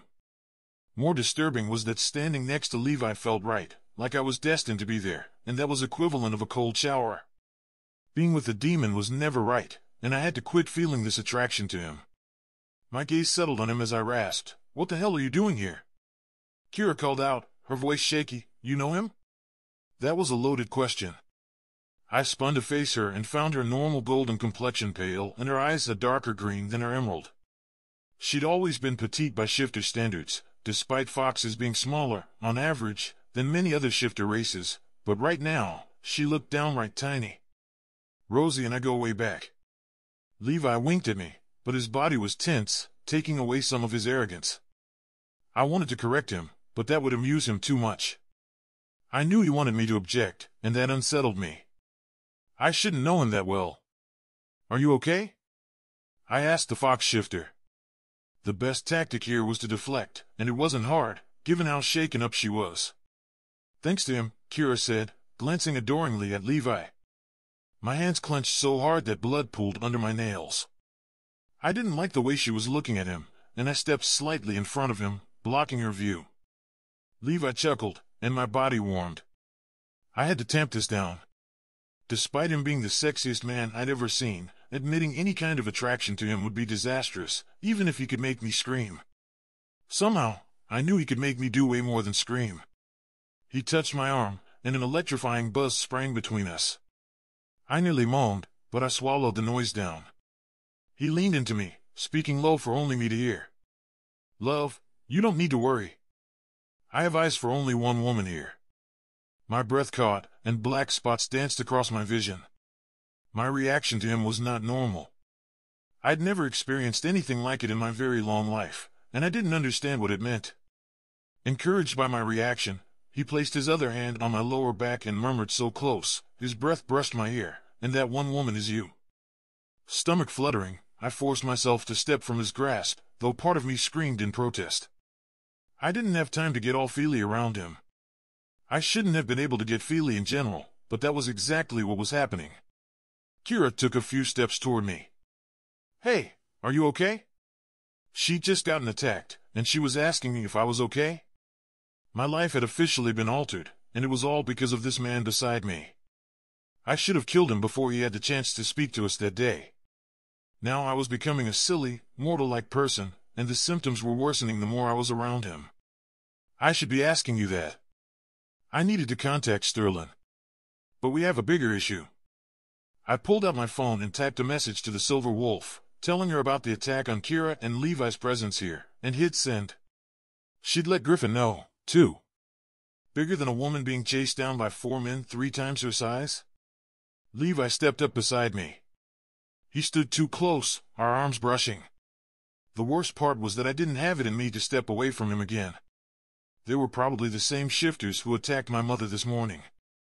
Levi's head snapped in my direction. "How's your mother?" I wasn't sure how to process his concern. He had to be an excellent actor, even better than Esboga, because had I not known his true nature, I would have believed him. "She's fine." I didn't want to tell him more than that. "How did you get in here?" Kira scratched her head. "Isn't he an angel?" "No, he's not. And he shouldn't be here." I glanced around at the empty roads. We had to get moving before someone saw him. "Then what is he?" Kira squinted, and then her eyes widened. She was a smart girl. I didn't want to say it out loud in case someone was close by, listening. The shifters who'd attacked her could have circled back. A cell phone rang, and Kira pulled hers out of her pocket. "Hello?" I could hear Sterling on the other end of the phone. "Are you okay?" "Yes." Rosemary's friend saved me from 4 shifters who jumped me. Kira glanced around and waved for us to follow her. It was so weird. They apologized as they attacked, but I didn't have time to pull out my gun. "Did you recognize any of them?" Sterling's tone was tense. Kira grimaced. "Yeah. It's some guys I went to school with. That's why I didn't even think they would attack me. We were friends. We'll address that when we meet up with you, but right now, can you tell me a good location to pick up Rosemary and her friend?" Picking up her pace, Kira headed toward the city wall. "Behind the artifact building. I've got to get in there and check things out." I was heading that way when the attack happened. "That sounds good. When you're done, can you meet Griffin and me at the condo?" Sterling asked. I wasn't surprised by the request. Those two would need to stay in the city, especially as Kira knew the shifters involved.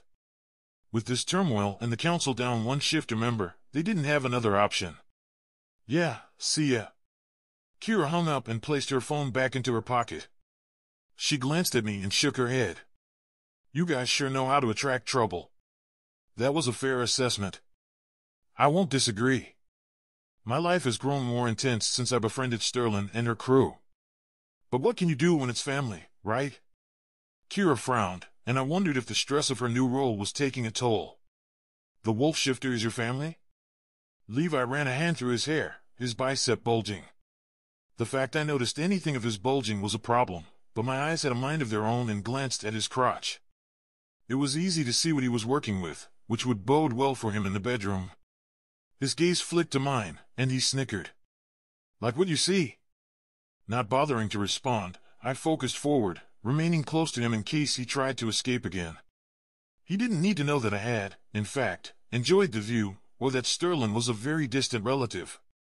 It was, frankly, none of his business. The artifact building came into view.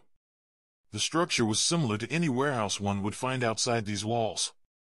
There was an office in the lobby in front, but anything beyond the front area was spelled, and only a handful of authorized people were allowed inside. "What's kept in this artifact building?" Levi placed his hands in his pockets, attempting to come off as lackadaisical. He wouldn't get the answers he was looking for. No demon needed to know more than he already did. I snapped, "None of your business." "Fine. Maybe Red will help me," Levi said, hurrying to catch up to Kira. We were off to a good start. The way he rushed to catch up to her and had given her a nickname made my blood boil, but I had no right to be upset. He was nothing to me, so I took deep breaths to keep my head on straight. We reached the entrance, and Kira pointed at the back of the building. "I appreciate you saving me, but I can't take you in with me. This isn't a place for people to know about, especially anyone from outside our city. If you go around the back, there's a parking lot where you can wait undetected while I check things out." "Thank you." I'd learned that mortals wanted to be told that you appreciated them. They couldn't just know it, they had to be verbally told. Kira chuckled as she took off toward the front door. "Rosemary, you're full of surprises." I wasn't sure if that was a compliment or an insult, but it didn't matter. Lately, I was even surprising myself. As the two of us headed toward the back, I stayed close to Levi, refusing to let him escape again. He should never have gotten into the city, and I had so many questions, but I couldn't ask them, not here, not now. I didn't trust someone not to be listening. He hadn't used his shadow form, so maybe no one would realize he was a demon. He didn't have negative energy wafting off him, so maybe he could stay undetected like Ronnie. "Hey, is your mother okay?" he asked again. No.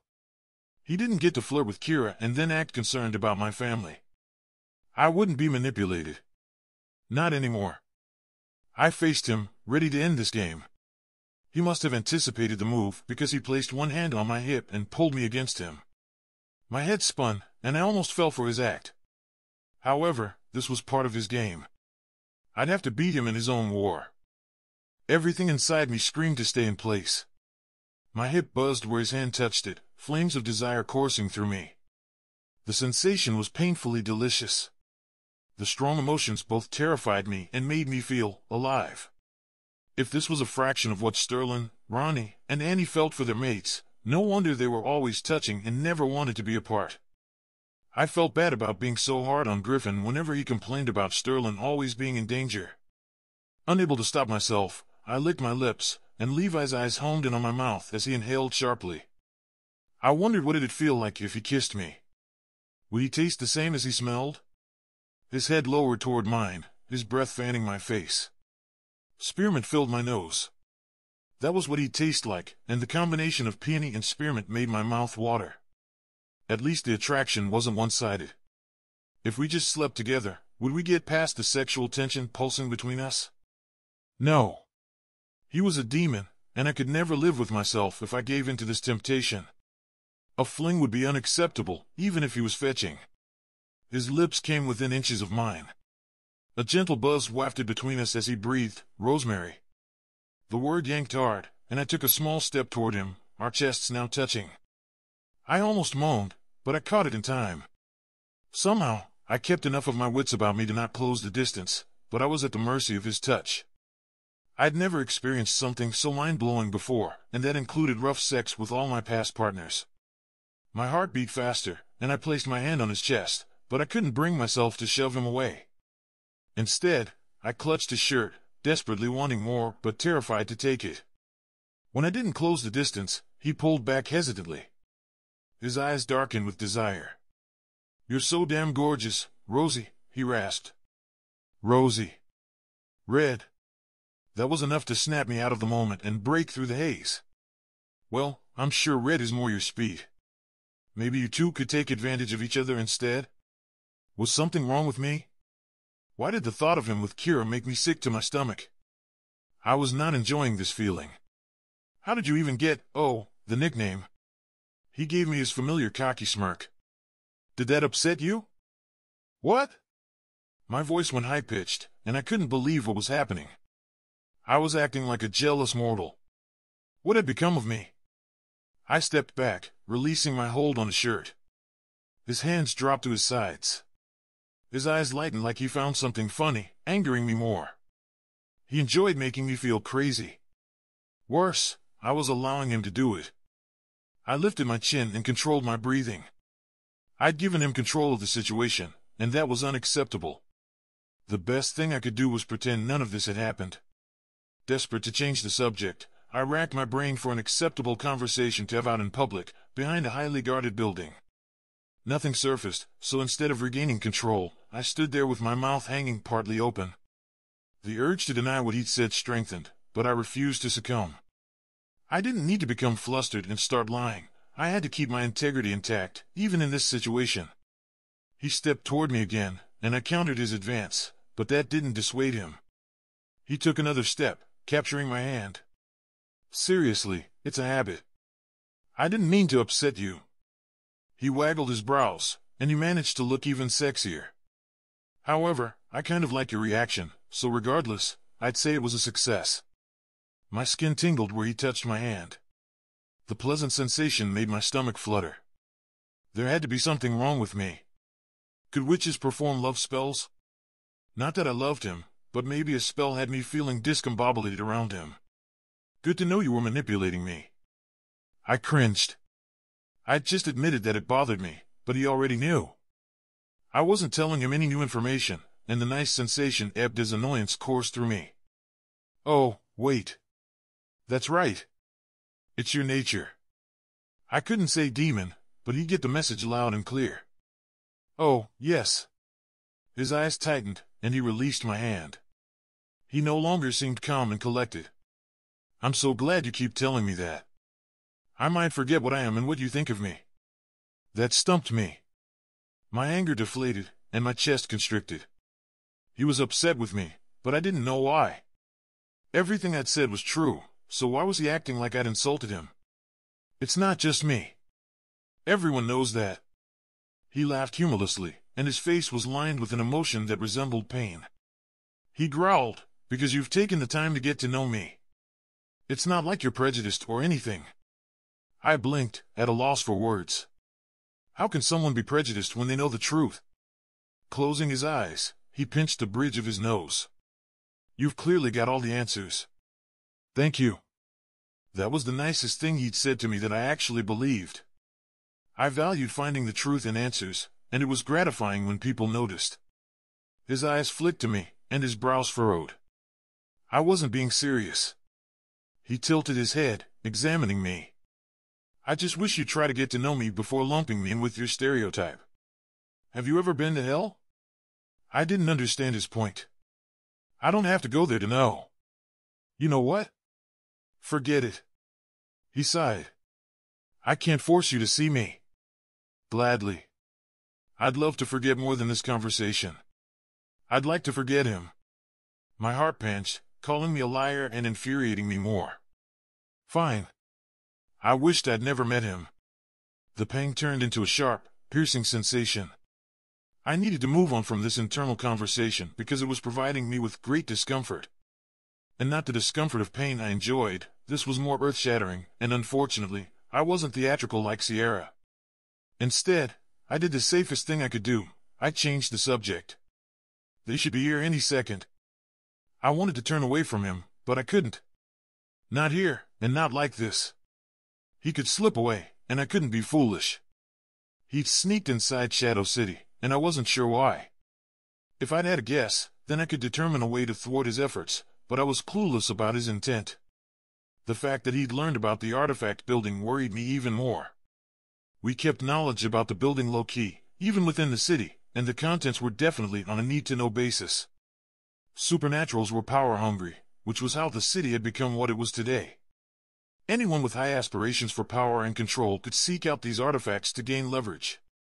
We'd learned what happened when the angels had tried to take over long ago, and we wanted to ensure that never happened again. People like balogh posed the biggest risk. Since the police force employed a mix of supernatural races, they were in charge of protecting the building. The council oversaw the security detail, and the witches performed security spells. All of this was meant to be a balance of power, in theory. That worked well until collusion occurred. Levi lifted his hands, emphasizing he wasn't touching me, and stepped away. I get the hint. I'll back off. His expression crumpled, and he exhaled. I was being a jackass earlier, so I guess you have a right to be upset. It was kind of manipulative. But seriously, you're the only girl who has ever caught my eye. His accountability made me feel as if the ground were shifting under my feet. My frustration ebbed, and I tried to cling to it. I couldn't fall for this next calculated move. Did he think I was a silly mortal girl who would believe he'd only ever had eyes for me?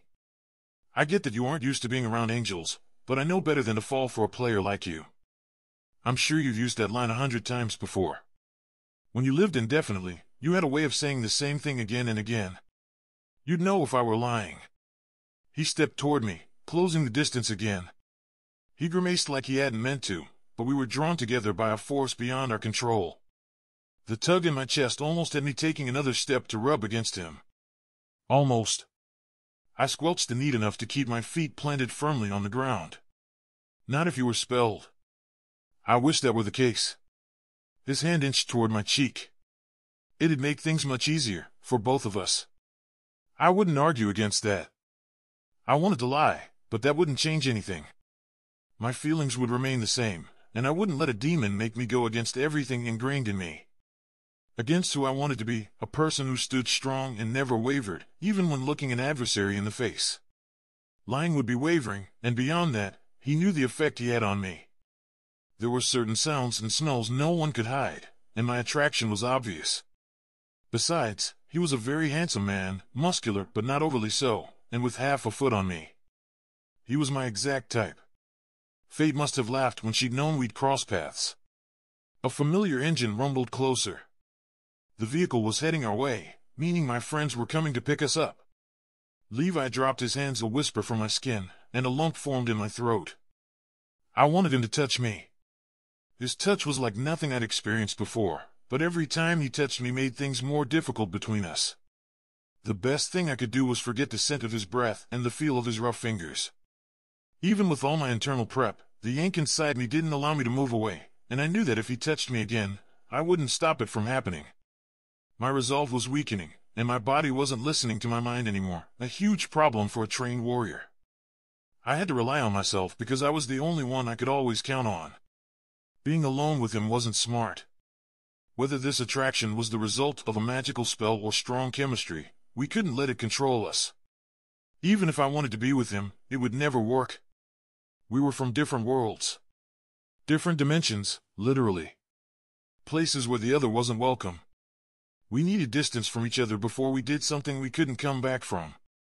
This dilemma could be one-sided, I mused, especially if there was a spell involved. I had to consider he could be stringing me along to obtain whatever the demons desired. When I thought he'd left, my feelings had grown substantially stronger. My weakness could have been a result of me not expecting to see him again. I wouldn't allow those feelings to be more than that. I'd get control over the strangeness roiling through me. I always rose to a challenge, and this was no different. Finding that resolve gave me some inner peace, and my chest loosened despite the pain coursing through my heart. Alex's slate-gray Mercedes SUV prowled up to us. Ronnie rolled down her tinted window and waved us in. "Let's go!" I'd expected Sterling and Griffin to be with them, but with the shifter attacks, they were probably being watched more closely than were the vampire royals. As Boga still had it in with the shifters, meaning either that Ezra had an accomplice or that the angel was working with someone else, possibly Kira's power-hungry cousin, Grady. "Where are Sterling and Griffin?" I asked. "At the condo." Ronnie lifted her brows. "They have an inkling of what's going on." She tilted her head toward the artifact building. She had to mean Kira, telling me I was right about my suspicions. My stomach soured. Grady. We'd have to prove it. Kira's father had wanted his nephew to take over as leader of the Foxes, despite Kira being the heir apparent. She was female, and they'd wanted a male in charge. Kira had sought out Griffin and Sterling for support and helped them determine who'd been involved in the attacks on Sterling and their allies on the shifter side of things several weeks ago, which ultimately had incriminated Ezra. In exchange, Sterling and Griffin had backed her as leader of the Foxes and had gone a step further by putting her in charge of the Shadow City police force. Perhaps this was Boga's way of striking back at Kira and the shifter council members in one fell swoop. I waited for Levi to move, but he stayed firmly beside me. "After you," he said sweetly, gesturing to the back car door. No way in hell was that happening. If I turned my back on him, he could change into his shadow form and float away. "It's best if she flies," Alex said loudly enough for us to hear outside. Rosemary riding with us in the city would seem strange. We needed to keep up appearances. In fact, I should probably stay with my parents tonight, but I couldn't risk Levi escaping again. If I tailed them, I could keep an eye on things. True. I rarely ride in vehicles. Levi shrugged and brushed his fingers down my arm as he walked by. My skin felt as if it had caught fire. He said suggestively, "I guess my dream of making out with you in the back seat of a vehicle will have to be put on hold until a later date." "What?" Ronnie choked as her gaze landed on me. The scoundrel. I glared at him, knowing he was alluding to our almost kiss. That will not happen. I was certain of that. Even with the tug, Ronnie and Alex's presence would keep me rational. He winked at me. "Not is not never. I'll take it." He climbed into the SUV as Ronnie's forehead wrinkled with concern. I could practically feel the questions running through her mind. When we got back to Shadow Terrace, she'd seek me out to have one of those conversations girls tended to have about feelings and emotions. I'd always avoided those, but Levi's presence was changing things. And the one thing I knew was that I didn't like it.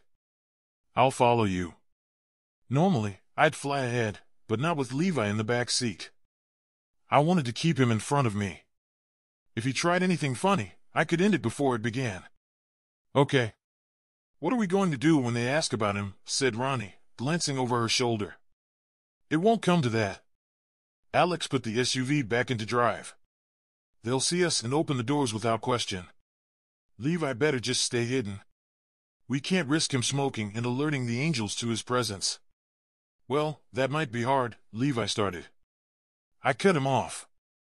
I'm sure you can manage it, since you must have arrived here in a similar manner. He grinned at me as he grabbed the door handle. You've got me there, Rosie. I kind of like it. He shut the door, letting his words linger. My blood pumped faster, but I kept my face neutral, not wanting him to see that he'd gotten a reaction. Ronnie glanced at me again and mouthed, "We need to talk," before rolling up her window. Gods! There was no getting out of it. She'd tell the others, and they'd hunt me down. Not bothering to respond, I took to the sky as Alex pulled away. He navigated the city toward the vampire section, heading to Shadow Terrace. Some of the tension in my body eased. I flew close, not wanting to give Levi the option to even consider escape. I wanted him to feel as if I were breathing down his neck. As we made our way to the vampire area, the buildings grew wider, turning into condominiums and apartments instead of businesses. When we reached the 4-story Renaissance Revival-style building that was the Royal Vampire Mansion, the sun rose over the horizon, and city lights swirled in the new light of day. Thankfully, I'd been in the city long enough to recharge. I might need that energy once we got outside the gates. At the exit, I hovered over the SUV. When the gate didn't lift within a few seconds, I realized something was wrong. A vampire appeared from the guard station beside the gate. His yellow eyes locked on me as he walked by. If I didn't do something, he'd find Levi. We were so close to getting Levi out undetected. I inhaled and flew toward the vampire, and we reached Alex's door at the same time. "Is there a problem?" I asked. I rarely went in or out through the Shadow Terrace gate, so I had no idea who this man was, but I found it odd that they were stopping their king and queen from leaving. The vampire squinted at me, then turned to Alex. I straightened my back. This bloodsucker didn't get to ignore me. My parents were current council members, and I was their heir. "Answer me." Alex opened his door and climbed out of the vehicle. My wings stilled, and I held my breath. I glanced inside the SUV in time to see Levi wave at me. If he had any clue about the trouble we could be in, he wouldn't be having fun. But maybe that was why he'd come. He could be trying to get us caught harboring a demon. If they learned about him, Asboga and Aaron could use him against us to replace Alex and Ronnie. Alex's hair looked messier than normal, and his lips were pursed. My stomach dropped. "What's going on, Kieran?" Alex shut the door and leaned against it. My body relaxed marginally. With the door closed and Ronnie in the car, Levi might behave. Unless, that is, he was waiting for the perfect opportunity to cause a scene. My lungs quit working. The guard pulled at the hem of his black shirt. The Shadow City emblem was outlined in gold on his chest, the uniform signifying he was a protector of the wall and the connection to the outside world. Being a guard was a coveted position. Vampires served on the Shadow Terrace side, the vampire side, whereas wolf shifters served as guards on the Shadow Ridge side because of the pact link they had with Griffin, Shadow City's alpha. The police force consisted mainly of other shifter races, since no one wanted the Shadow City Alpha to have the ability to exert his alpha will on both the city guards and the police force. There had to be checks and balances. The angel was trailing you. The guard lifted his black hat, revealing smushed light brown hair. I scoffed. "We're friends." Though Alex and Ronnie were attempting to change the current rule that no supernaturals other than vampires were allowed inside Shadow Terrace, my going there was still an unspoken no-no. "She's right." Alex arched his brow. "You know that anyone who is allowed to leave the city can now come to the Shadow Terrace side. Have you been denying requests?" Kieran shook his head. "No one, as far as I know, has asked." "Then the problem is solved. Rosemary has our blessing to accompany us." Alex stood and reached for the door handle. The guard remained in place. Something else was going on. Taking a shaky breath, Kieran said, "Her mother was attacked tonight, and has Boga contacted us?" Alex spun toward him, blurring. Crimson bled into his light blue eyes. "To whom's your allegiance?" I had to give him credit. The vampire knew when to be intimidating. I was thankful he was handling it. If I stepped in, I'd make the situation more turbulent. The council would frown upon me bullying or attacking a member of another supernatural race. Each supernatural race handled their own punishments. In cross-supernatural conflicts or with issues that threatened the entire city, the council became involved. As Boga often pitted the supernatural races against each other when he wanted influence over something. The guard's jaw dropped, and he tugged at his shirt collar. "You, my king." "Good. Now open the damn gate." Alex towered over the guard. Kieran's head bobbed up and down. "Of course, Your Highness." When the guard didn't move, Alex hissed. He didn't normally get an attitude with his people, but it had been a long day, and we were all tense. I could use a good rest, and I required less sleep than my friends did. I could only imagine how worn they all felt. Alex and I stood there as the guard retreated to the gatehouse, where the controls to lift the gate were located. Finally, Alex opened the car door and slipped back inside. I scanned the area for anyone who might be watching us. As Boga was probably monitoring who was coming and going more closely, using the attack on my mother as his excuse. His true intent, no doubt, was to gain control. I was sure he would be thrilled to know I was leaving with Alex and the others. I lifted into the sky and returned to my position at the back of the car. So far, Levi hadn't done anything shady, but we weren't out of the city yet. Surprisingly, part of me didn't expect the demon to do anything. My breath caught, and I wanted to slap myself. I couldn't start trusting him. He hadn't earned it, and demons were expert manipulators. I couldn't fall for his tricks. It was beneath me. Flapping my wings harder than necessary, I tried to expend some of my excess energy. Levi was getting into my head. If we were going to get any more information from him, we had to think objectively and stay a few steps ahead of him. As the gate opened, the bridge in the town of Shadow Terrace came into view.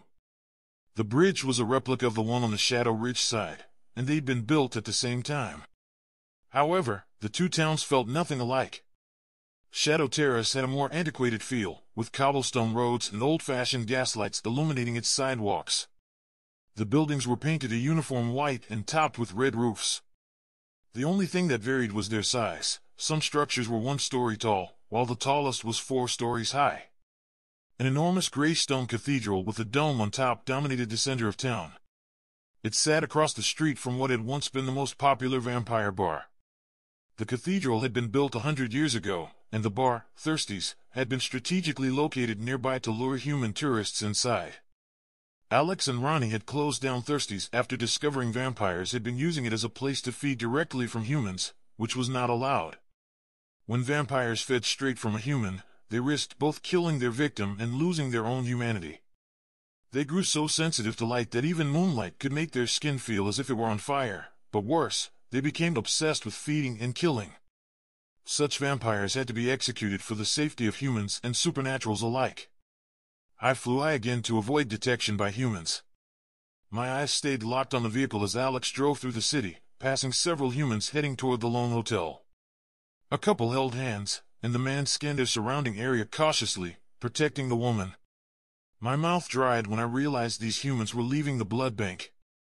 They donated blood to the local hospital, which was a ploy. Their blood would be used to feed the vampires. Feeding via blood bags prevented crazed bloodlust and the loss of humanity, and it satisfied the vampires' hunger. Though I didn't agree with the way they tricked humans into donating, it was a way for vampires and humans to live in the same world safely, so I bit my tongue. The tug in my chest was becoming hard to resist again, and I focused on maintaining control. On the outskirts of the town, Alex turned right. The houses grew farther apart, reminding me of Killian's neighborhood, down to the backyards abutting the woods. They were still in the same style as the rest of the town, but this section was full of 2-story homes. They had no front yards, the entrances opening onto the cobblestone street, but grass strips separated them on the sides. The house at the very end of the road had burned down, its roof caved in. Alex stopped in front of the house next to the burned one and parked.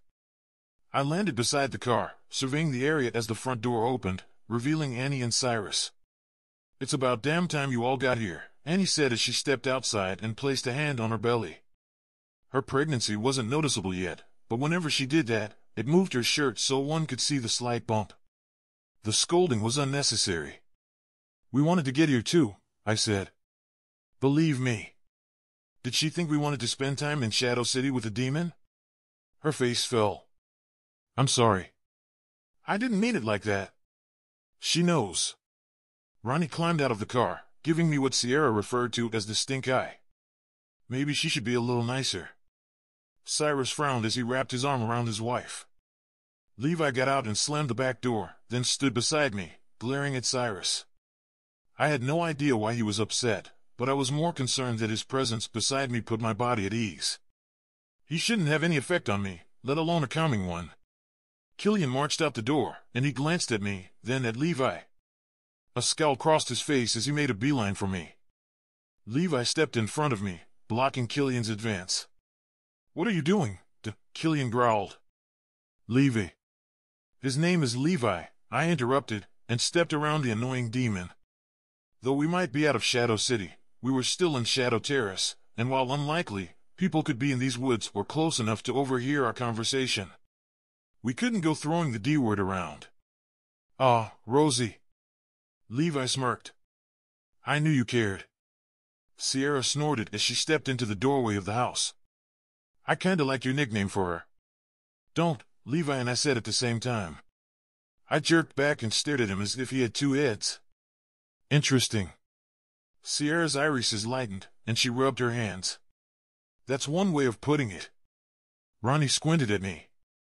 "Oh, dear gods. I didn't have the energy to contend with them. When will Aurora and Lux get here?" Their herbal snow was missing. "They aren't coming." Annie's tone was somber.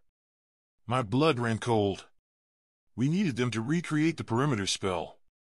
"Today?" "Definitely not today." Annie stared down the cobblestone road. "And probably not this week. Circe doesn't want them practicing magic this close to Shadow City. They're trying to convince her otherwise. I'd planned on staying close to Levi, but this would require me to stay even closer than I'd planned, like, same room type of close, which wouldn't allow me to keep any distance from him. My heart rate increased, and my mind screamed no. "That changes things." "We have a plan," Cyrus assured me, and gestured to the house next door. "We'll have 2 people watching the house at all times. Theo and Chad are out there now, positioned at the sides so they can see around the front and back. We're counting on the ones who can see him to keep an eye on the front. That way, he won't be able to slip out without detection." Ronnie yawned and covered her mouth to hide the fatigue, but we were all feeling it. Alex tucked her against his side. "We have the house next door set up as well, so we won't be on top of one another." He gestured to the houses beside the one they'd exited. "We can split up however you see fit." There was no question where I was staying. "I'll share a room with Levi." "What?" Killian turned to me. "No way. If someone needs to share with him, I'll do it." "If I can choose," Levi started. Killian snarled, "You don't get to choose. It'll be me." Smirking, Sierra made her way to Ronnie. "This is just like... If you say a movie title right now, I may hit you." Ronnie glared. "I'm not in the mood, and I'm so damn tired. I needed to think like a mortal. In an ideal situation, Killian, I would agree with you. However, if he shifts, you won't be able to see him." I hoped Killian understood my cryptic message. I need to be there. If he's discovered, the blame for his presence will fall on me because of what he is. Killian's shoulders sagged, and his jaw twitched. He reacted like that when he saw reason but didn't like the answer. However, he was a strategist, so he understood that my point was valid. "Fine," he rasped. "But I'll stay in the house as well. Now that I wouldn't argue with." He'd make sure I didn't do something stupid. "Okay." He rolled his shoulders. "We'll stay there, too," Ronnie said quickly. "Annie, Cyrus, and Sierra can split up." Ronnie didn't want Annie too close to Levi if something happened.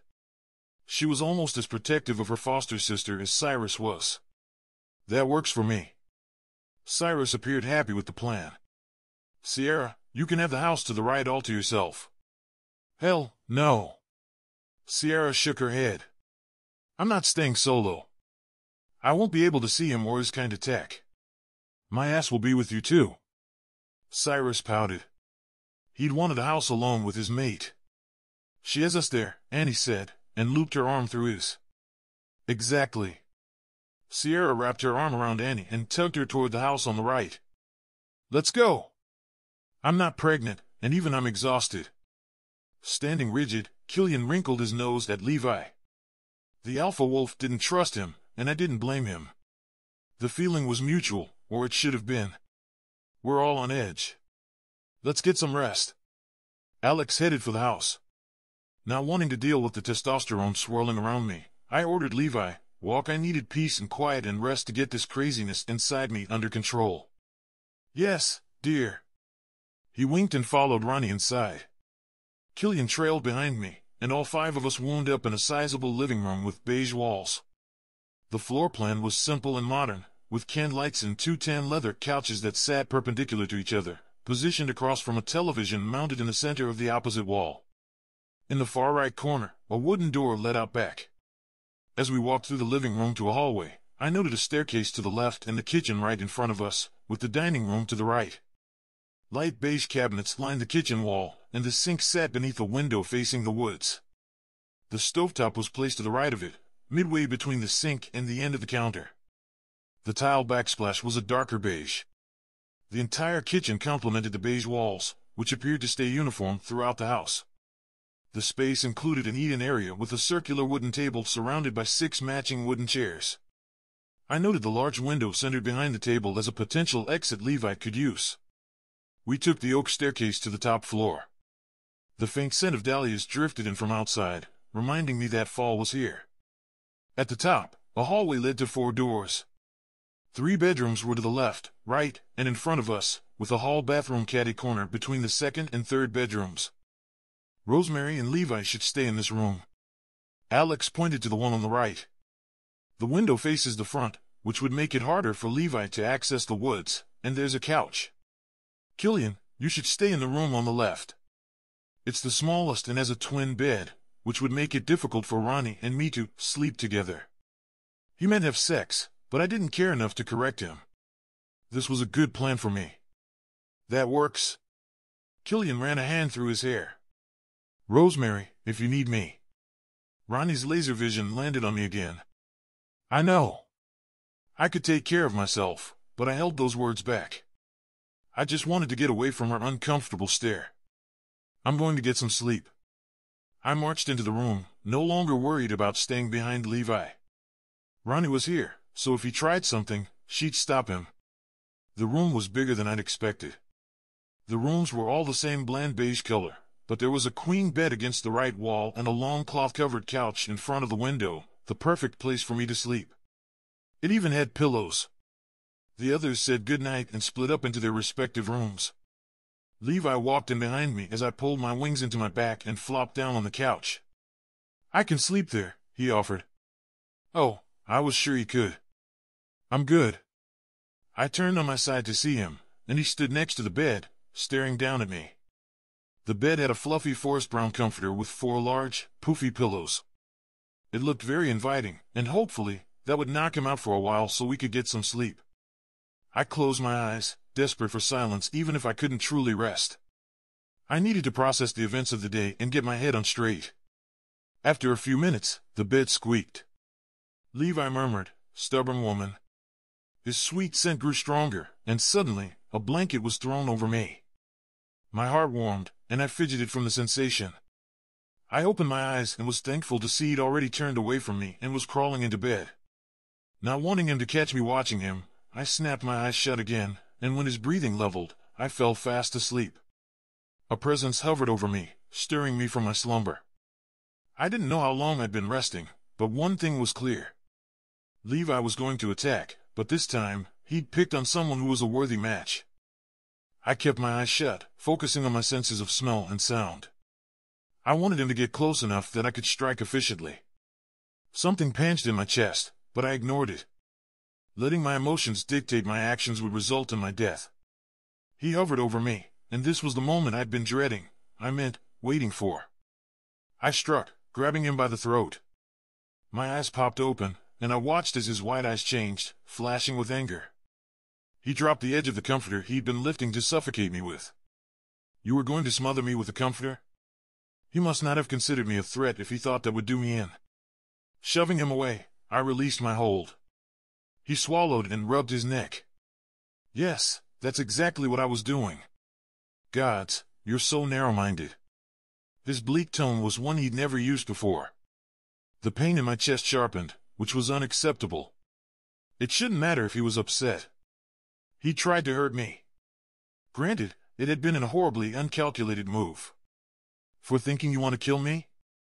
I wouldn't let him off the hook that easily. Why would I want that? He raised his hands. I haven't attacked you once. In fact, I protected you that day in the woods when I shouldn't have. I laughed. For the second time, I truly found a situation funny. You prevented me from catching up with your demon friend.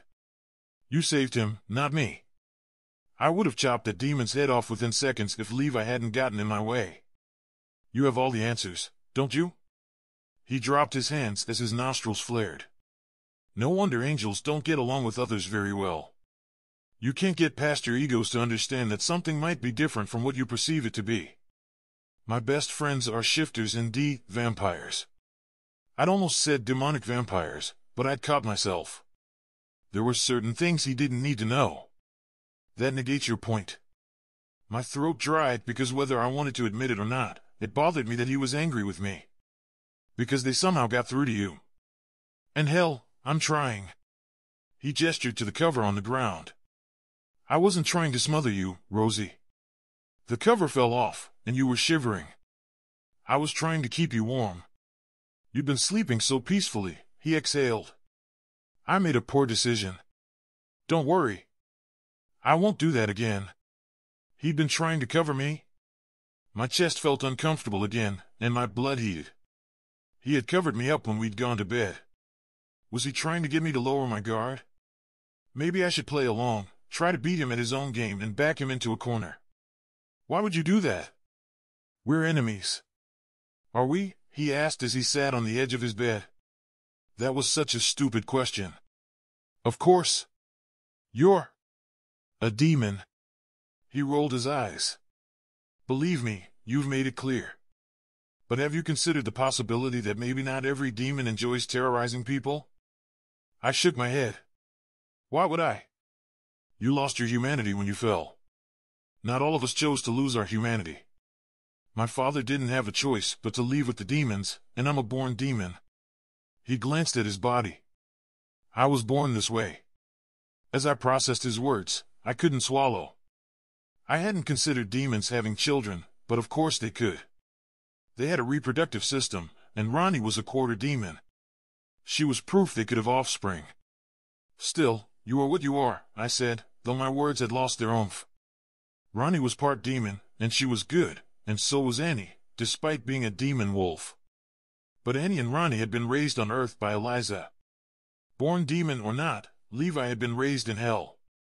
He couldn't be good. Could he? No. That complicated things. Every demon we'd attacked had been out for blood. He had to be playing me. But my heart disagreed. The question of what if kept circling my mind. I had to figure out a way to make it stop. Wait. His words sat hard on me. What do you mean your father didn't have a choice? How could he have left Shadow City if he hadn't fallen? The woman he loved, my mother, fell, and he came to hell to be with her. His answer was robotic and lacking emotion, as if he heard the story so often that it had lost its meaning, or he'd rehearsed his answer until it came out matter-of-factly. An angel fell in love with a demon. The words were so simple but held so much significance. My fingers tingled as hope spread through my body, like my heart was telling me to go pluck my feathers. I needed to suspend these weird sensations and get back on track. There was too much at stake to get all mortal-like. So you're half-angel? Maybe there was hope for him. The princes of hell stipulated that for my father to be let into hell, he had to fall. So he is a demon. He lost his wings, but he did it in the name of love. His irises lightened from mocha to cappuccino, and the corners of his lips tipped upward. My parents were happy together. I shouldn't want to learn about him, but I couldn't stop myself. My mouth betrayed me as I asked, "What happened?" My mother died. The warmth vanished from his eyes, and his expression hardened. I remained silent, waiting for him to continue, but he said nothing else. All I could tell was that whatever had happened to his mother upset him, and I truly didn't want to push him. I was allowing my emotions to break through. Silence hung between us, and I wasn't sure what to say or do. I never handled such situations well, and I'd learned that sometimes silence was the best option, even if I came off as aloof. However, I wanted him to lose the pained expression etched into his face. I asked the question that had been hounding me since, I glanced at the clock, realizing I'd slept for only an hour, so it was still less than 10 hours ago. "How did you get inside Shadow City?" He ran a hand down his face. I figured that question was coming. "You keep saying I'm wrong about how I view you, so show me the truth." I was allowing him to prove that my brain was right. I needed him to become ornery. He smiled crookedly, and it was even more alluring. My head dizzied, and I realized I was holding my breath. I sat upright, hoping that having a solid floor under my feet would keep me grounded. Something needed to. "Well played, Rosie." He chuckled. "Maybe you're more charming than I gave you credit for." I lifted my chin, refusing to feel either flattered or embarrassed. I schooled my expression, hiding my discomfort. "I'll bite." He stood and walked over. My heart pounded like a jackhammer. The thought of him biting me had desire pooling in my stomach, and I jerked my hands up to cover my neck. "No, don't." My voice rose, sounding a little raspy and completely contradicting my words. "What?" His brows furrowed until his focus landed on my hands. He burst into laughter and flopped onto the couch beside me, sitting on top of the comforter. I didn't mean literally. Flames lit my face. I'd never felt this weird sensation before, but I wanted to bury my head in my hands, or better yet, under a couch cushion. Somehow, I refrained, but I was certain I was running a fever. He grinned cockily and leaned toward me. His tantalizing smell wafted into my nose as he whispered, "Unless you want me to." "I'd totally be." I cleared my throat way too loudly. I had to pull myself together. However, I choked on my saliva. The more I was around him, the dumber I became. I'd always prided myself on my calm demeanor, yet here I was, choking from a sexual innuendo. When had I become that girl? I didn't like it one bit. My eyes grew bleary again as I swallowed hard to stop my hacking. Whatever was going on between us had to be killing my brain cells. "Are you okay?" He placed a hand on my back and patted me. The action overrode the pleasant buzzing sensation. I'd seen this action only one time in person, and it had been a mother burping her child. I can expel gas just fine on my own. "Good to know, but I was trying to help you stop choking." His eyes lightened again. "Not burp you." I had no clue how patting my back would help me stop choking, but now that he'd said it, I recalled seeing something like that in a few of the stupid movies Sierra had made us watch. I never understood how hitting someone's back could save them from choking. If anything, I'd think it would make them choke harder, but mortals did many counterintuitive things. If I had been eating, the action might make more sense, but we were just sitting here, conversing. However, I didn't want to get distracted by a pointless conversation, so I refocused. "Is this your way of avoiding the topic?" No, he sighed and spread his legs so the one next to me touched mine.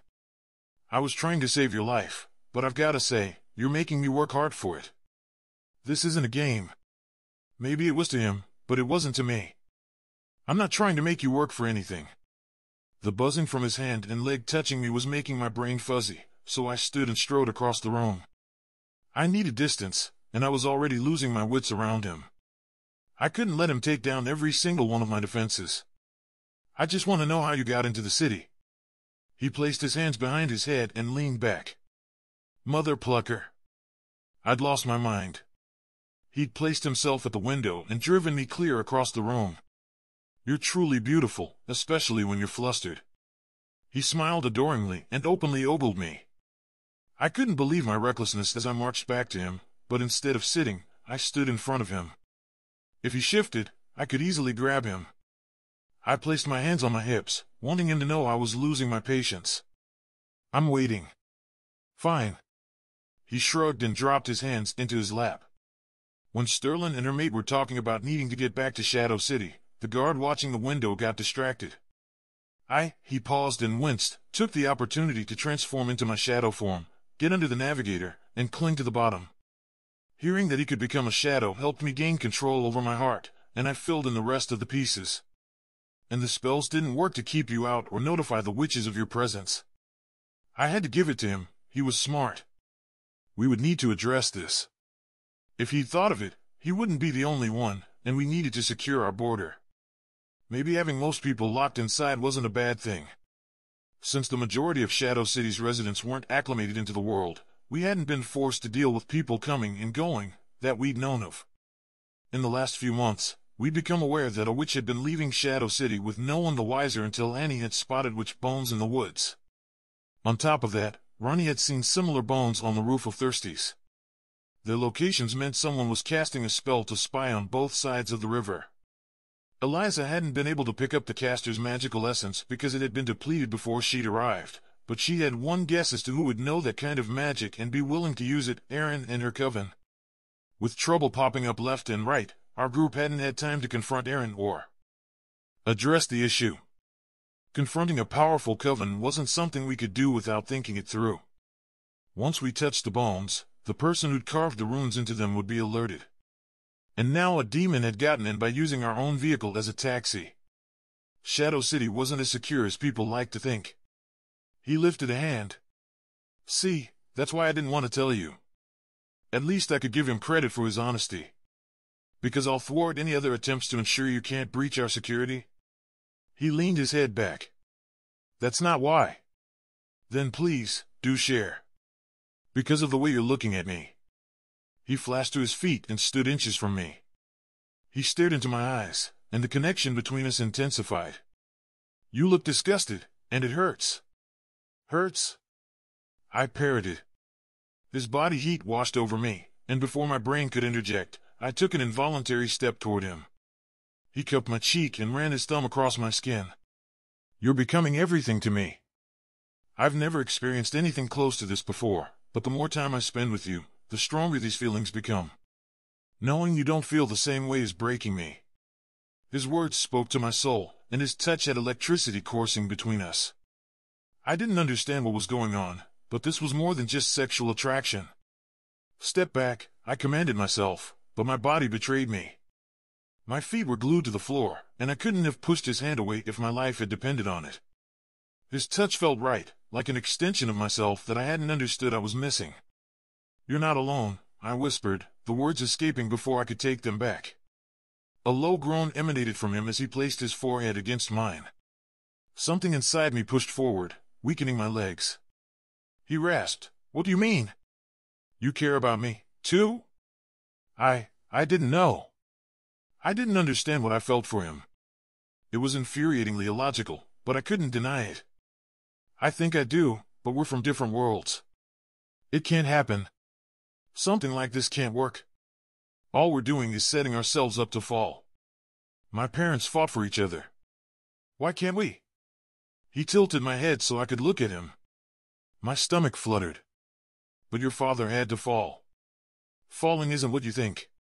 His breath fanned my face. Not all demons are the way we've been portrayed.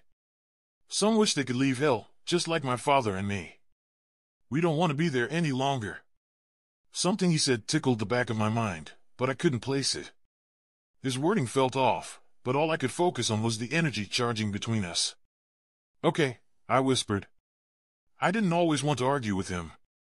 That seemed important at this moment. His gaze landed on my lips, and his head lowered toward mine. My mind remained silent when I needed it to be strong. His lips touched mine, and a jolt of energy sprang between us. Something inside me shifted, this one moment of weakness changing everything. I didn't think I could ever not kiss him. My hands wrapped around his neck as his tongue slipped inside my mouth. His spearmint taste washed over me, and my body pressed against his. The doorknob jiggled, and logic slammed back into me. As the door opened, I tried to stumble back, not wanting to get caught, but Levi wrapped his arms around me, anchoring my body to his. I was too stunned to fight Levi, especially when my body didn't want to put distance between us, anyway. As the door opened wider, Killian's musky sandalwood scent floated into the room. Between the smell and Killian's snarling, I woke enough to move. When I stepped to the side, Levi dropped one arm, but he kept the other locked around my waist. The buzz from his touch and the possessive action had my stomach doing flips again. Killian's irises darkened to ebony as he took in our precarious situation. "What the hell is going on in here?" he demanded. I grimaced. If Ronnie and Alex hadn't been awake, they would be now. Even the wolves outside keeping guard had probably heard him. "None of your business." Levi stepped closer to me. My chest constricted. Had he kissed me, hoping Killian would catch us? Could it have been a play for which I'd stupidly fallen? Killian stepped into the room, his eyes glowing as his wolf surged forward.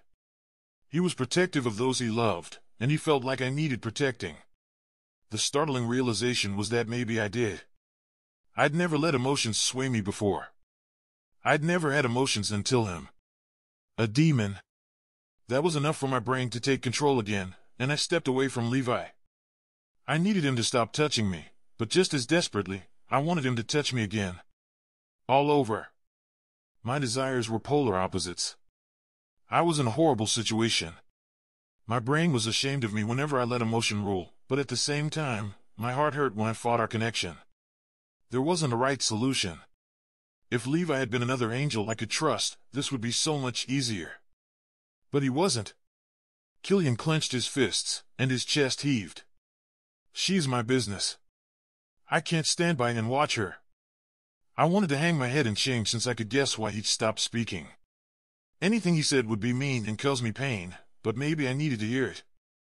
I glanced at him and nodded. "You can continue." "Say what you mean." I was being a nincompoop. Some of the anger melted from his face, but a scowl remained.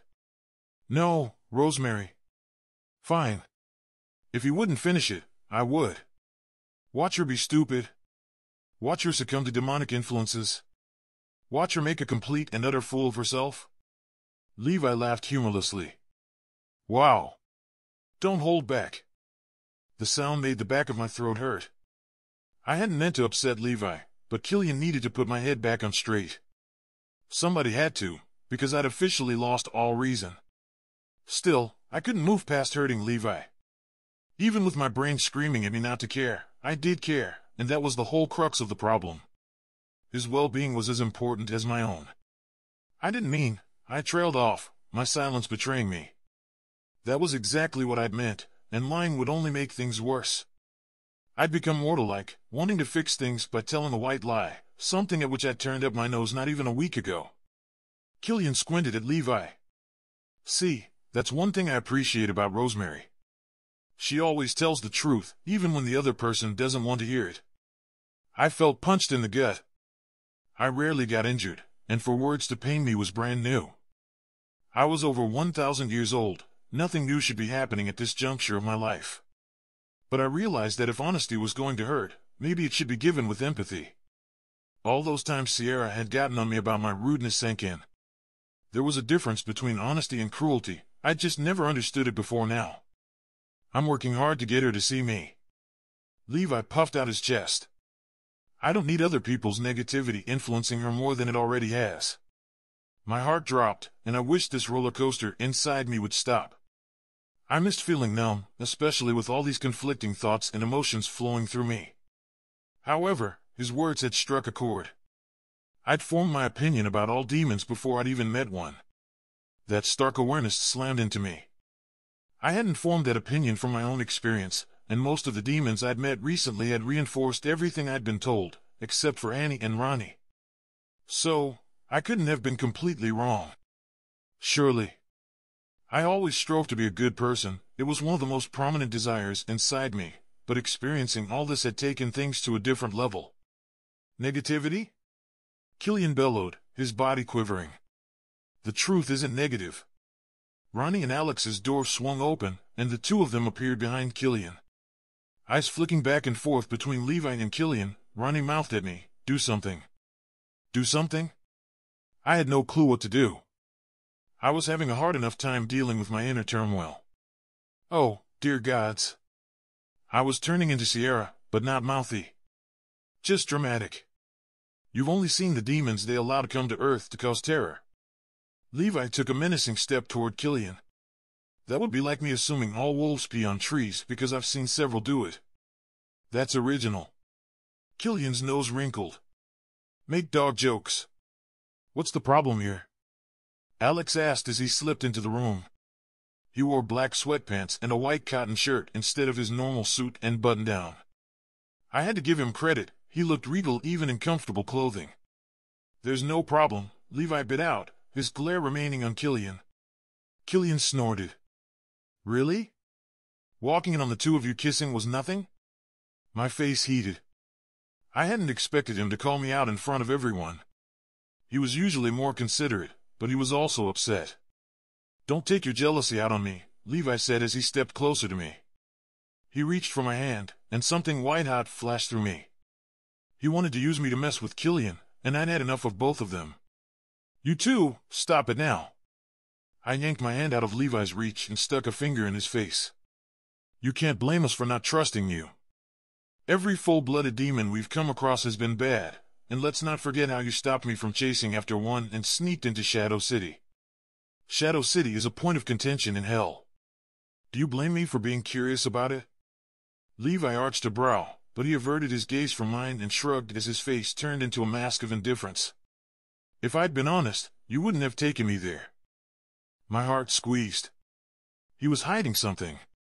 And I already told you why I stopped you from going after Belphegor. He stepped toward me. I was protecting you. He was leading you into a trap. That last part one believed. The emotion behind his words was proof enough. What trap? Don't humor him by pretending you believe him, Killian scoffed. He's skirting the truth so he won't lie while trying to get in your pants. Don't let him make you down. I lost it. I spun on my heel, facing one of my closest friends. Make one more comment like that, and I'll make you wish you'd never spoken. We'd never had words like these, but I was over his disrespect. The anger on his face morphed to confusion as he furrowed his brows. What? Ronnie sighed, but I chose to ignore her disappointment. I got that I was handling this all wrong, but I couldn't stop myself. Make one more comment about him manipulating me to get into my pants. I dare you. Anger swirled inside me. Rosemary? His voice rose. Are you okay? You're not acting like yourself. I pressed my lips together. He was right, and it scared me. I didn't recognize myself anymore. All I knew was that I wanted to trust Levi, but also knew I couldn't. And having Killian charge in here to grandstand had tipped me over the edge. I know. I had to leave, or I'd continue to make an ass of myself. I exhaled and moved past Killian and Alex, then Ronnie. Hey, she said, but I didn't stop. I continued toward the stairs. Normally, at a time like this, I'd fly, but I refused to leave the area. I didn't want to go far and risk Levi disappearing again. I didn't trust him, even though I wanted to. Fresh air might do me wonders, so I marched down the stairs toward the front door. My wings itched to explode from my back, but the sun was up, and even though we were near the woods, humans could be hiking nearby. My wings needed to stay put. Unfortunately, my ears were working just fine. Look what you did, Levi snapped. You upset her. Me? Killian's tone was low. You're the one messing with her mind. Even when I wasn't in the room, they were bickering. Ronnie sighed. I'll go talk to her. Levi, no funny business. 2 silver wolves are watching the house, and Rosemary and I will be right outside. I told you, I don't want to leave, he groaned. You'd know if I were lying. Not necessarily, Alex interjected. He sounded tired and frustrated, mirroring my own emotions. I reached the front door, eager to have a moment to myself. Ever since Levi had come into the picture, I'd felt as if someone were watching me. Every time I turned around, someone was giving me a strange expression, and I knew why. Levi affected me. As I opened the door, Ronnie blurred beside me. Great. I wouldn't even have a moment alone to collect my thoughts before having to talk to someone else. The urge to flee almost overwhelmed me. I'd been a loner my whole life, and even though I'd gotten close to this group, I still liked my own company when we weren't under threat. After living for several centuries, I'd begun to relish alone time, especially when I'd befriended a group of individuals who each had more emotions than the entire angel race. My favorite thing to do in the world was to fly high, where the world vanished and I was in my most natural state. But I couldn't leave because of Levi, and Mother was struggling with keeping Asboga in line. I should have been there to help her and Father, but my hands were tied, and I didn't want to tell them why. It would give Asboga more leverage, and we had enough problems. Normally, I didn't keep anything from my mother. I went to her for counsel because she'd been alive for most of eternity. I couldn't comprehend it, and I was her only child. Even with my limited emotions, Mother and I were closer than any other angelic parent and child duo I'd encountered, and I relished that. Maybe I was a tad more emotional than the average angel. However, in my current state, I was a train wreck by angelic standards. Outside, the sun was rising, indicating it was after 7 in the morning. The cool air swirled over my skin, chilling some of my anger. I could hear the faint conversations of the nearby humans who had risen early to enjoy the fall day in the quaint town. If only they realized the dangers that surrounded them. Ronnie came out beside me. I walked across the cobbled road to where I had a clear view of Levi's and my bedroom. Something inside me instinctively knew Levi was still in there. It helped that I could hear the men murmuring, too. Not wanting to start the conversation, I remained quiet, staring at the window. If he even thought about floating out of that room, I'd be up there to catch him within seconds.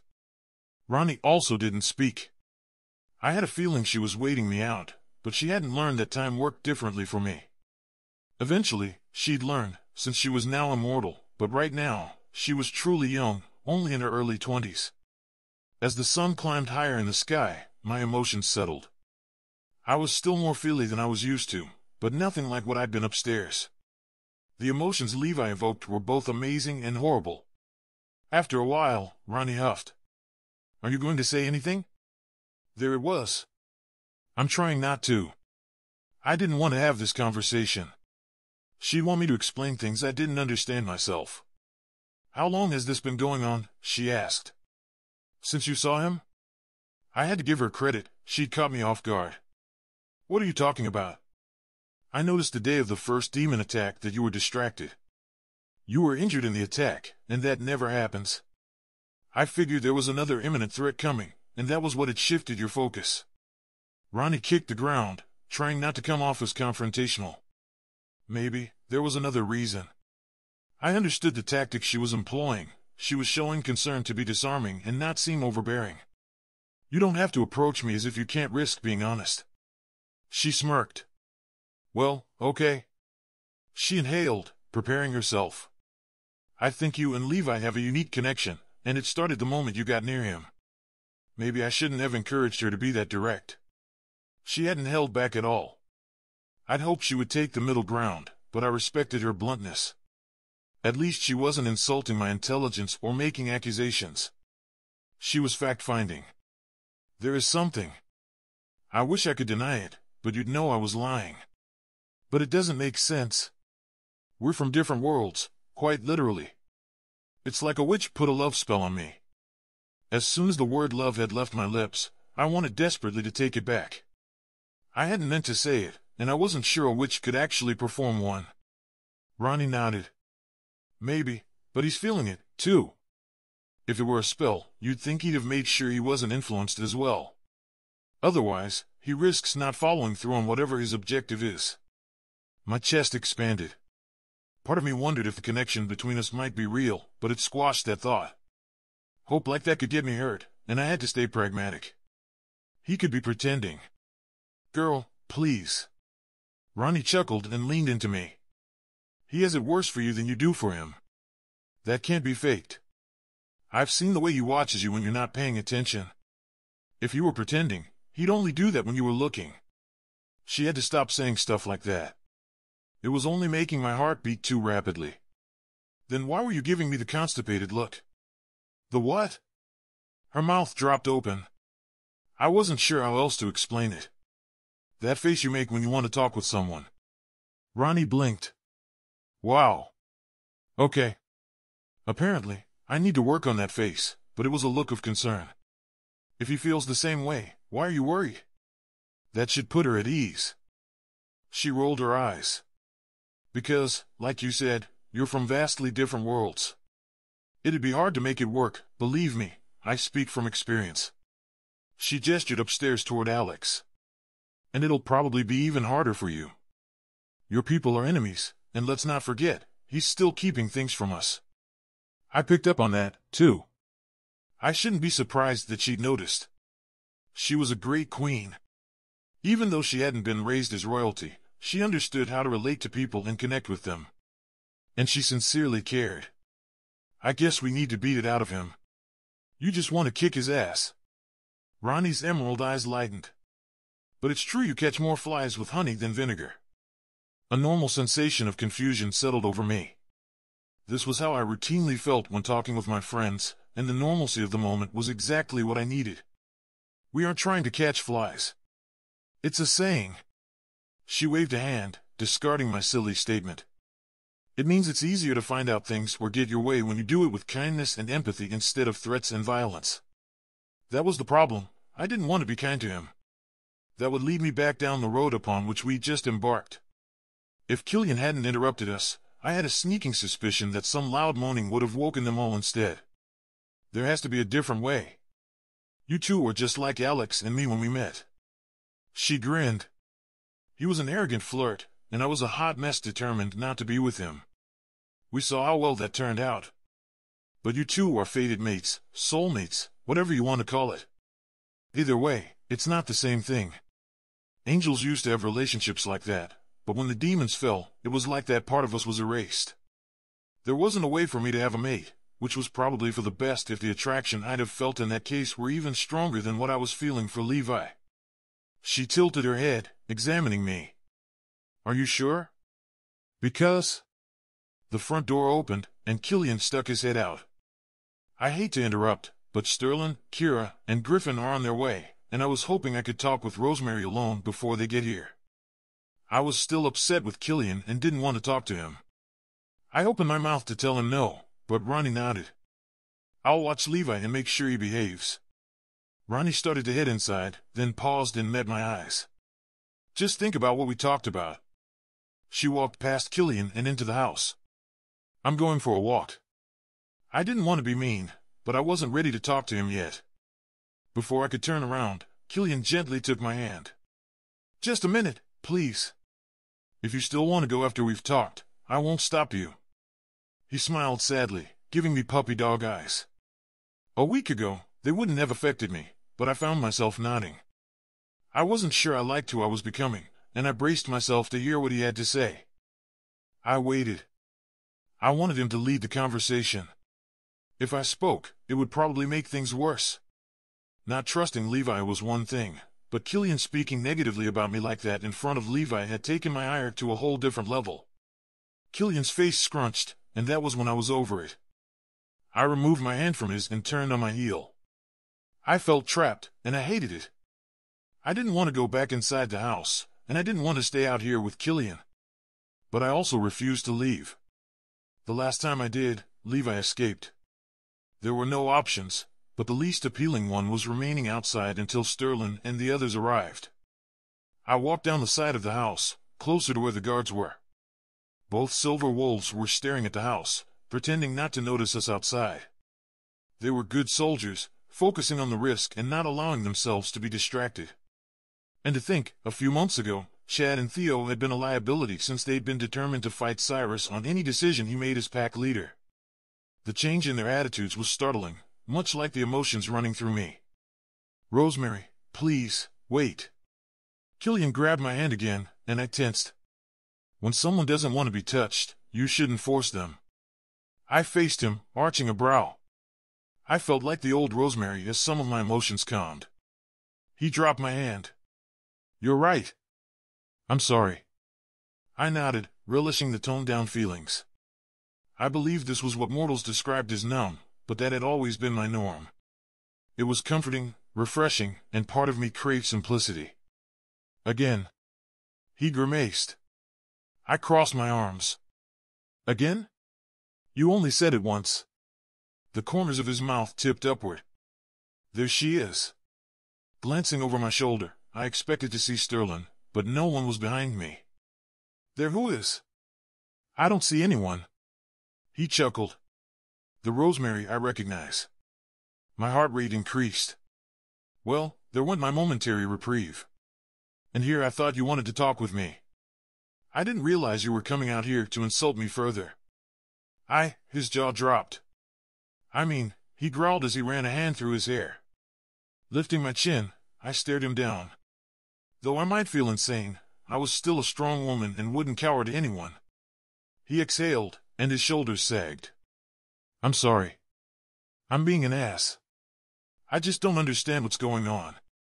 My anger deflated as he became more like the Killian I knew. Me neither. I feel insane. Yeah, he asked, his dark chocolate irises lightening. What do you mean? Did that demon do something to you? Laughter bubbled out of me, surprising us both. See? This is an example. I never understood why mortals laughed at the strangest times, and I just did it. I don't understand what's going on.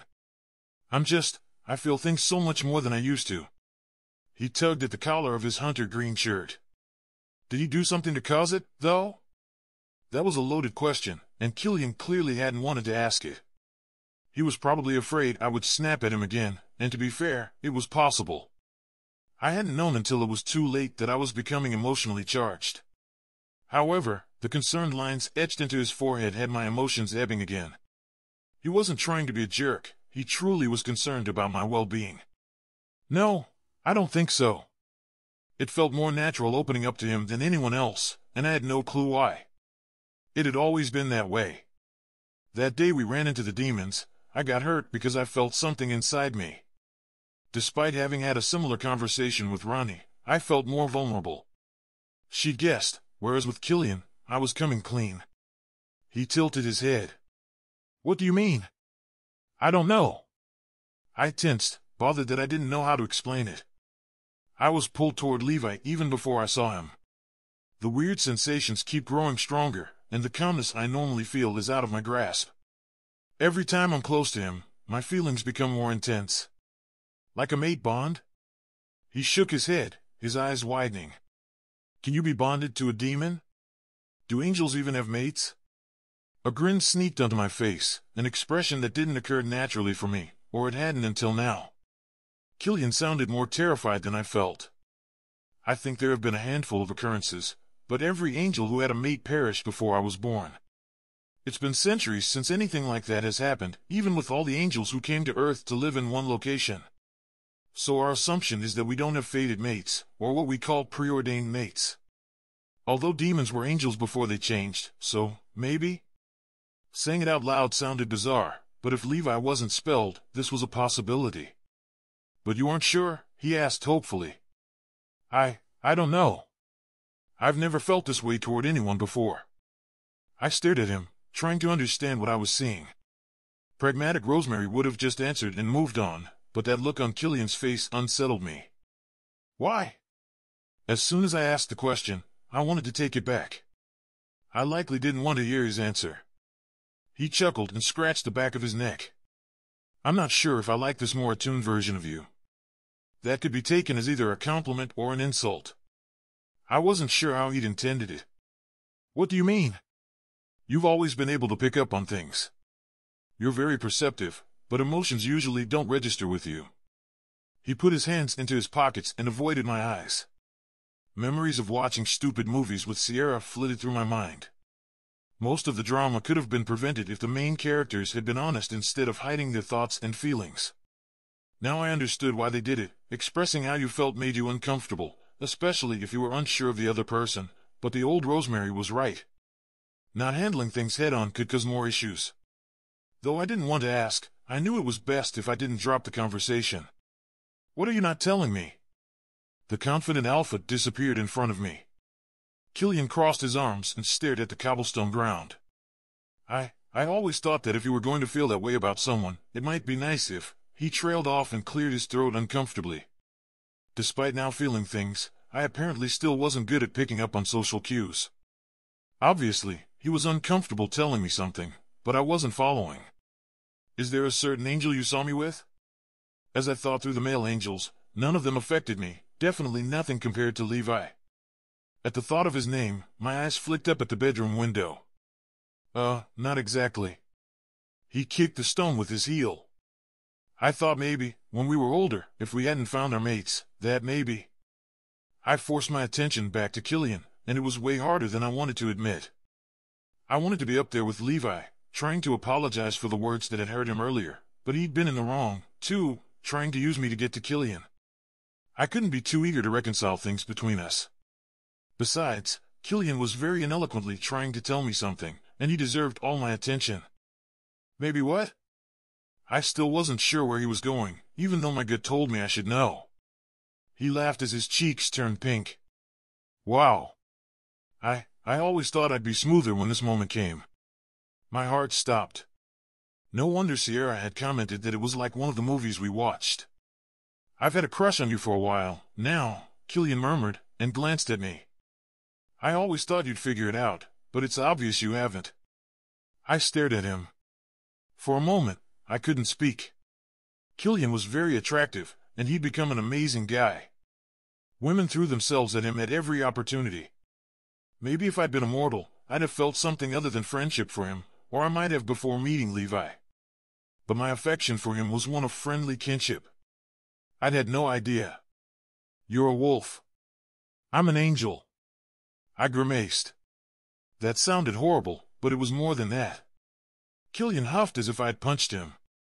I know that, and I'm being foolish. I didn't know how to fix this. Plus, you always said you wanted to find your fated mate, and you're one of my closest friends. I would never want that to change. He nodded, but his gaze flicked to the woods. You don't have to explain. It's fine. You don't feel the same way. Got it. He walked back toward the front of the house. This was going poorly. No wonder people avoided such conversations. But leading him on wasn't right, either. In fairness, I hadn't realized he was interested in me. I hadn't intended to do that. Fate had a wicked sense of humor because now I was the one running after him and capturing his hand. If the world were different, I think I would feel the same way. He paused, but kept his back to me. My gut said I didn't have long to salvage our friendship. I was on borrowed time, and I needed to use every second wisely. You need to understand. Angels don't feel strong emotions. I never truly felt anything very strongly except for what I believed was right and wrong.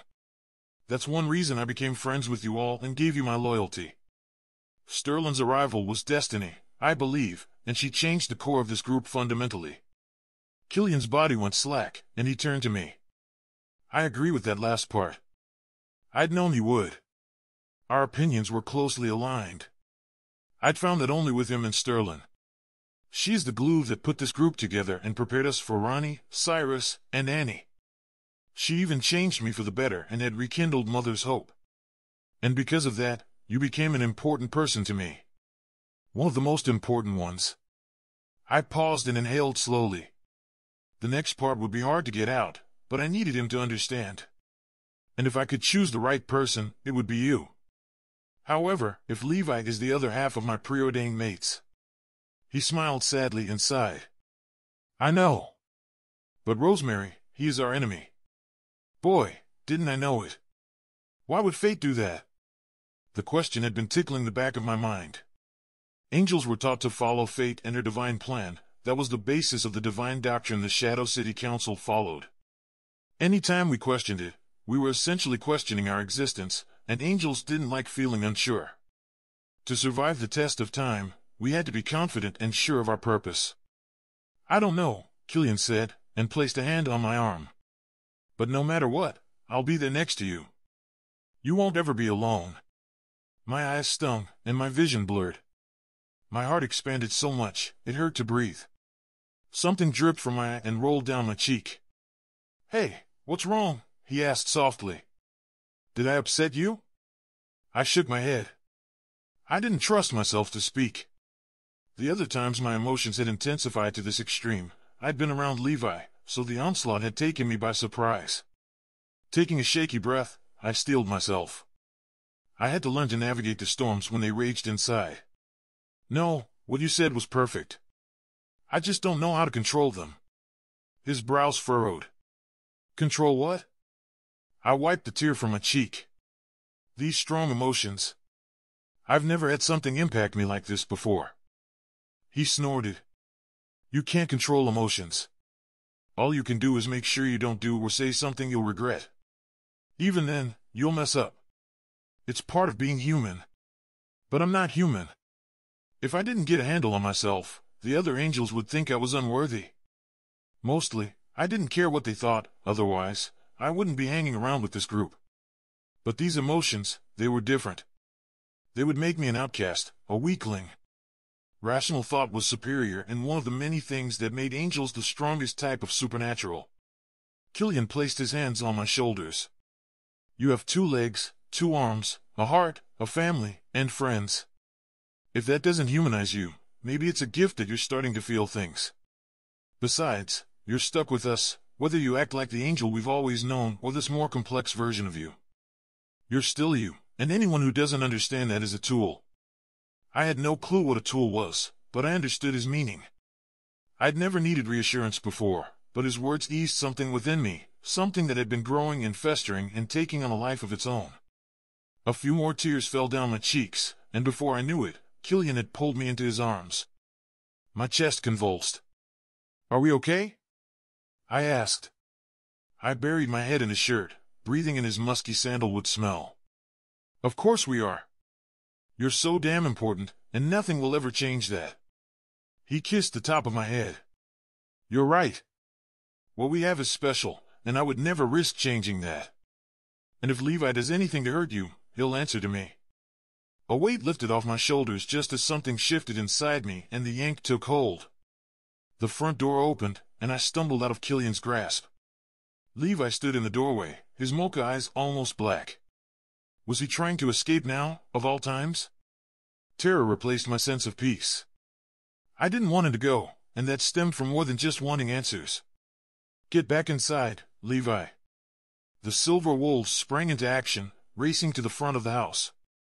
Oh, I bet you'd like that, he bit out as his neck corded, so you and the mutt can finish what we started upstairs. His nostrils flared as he glared at Killian. Are you so desperate for her that you don't care if she still tastes like me? You son of a bitch, Killian growled, and marched toward him. I needed to de-escalate the situation, and fast.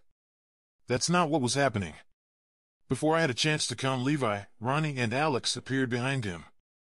Alex reached for Levi's neck, but he ducked and snarled, I'm not trying to escape. I just want to break that stupid mutt in half for touching her. He was acting like a jealous lunatic, but I'd had a similar reaction when he'd simply called Kira a nickname. Even though Killian and I hadn't done anything wrong, Levi felt threatened. He didn't know I'd just turned down any sort of chance Killian had with me.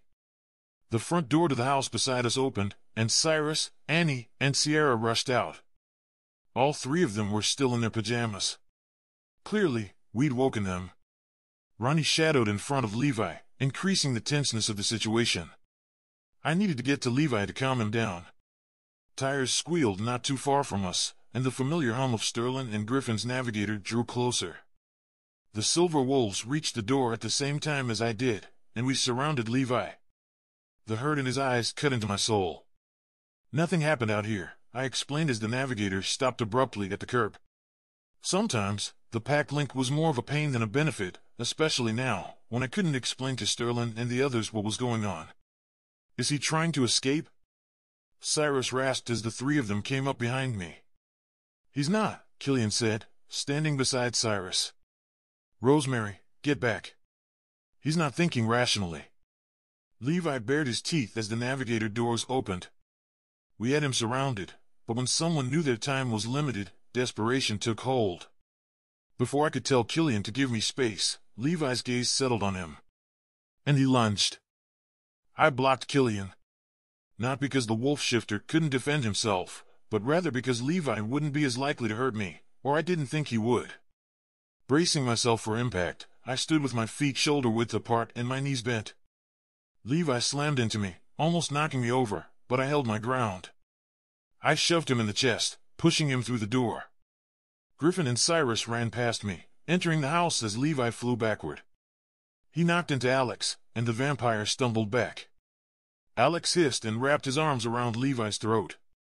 Alex commanded, "Calm down, or I'll make you." "Bite me," Levi snarked, and leaned forward, attempting to throw Alex over his body.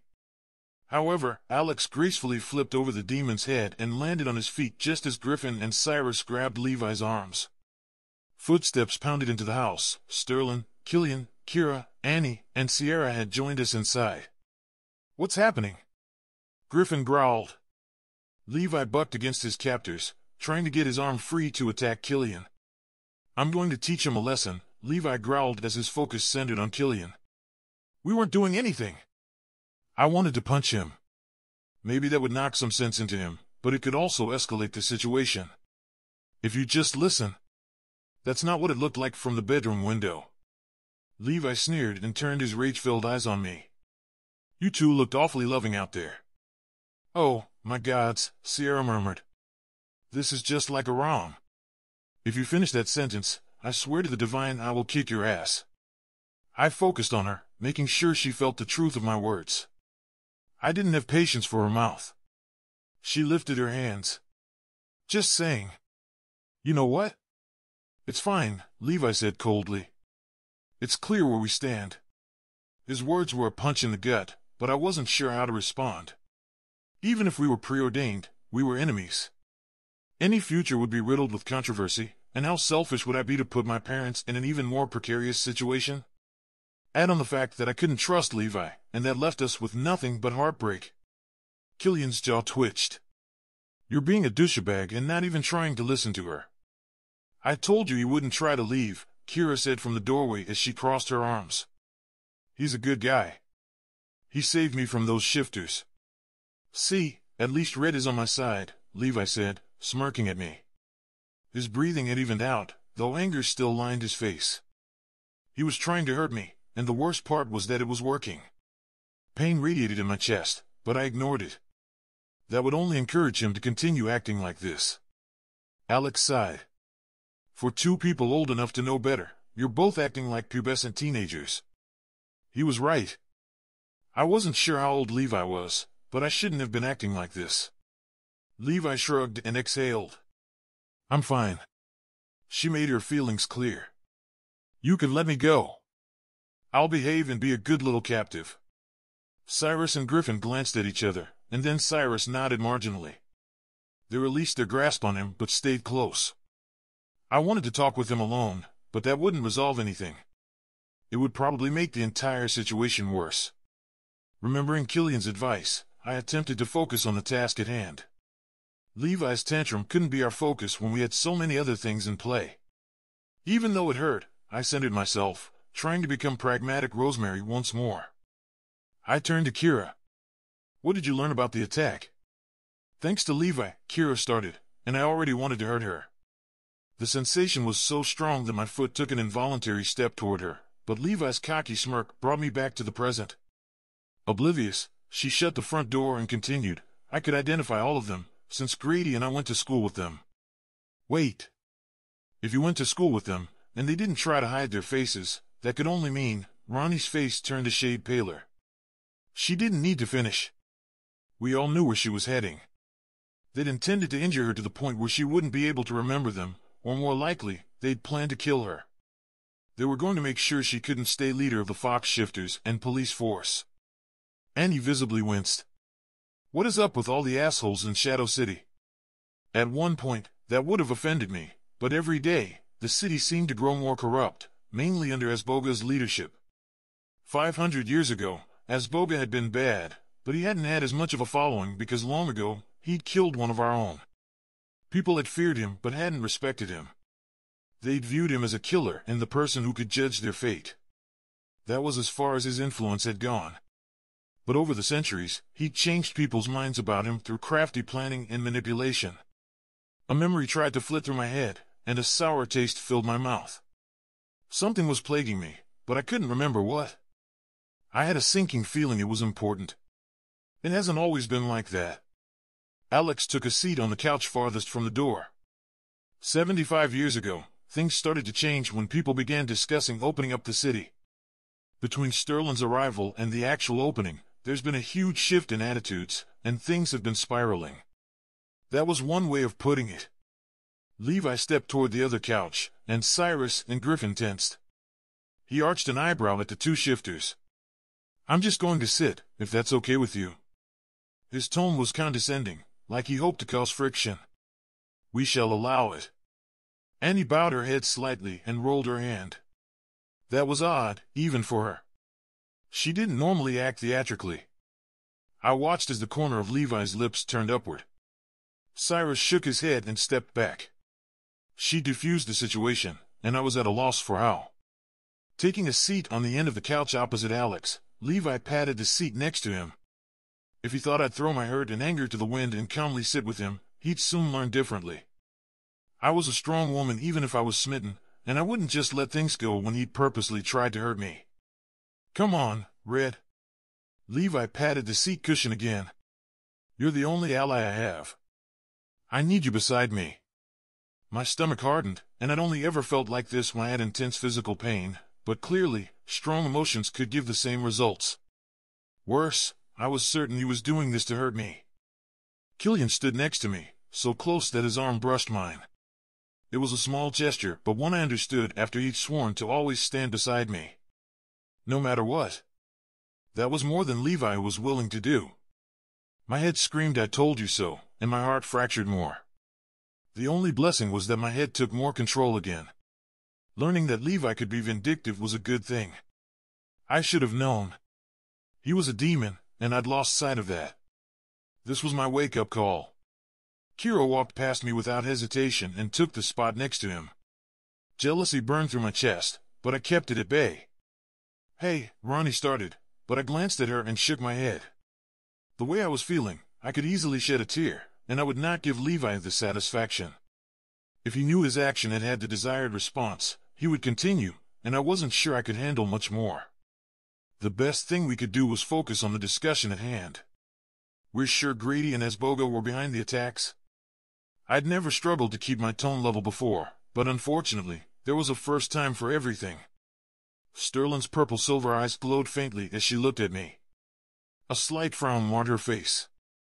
With my luck, that was Killian linking with her, spilling his guts about Levi and me. I should have realized everyone here would learn about it sooner rather than later. Not definitively. Sterling made her way to the center of the room. With her focus off me, some of the tension released from my body. She was good at knowing when to push and when to give someone space. Griffin plopped down beside Kira, sitting close to the cushion's edge. He blew a raspberry and shook his head. "We've got someone quietly looking into Grady, but my gut says it was him." "They'll be expecting a guard to look into it," Ronnie said as she sat next to Alex. "Even if someone does it quietly, they'll know." Smiling proudly, Kira said, "That's why we have guards looking into it, but also want my friends on the desk side." She keeps her head down and stays away from most people, and they tend to overlook her. Tugging on one ear, Sierra squished her eyebrows together. "I'm not sure how that even helps." "You need someone aggressive to discover the truth." Killian chuckled. "That's not true. Sometimes, the quiet and invisible ones know the most." She wouldn't understand that concept. Annie scoffed. "Sierra is more of a grab someone by their balls type of person." Sierra stomped her foot and moved closer to me as she glared at Annie. "I only did that one time, and he deserved it. If he hadn't cheated on me, his balls would still be intact." "Balls?" I immediately regretted the question. I hadn't wanted to derail the conversation. We needed to stay on point so Red could leave. Annie smiled adoringly at me. Her innocence is sweet at times. Cyrus took his mate's hand and led her to the open seat on the other couch next to Ronnie. "You know, testicles," Sierra said, and gestured to Killian's crotch. "The round things that hang behind the joystick. Why don't you just say testicles and penis?" Modern vernacular dumbfounded me. Why call things by terms other than their actual names? Placing his arm around Ronnie, Alex replied, "It's not innocence. It just reveals her age. The vampire was going to die." It was nice having someone as a target for my rage. I'd ensure that his end slow and painful. Even though I usually didn't enjoy violence, I could make an exception for him. I opened my mouth, but Sierra cut me off. Wait. How old are you? Sierra's eyes widened like a kid on Christmas morning. Levi scratched his head and glanced at the group. And this group has defeated demon wolves and demons with this attention span? I'm shocked. Hey! Sierra placed her hands on her hips and stared Levi down. No one was talking to you. Rubbing his temples, Alex closed his eyes. I've learned that this sort of derailment is common, but when it matters, we pull together to take down adversaries with an efficiency I've never seen before. However, Sierra tends to create chaos all around her. Apparently, most here find it endearing. Oh, Alex. Sierra lifted her arms. I knew I was growing on you. Levi's mocha eyes focused on me as he mouthed, You're welcome. My traitorous stomach fluttered. He'd purposely made himself a target to distract Sierra. A low hiss came from Alex. Don't push it, Sierra. I said most here find it endearing. I wasn't including myself in that category. Don't include me either, Cyrus murmured, and leaned over Annie. I wanted to interject, me neither, but I didn't want to deal with her wrath. She could easily get back on the topic of my age. I had to choose my battles. Sierra could focus on Cyrus and Alex. Despite Cyrus being 280 years younger than Alex, he acted more similarly to Alex and me than to the shifters his age. He'd grown up in a hard environment where he'd been ruthlessly trained for battle from early childhood and hadn't had nurturing family relationships like the rest of us. Sierra scoffed. I can't help it that you two have no sense of humor. I'd go as far as to say. I think what Killian was trying to say was that when a person is quiet and overlooked, they overhear things, I interrupted. If we continued to let her go down this path, there was no telling which direction she'd go in next. Someone needed to get her back in line, and that someone might as well be me. Oh. She glanced at the ceiling and tilted her head. That's actually smart. Now they're completing each other's sentences, Levi jeered. It must be love. I clenched my hands, again digging my nails into my palms. The way he switched attitudes was hard to keep up with and making me dizzy. He must have a split personality. They've always done that. Griffin shrugged. It's not a big deal. Levi's head jerked back, and he winced. Sometimes, I wish this group would leave things well enough alone, but Griffin hadn't meant to cause more problems. Anyway, Sterling sighed, glancing at her mate. Her eyes glowed faintly. I had a feeling that she was telling Griffin about Levi and me, and I hoped to the gods I was wrong. She scanned the group. We've got guards looking into it while Kira's friend does some digging on her end. But if her friend's a wolf, that could still draw suspicion. Annie rubbed her hands together. Right? That's the best part. She's a jaguar. Kira smiled. The jaguars opposed the wolf representatives as much as the foxes did after Sterling and Griffin backed me as the leader. My friend and I have gotten close because we're the only women in a male-dominated field. But we've been careful not to draw attention to her to preserve her anonymity. That was a very good thing. Kira had always been cunning, even for a fox. She could find allies in the oddest places and hear things no one else could. Now that she was on our side, I admired that quality. Though I might not like how Levi was acting toward her, that wasn't her fault. Maybe that was why she and Levi got along. They understood each other. Speaking of which, the three of us need to get back to the city. Sterling gestured to Griffin and Kira. We don't want anyone to notice our absence. Red, can I talk to you for a moment? Levi asked, and jumped to his feet. Alone? He glanced at me, then back at her. The scoundrel was hitting me where it hurt. I wanted to jump, scream, and yell, but I couldn't do that. I had to be better than that. If I could win battles, I could overcome this. Sure. Kira climbed to her feet and looked at Sterling. Can we have a second? Sterling nodded. Stay where we can see you. Fine. Levi rolled his eyes. Let's go to the dining room to at least have the illusion of privacy. The urge to pull Kira's hair overwhelmed me, and I couldn't believe my natural reactions had fallen to a new low. Pulling hair was a mortal tactic, not one of a trained warrior. As the two of them walked by me, everything inside me screamed to follow them, but I gritted my teeth, refusing to budge. This time, my anger wasn't channeled toward her. It was all for Levi, as it should be. First, I'd punch him, and then maybe I'd take a stab at Sierra's method. If he didn't have testicles, he couldn't reproduce. I'd be doing the world a service. A hand grabbed me, pulling me back, and I spun around, ready to attack. I hated being manhandled, so I raised a fist. Whoa, hold it, Cujo. Killian released me and lifted his hands to protect his face. I want to help you, not piss you off. Cujo? The random word had distracted me for a second. Something else I didn't understand. It's a movie reference. He trailed off and gently touched my arm. It doesn't matter. Come on, let's get some fresh air. But I didn't want to leave. I wanted to march into the kitchen and demand that Levi stop playing games. I couldn't get past him trying to hurt me, and what made it worse was that his tactic was working. I always snubbed the girls who acted like this. I'd sworn I would never let anyone, let alone a man, treat me this way. And here I was, allowing a demon to do exactly that. It burned. Come on. Killian's fingers dug a little into my skin. Before you do something you'll regret.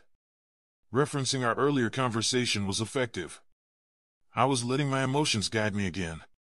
I finally understood why toddlers threw tantrums. Feelings were hard. My gaze landed on Sierra. I wondered how she could constantly embarrass herself and still show up like everything was ordinary. Maybe you became desensitized to embarrassing things the more you did them. I didn't want to find out. I was still a warrior, and warriors didn't succumb to temptation. Sierra caught me focusing on her, and she crossed her arms. What? I didn't do anything. Her irises lightened to silver as she smirked. That was your lover, not me. Obviously, she'd learned nothing from her smart mouth. I lunged at her, but Killian countered and stepped in front of me, blocking my path. He placed his hands on my shoulders and spoke low. Rosemary, you know how she is. Let it go. Whoa. I was just kidding, Sierra whimpered and wrapped her arms around herself. I'm sorry. She stumbled towards Sterling and murmured, she might actually attack me. Sierra and I will go watch from the stairwell and make sure Levi doesn't do anything stupid. Ronnie rolled her eyes and dragged Sierra toward the hallway. The longer Levi was back there with Red, the angrier I became. Killian was right.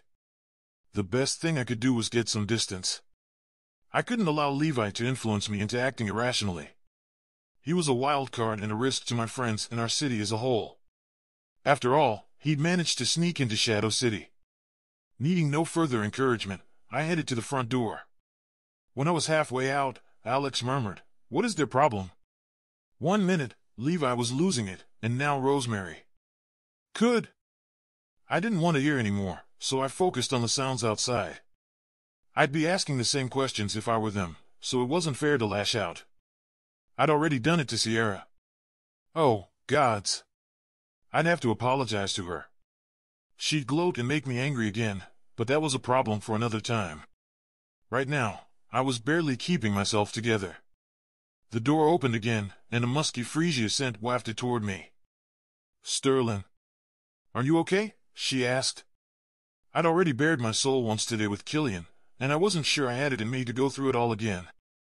You know the answer to that. I'm sure Killian shared everything with you. He did, Sterling said, coming to stand next to me. I thought you might want to talk about it from your perspective. No! I grimaced. I'd hoped to play it cooler, but alas, I wasn't handling anything the way I wanted to of late. She snorted. I know that sentiment all too well. Then why did you ask? If I thought she didn't want to discuss something, I never would have brought it up. Because I didn't want to not ask if you wanted me to. She bumped her shoulder into mine. I should have known better. You aren't like Sierra, who wants someone to show they care. I wasn't sure that was true. It would be nice if Levi weren't being an imbecile. Not sure how to respond, I changed the subject. What about the artifacts? I'd forgotten to ask, and that was an important piece of the drama. Are any missing? Not sure yet. Sterling let the other topic go. They're doing an inventory, starting in the garage. It'll take time for them to work through the whole building. There was no telling how many relics were inside that place. The warehouse was large, and many not-so-sacred items were stored there along with truly valuable pieces.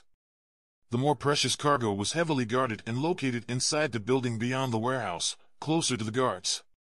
The witches placed stronger spells there. Shouldn't they check the main warehouse first? They are, but the problem is the inventory list is hard to get. Sterling chewed on her bottom lip. The rarest relics were already there when the city closed, and they're struggling to find a list of them. I don't know how we'll account for that. Asboga was the son of a demon. He had to be. He'd orchestrated this whole situation, and I was afraid it would bite my family in the buttocks.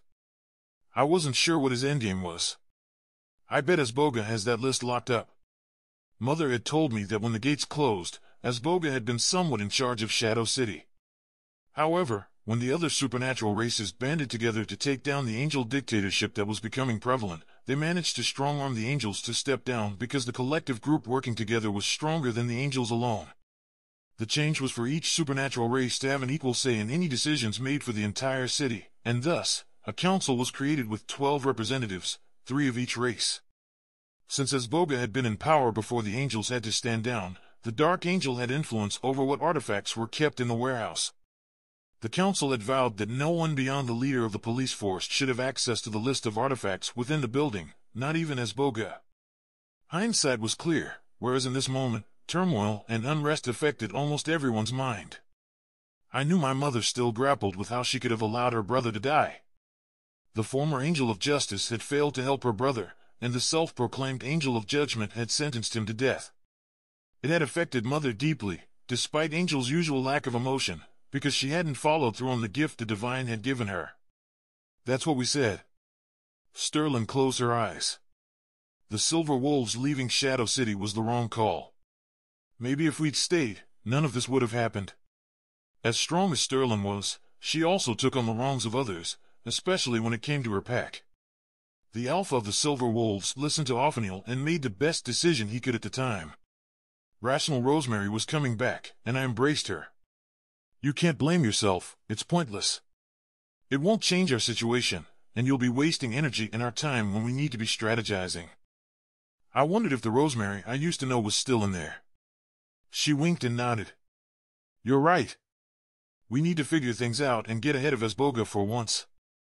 I hate that even after we finally take care of a threat, we're still behind. I'd been around for far longer than her, and I still hadn't gotten ahead either, so I understood the sentiment. Things had always gone Asboga's way until recently. He was scrambling to regain the upper hand he had not long ago. The front door opened, but I refused to turn around. I didn't want to seem desperate. Let's hit the road, Griffin said. My body relaxed marginally, and I turned to find Kira stepping out of the house. Her golden complexion was a tad paler as she stuffed her hands into her pockets, and the usual sparkle was missing from her eyes. Her shoulders slumped as if the weight of the world was on them. Worse, my heart sped up at her look of dejection. Obviously, her and Levi's conversation hadn't gone well. I was officially the type of person I'd never wanted to become. This ended now. Levi didn't get to change me into a worse version of myself. I refused to allow it. Is something wrong, Kira? Sterling asked, picking up on the same thing as I had. A forced smile spread across her face, and the tension around her eyes relaxed. Yeah, sorry. Just a lot going on. I do need to get back, though. I'm getting pinged. Killian and Alex appeared in the doorway, and Alex leaned against the frame. What's the plan from here on out? He asked. We figure out who organized the shifter attacks and uncover what, if anything, is missing from the artifact building. Sterling pushed her shoulders back, looking every bit the leader she was. You all make sure Levi doesn't escape and try to get more information from him. If hell is buzzing, that means they're up to something. We need to know what it is. We had Levi all this time, and he hadn't shared much. I was done being nice. If he wouldn't talk, I'd remove his tongue. The longer hell had to organize, the worse off we'd be up here. We needed as much time to prepare to fight them as they had to plan against us. And beating him is off the table still? Killian smirked, his eyes darkening. Because sometimes it can be effective. As usual, he and I were on the same page. He's a good guy, Kira said loudly. Griffin arched a brow. Just because he saved you doesn't mean he's good. He could have saved you for a reason. Have you thought about that? I'm good at reading people, Kira said defiantly, lifting her chin. Maybe if you stopped treating him like he's unworthy, he might share more information with you. My newfound control started spiraling. I took a deep breath, forcing myself to pause and think through what I was about to say. Barely. Then I guess we'll have to agree to disagree.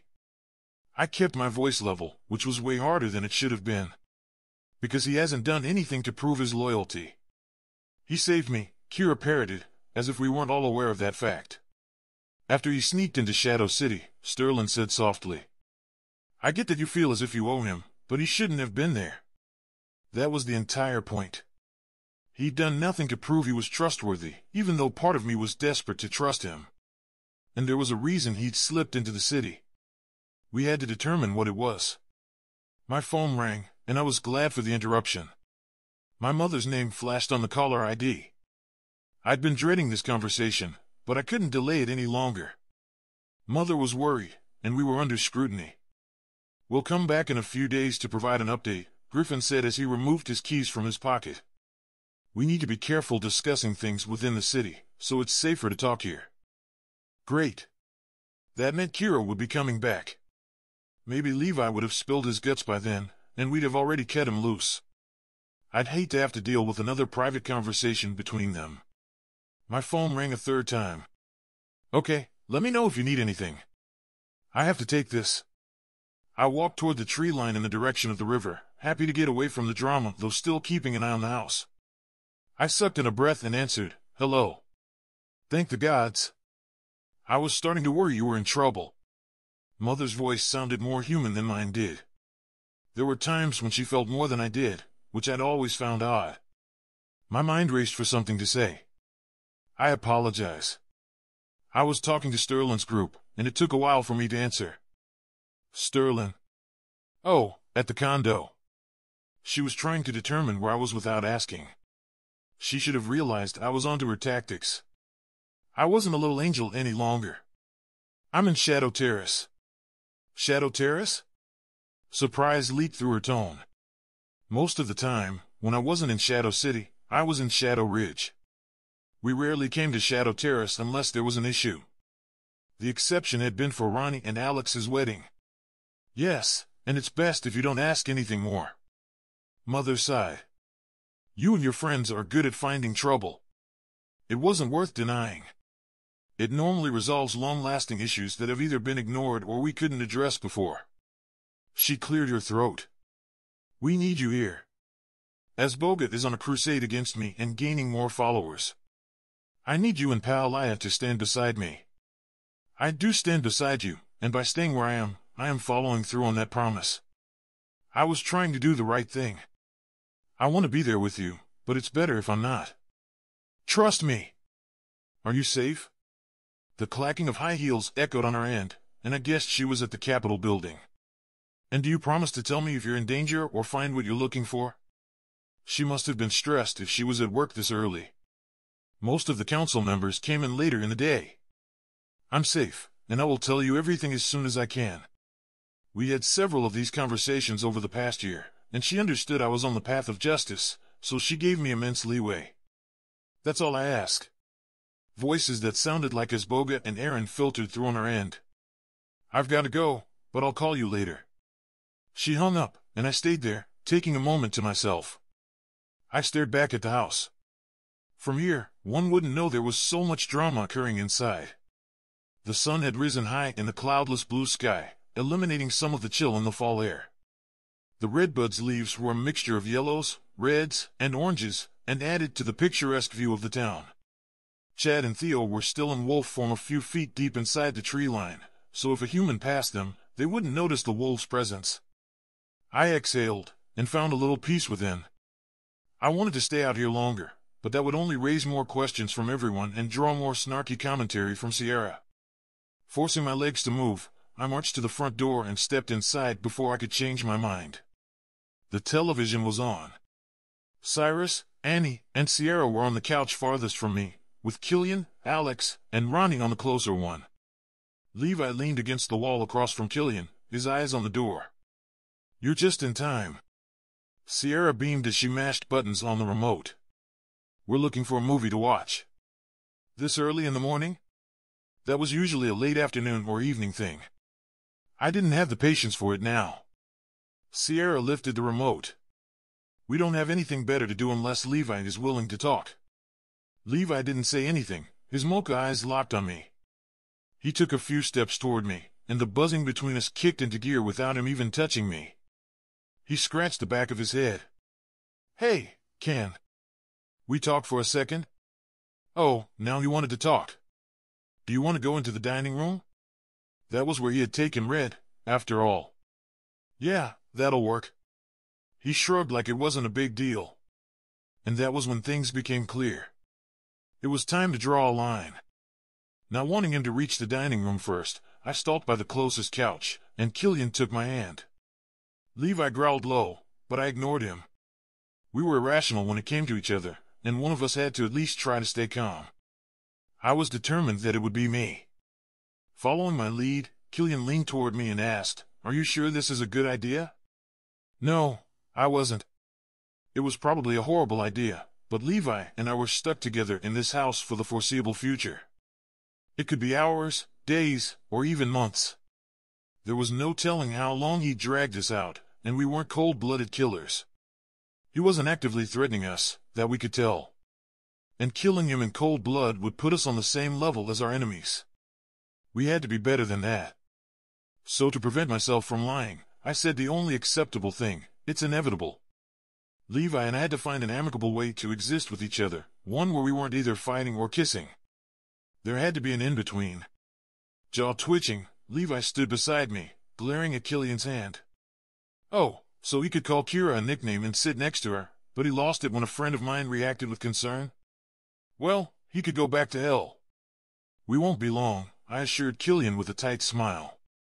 It felt foreign on my face, but it was an expression that resonated well with the others.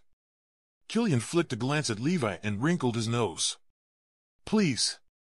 Sierra sat directly across from Killian on the other couch and rolled her eyes. "We all know Rosemary can kick his ass, and if she needs us, she'll only be, 20 feet away. She'll be fine." Disgruntled, Levi cleared his throat. "I wouldn't be so confident. I do have excellent fighting skills. Talk is cheap." Annie chuckled, her irises sparkling as she knocked into Sierra. "All we've seen you be is sneaky and mouthy." Ronnie snapped her fingers. Much like Sierra. He could very well be the male version of her. "Hey!" Sierra leaned back in her seat. "I am not sneaky. I do and say everything to your face. I don't do the sneaking out and getting into trouble thing." "Really?" Killian's eyebrows shot up. "That's what you're going with?" "I remember when. That was before my 20s. Sierra gestured for him to stop. "None of that counts. Didn't you just turn 20? Cyrus glanced over his mate at Sierra. Alex rubbed his temples, a common gesture when it came to him tolerating Sierra. "You're encouraging her." I couldn't have said it better myself. Sierra thrived on being the center of attention because she had so many siblings. She had to be loud and outgoing to get attention when surrounded by her brothers. I'd never met any of them. Even though Sierra was close to her family, they weren't trained to fight with the pack and worked various jobs in town. "Sometimes, it's hard to keep up with your conversations," Levi complained as he edged between Killian and me. "It's like you can't stay on point, which is that I want to talk to you, alone." Bitterness bubbled inside me. That was the same way he'd asked Kira to talk, and I hated that he'd put her on the same level as me.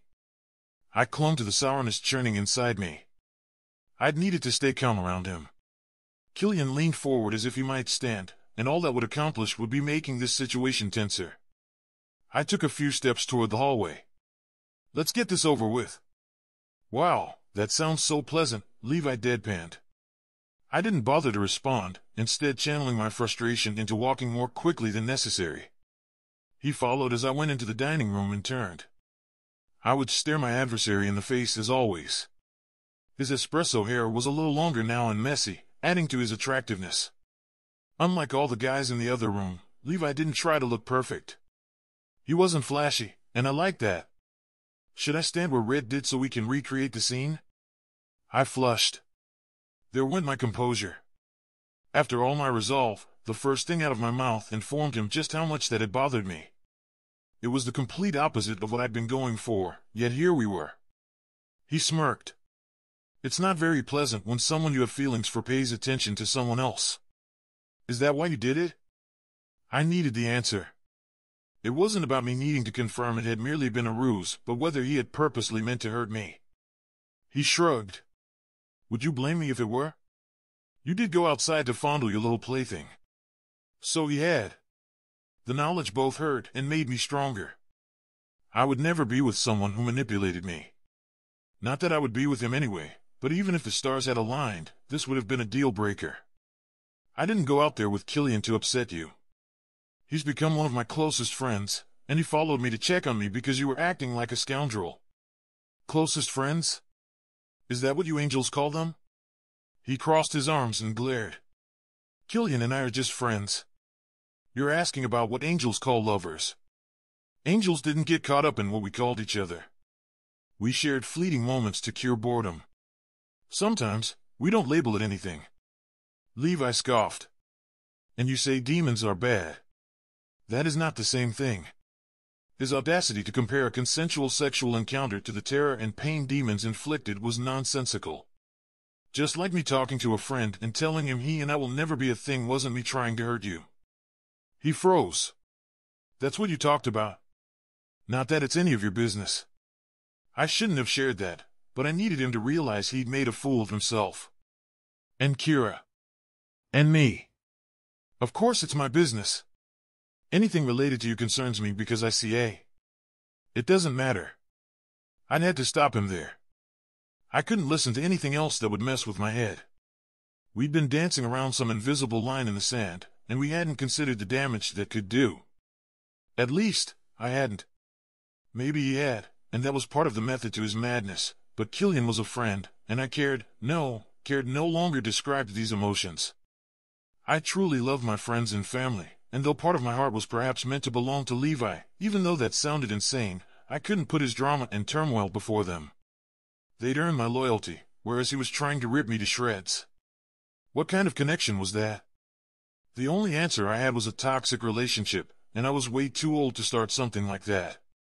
It would have been more acceptable to fall for it as a young angel. I'm still not enthused that it happened, but I can get past it. He winked, as if his flirty demeanor would change the direction of this conversation. Not today, demon. To be frank, I don't care if you can get past it or not. You deliberately tried to hurt me. And succeeded, but I left that part unsaid. I bet he already knew. And it's a good thing because we could never work out. We're sworn enemies. He shrugged as his face smoothed. I guess what they say about you in hell is true. Me? My legs went weak, but I managed to stay upright. I didn't want to be the topic of gossip, especially not in hell. You.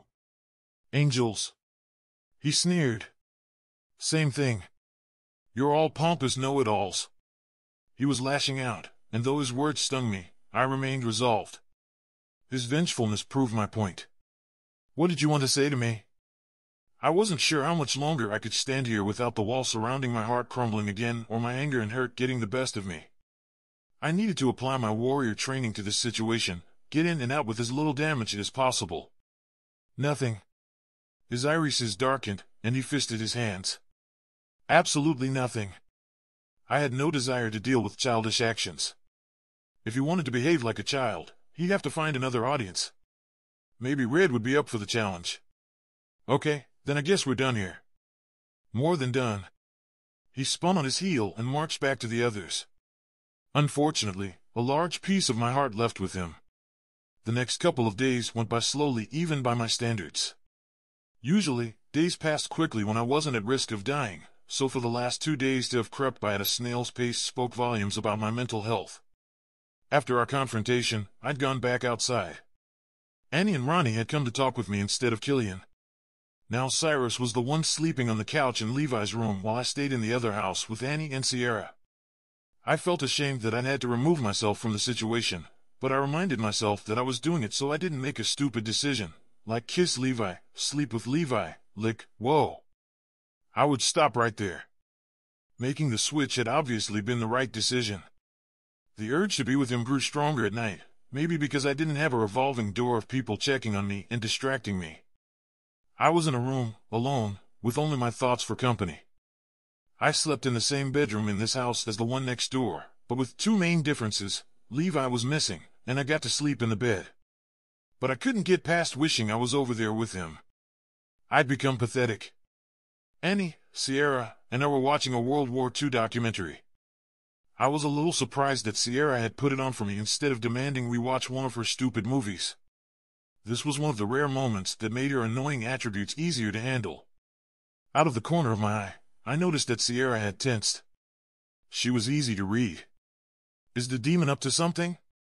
I could be there in seconds. Nothing major. Killian just linked and said he was on his way over. Sierra paused the show. He won't tell me why, so I'm guessing it has something to do with Levi.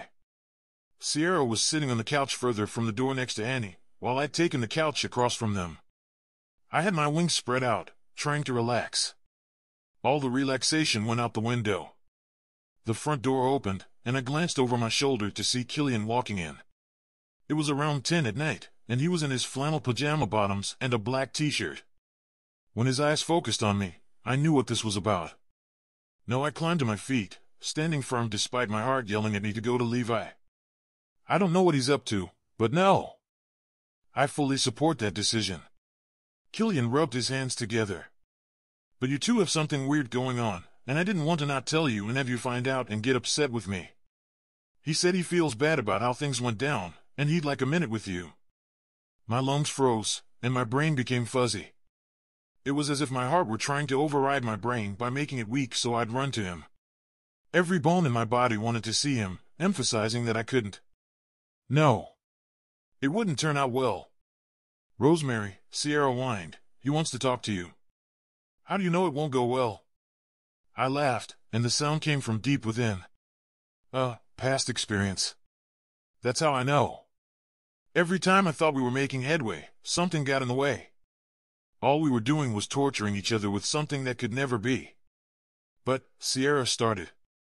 Annie patted her arm and sighed. Sierra, this isn't your decision.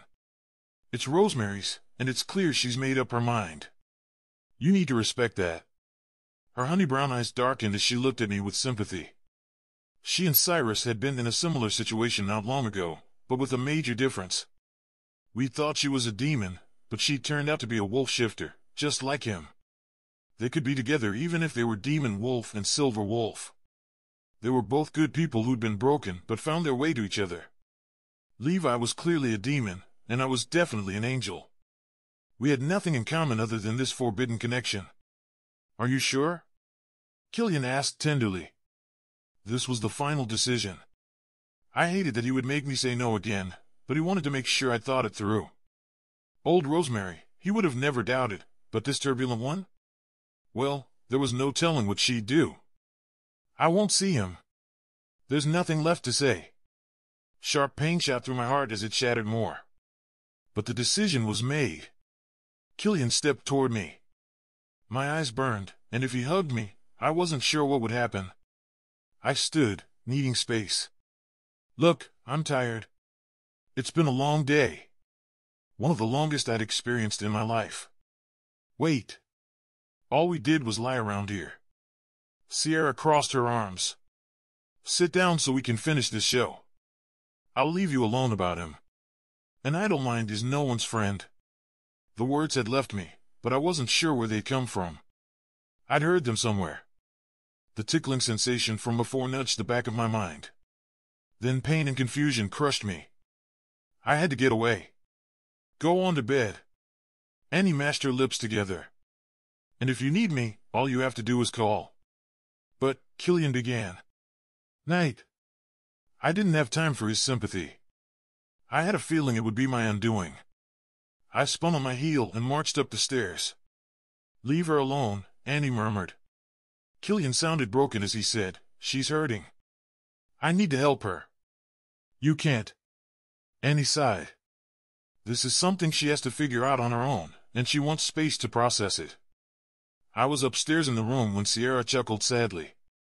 "I always wanted a more human Rosemary, but I didn't realize that meant she'd be in constant pain." Constant pain. That was an accurate description, except for those few moments I'd had with Levi, like the kiss. He dominated my thoughts and emotions, and we were sworn enemies, destined never to be together. I shut the door and didn't have the energy to move. Instead, I pressed my head to the back of the door as tears spilled down my cheeks. Tears. The fact that I knew what they were now made my chest throb. I'd never experienced pain like this. It hurt to breathe. Without Levi, I was constantly struggling. He must have known, and that was why he'd asked to see me. Was it another big manipulation? My chest contracted, and I made a weird gasping noise. It hurt even when I wasn't even breathing. How did anyone survive this? My world was caving in, and I was just a bystander. Like I was insignificant. My body shook as the pain and turmoil within tried to escape, but there was no outlet. What I wouldn't give to change our circumstances. Whether it was both of us being human or never meeting at all, any alternative had to be better than this.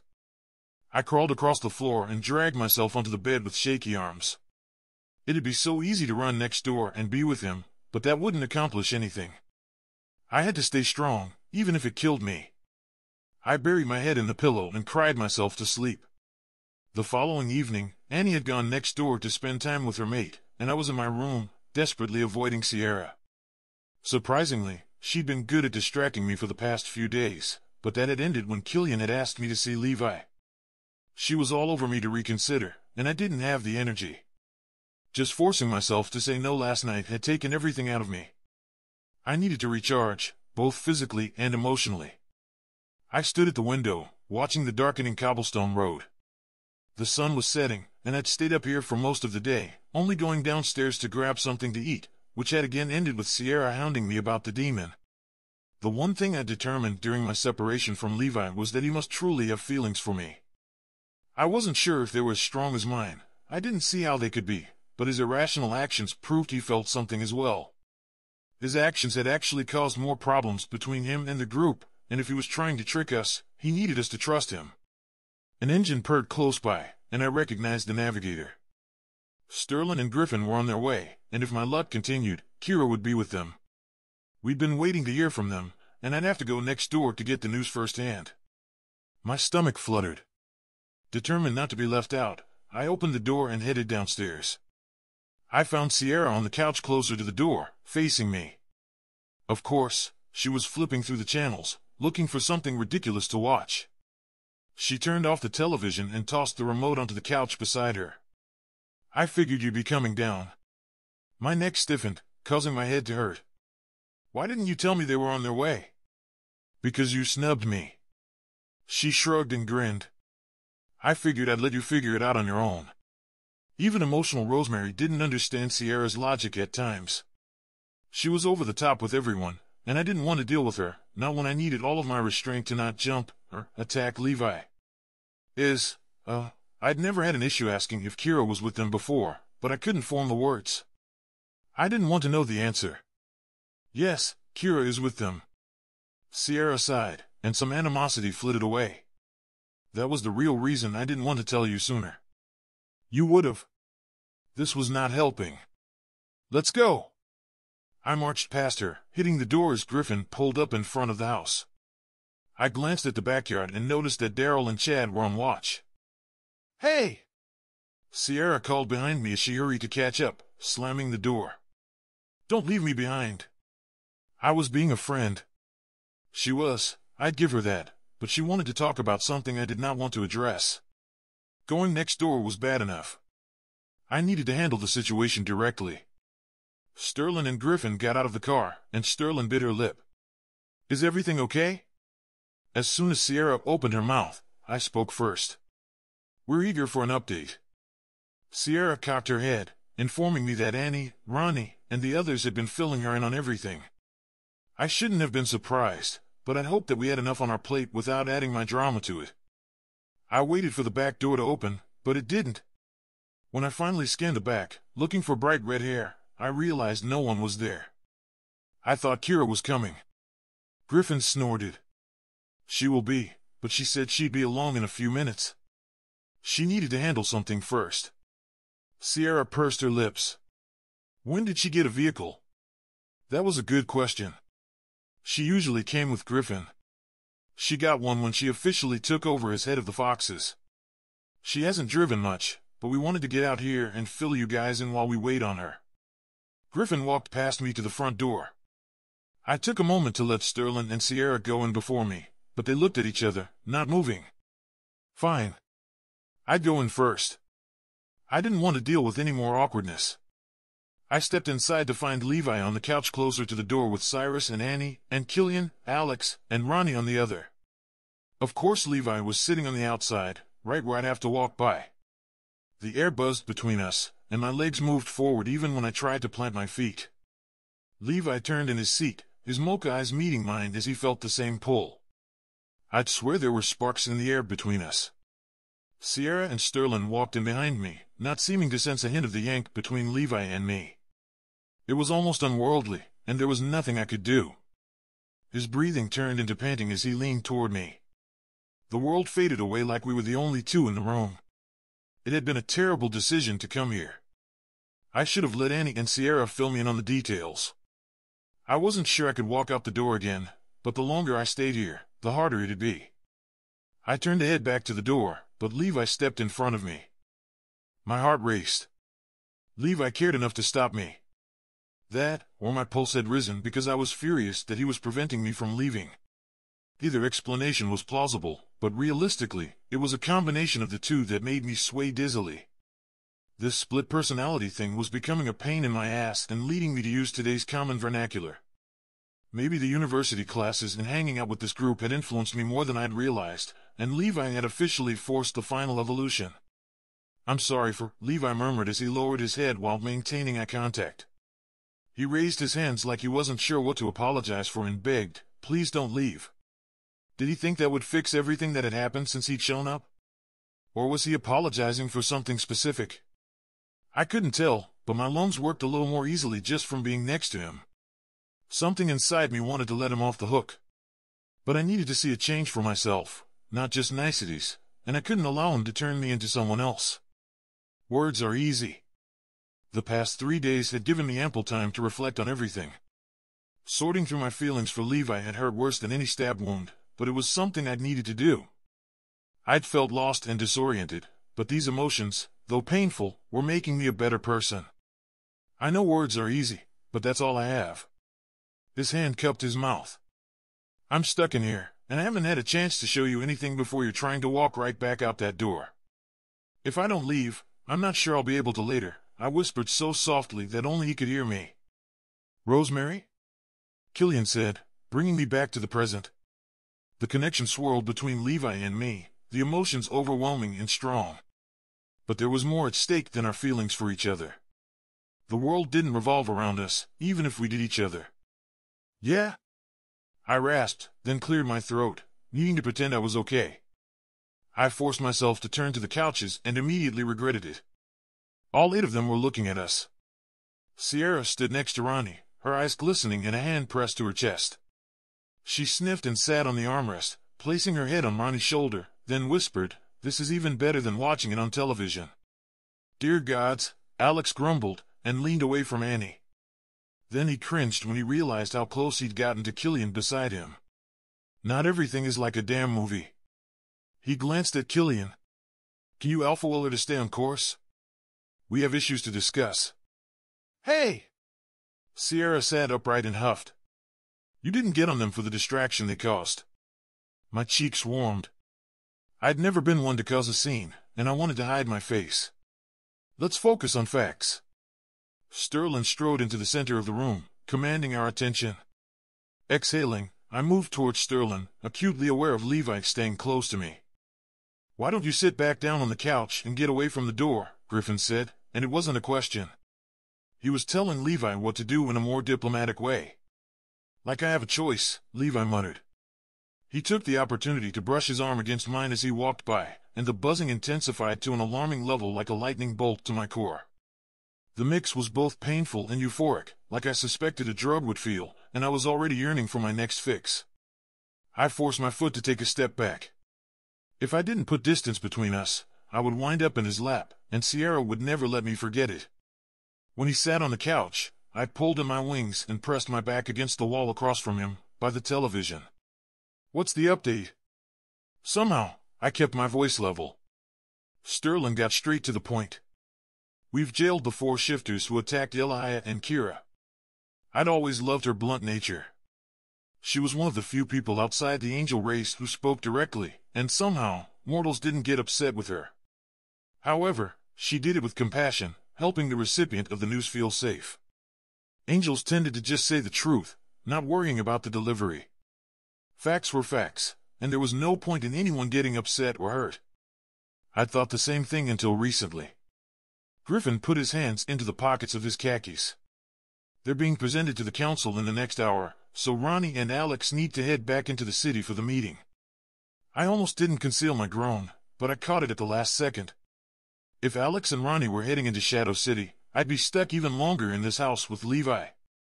Lovely. Fate had to be laughing at my expense. I wondered what I'd done wrong for her to do this to me.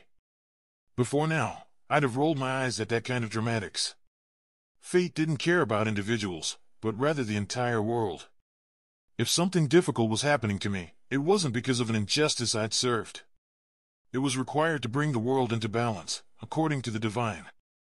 But now I understood how it could feel personal. Alex frowned. "Why didn't Gwen call us?" "She did." Killian fidgeted in his seat uncomfortably. "I yelled for you, but you two were busy." Something burned in my chest, and I rubbed it to ease the discomfort. I wished I could find someone to be busy with. Maybe that would get Levi off my mind for a few minutes. The lump in my throat told me otherwise. There was no getting over him. I'd have to learn to survive without him. Which was ridiculous. I'd only known him for a week. How could I become that invested in someone in such little time, especially someone I could never have? I wanted to vomit at the thought of being with someone else. Ronnie's cheeks reddened. I don't even know where my phone is." Rolling his eyes, Levi said, "In the kitchen, where you left your food and blood before you two ran upstairs, giggling." Again, I had a feeling we were thinking similarly. "Giggling?" Sierra asked, and lifted her eyebrows as she eyeballed Alex. Alex pinched the bridge of his nose. "Now's not the time." "Oh, so later, then?" She grinned wickedly. "Why does there even need to be a council meeting?" Cyrus leaned forward, putting his elbows on his knees. "If they attacked Elia and Kira, it should be an easy case." "One would think," Griffin growled. "But that's not how things work there." Leaning against her mate, Annie shook her head. "It's insane how things are done in the city. They have a meeting just to have a meeting. And sometimes, they met to discuss what to meet on next." As Boga loved bureaucracy and had spent time teaching humans his ways before we'd locked ourselves inside. "I can't go back," I said, "especially with Ronnie leaving." Notice she didn't say Alex. Sierra waggled her eyebrows. She was goading Alex hard tonight. Maybe I shouldn't have left her alone downstairs so much. She seemed to be getting all her sass out of her system at once. "Leave him alone." Ronnie sighed. "You know it's because he couldn't see Levi if he shouted out. It has nothing to do with him not being strong and sexy." A car engine sounded, alerting us that someone was heading this way. My stomach hardened when I realized who it was. Kira. Or as she was known by Levi, Red. I inhaled deeply to keep my irrational thoughts at bay. Kira hadn't done anything to deserve my dislike, so it wasn't fair to feel this way about her. Levi was the problem, not Kira. This was like all the shows where the wife blamed the mistress for her husband's affair. Women were the worst about blaming each other, and living as long as I had, I'd learned that it was due to how females were raised. I refused to be part of that cycle. I wouldn't resent someone who was coming here to give us information on something that could affect my mother and my people. A loud thumping noise crescendoed in my ear, and I realized Kira had a flat tire. Sterling glanced out the window as the thumping grew closer. When a light blue sedan lurched to a halt behind Griffin and Sterling's navigator, she said, "That's Kira." Needing to prove to myself that I wasn't petty, I went to the door. Levi tensed, and his reaction irritated the hell out of me. Did he think I would refuse to let her inside? I'd remedy that expectation now. I opened the door to find Kira with her hands on the wheel. She had her eyes closed, and I could see her chest moving slowly, filling with air. She was either upset or uncomfortable. She hadn't been here since the day Levi and I had had our falling out. Foolishly, I knew that because I'd stalked everyone who had come around the house. I'd have liked to pretend it was just for security, but it was more than that. I'd wondered if she would come to see him, and she hadn't, until now. But that wasn't true. She wasn't here to see him, but rather to give the group an update. Opening myself to my surroundings, I tried to sense something odd that would make her react in such a manner, but I sensed nothing out of the ordinary. The silver wolf sentries were settled in the woods. The nocturnal animals were beginning to scurry into the velvety darkness. The river rushed nearby, and faint voices came from the town, which was busier than normal due to the season. There wasn't any negative energy hinting that a demon was close, which still jarred me with Levi not even 25 yards away. I strolled out of the house toward the car. That action pulled Kira from her thoughts. She dropped her hands and turned off the engine, then quickly climbed out, smiling at me. "Hey! I got a flat on the way here." I tilted my head, examining her. She resembled the Kira to whom I'd become accustomed, but something was obviously weighing on her heavily. "We could hear." "Are you?" "It's just been a stressful few days." She shivered slightly as she breezed past me. "Is everyone inside?" She didn't want to talk, and I could respect that. I didn't either, but this was about being a good person, even when it was hard. "Yes, but—" Kira paused and faced me. Her smile finally reached her eyes, turning them light emerald. "Seriously, I'm okay. Just had to do some things I hate having to do." "You know?" I understood that all too well. I nodded, and my shoulders relaxed. Lately, we all had to do things we didn't want to do and sometimes weren't even proud of. She was dealing with her father and cousin working against her, and people she'd assumed were friendly had attacked her. If that wasn't a burden to bear, I wasn't sure what else could be. My skin itched. I hadn't been the nicest to her when she'd been struggling, so focused had I been on my jealousy. Maybe I wasn't as good of a person as I liked to think. The two of us entered the house, and Levi frowned at us. He lifted his chin, but the action was jerky. Why would he need to give the illusion of confidence when he'd been cocky the entire time before? "Okay, I don't have long." Kira walked over to Sterling. She focused on Levi for a second and jerked her head once, too quickly to be considered a nod. Some of the tension melted from his body. I frowned. What could they be communicating about that they didn't want the rest of us to know? The odd saying Ronnie had quoted earlier flitted into my head: "You catch more flies with honey than vinegar." Dear gods, I finally understood the mortal colloquialism. I would have to be careful around other supernaturals, especially angels. I have one substantial update, other than our having tracked down the 4 idiots. Kira rubbed her arm. We finally located an inventory list of all artifacts housed in the warehouse. Alex's mouth dropped. "Where?" Kira snorted. It magically appeared in a guard's desk drawer at the building. Aaron encouraged us to look through all the documents in the warehouse one more time. Of course it would be Aaron. As Balogh wouldn't risk having his name attached, he'd sent the witch who was trying to prove her value.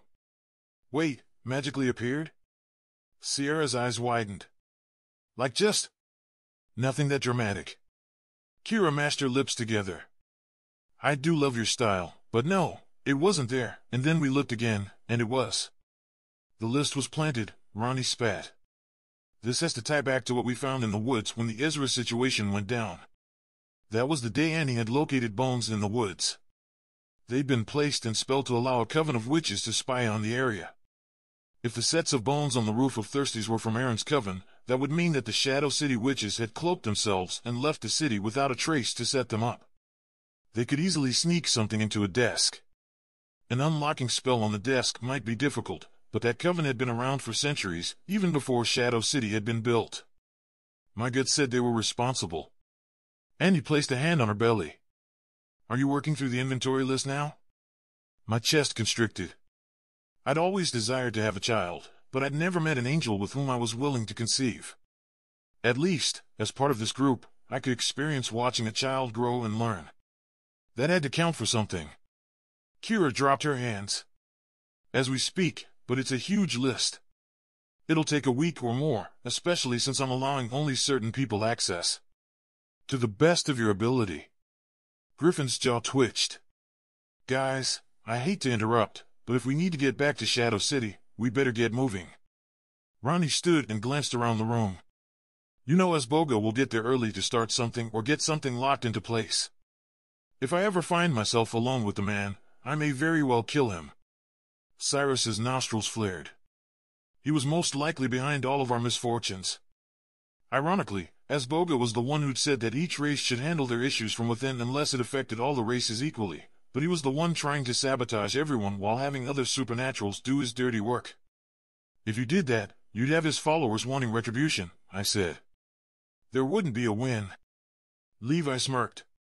And here I thought angels were perfect. He was pushing my buttons. We aren't perfect, but we do what we think is best for the world. He hasn't fallen, so we must truly believe there is something righteous in his madness. That was what scared me. My wife is right. We should get going. Alex climbed to his feet and took Ronnie's hand. Sterling took a few steps toward the door. Kira, you need to come, too. They'll need you to officially identify your attackers. I have a flat tire, she replied. Can I ride with you and come back later to get my car? If the king and queen are going, they'll need to take their car, so they can bring me back if you and Griffin get stuck in Shadow City for a while. Sounds good. Sterling headed to the door. Leave the keys. We all turned to Levi, who shrugged. Someone, he glared at Killian, can change your tire for you while you're gone. Yeah, thanks. Kira tossed Killian the keys. The trunk is pretty much bare except for a bag back there. If you don't mind changing the tire and you need to use the car for anything, it's mostly free. She was acting as if we might go on a road trip. I guessed if we left, we might need to pack supplies in case we couldn't get back soon. Ronnie hugged Annie. If something weird happens, call. Even if you think we're still in the meeting. We'll be back right after. Ronnie hesitated when she reached me, then pulled me into a hug. My throat burned at the gesture. She murmured into my ear, talk to him. I know it seems impossible, but feelings like these don't come around often, and he's been kicking himself for days. It tore him up when you refused to see him last night. I've been trying to leave you alone because I remember the feelings, but at least make peace with him. You may regret it if you don't. Her words washed over me. She was right. If he left tomorrow, I'd kick myself for ending things on such horrible terms. A relationship between us wasn't possible, but I didn't want to live the rest of my existence with regret, especially since I might never die. She pulled back and smiled sadly. See you soon. As the others left, Sierra took Alex's place in the center of the couch next to Killian and patted the vacant seat open next to her. Levi bit his lip as his gaze landed on me. Rosie? Stop. My body wanted to race over to him, but I had to be strong. My breathing increased, but I pushed the pain aside. Talking to him alone would be torture, but I couldn't leave, not with Annie and Cyrus being the only ones who could see him in shadow form. I wouldn't abandon my pregnant friend and her mate. But, he started. Annie glanced between us and chewed on her bottom lip. You should talk. Both she and Ronnie were right, but I wasn't sure I was strong enough. Fine, but if we bicker... He lifted his hands in surrender. I won't waste a breath begging you to stay. Whether the conversation went well or poorly, the outcome would be the same.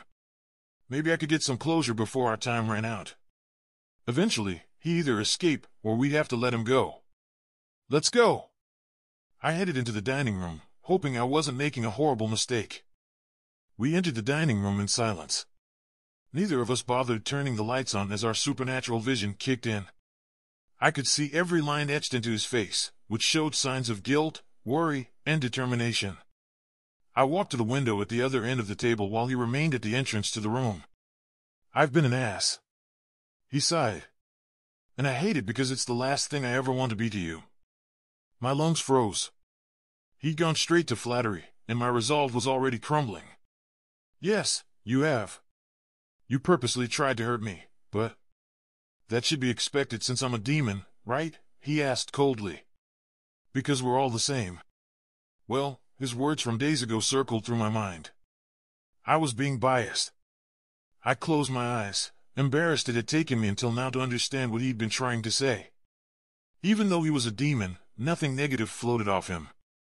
His essence felt similar to Alex's before he'd met Ronnie. At the time, Alex hadn't decided whether to be good or bad. It was as if he'd been existing in some sort of purgatory. Levi chuckled humorlessly. Please continue. Don't hold back for me. I'd apologized before, albeit rarely, but I had never felt shame, so in a way, this was my first time. I'm sorry, too. He exhaled and took a tentative step toward me. That was unexpected. If we're going to try to be, I wasn't sure which word to use in this situation, as nothing seemed adequate, friends. I winced, but that was the best I could come up with. We couldn't be more than that, and dancing around our issues as if we could be more wouldn't do us any good.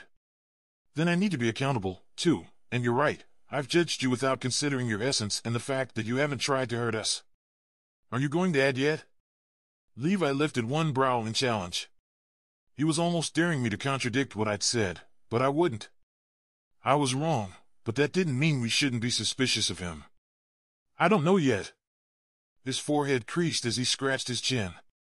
You've lost me. I reverted to my roots, blunt rosemary.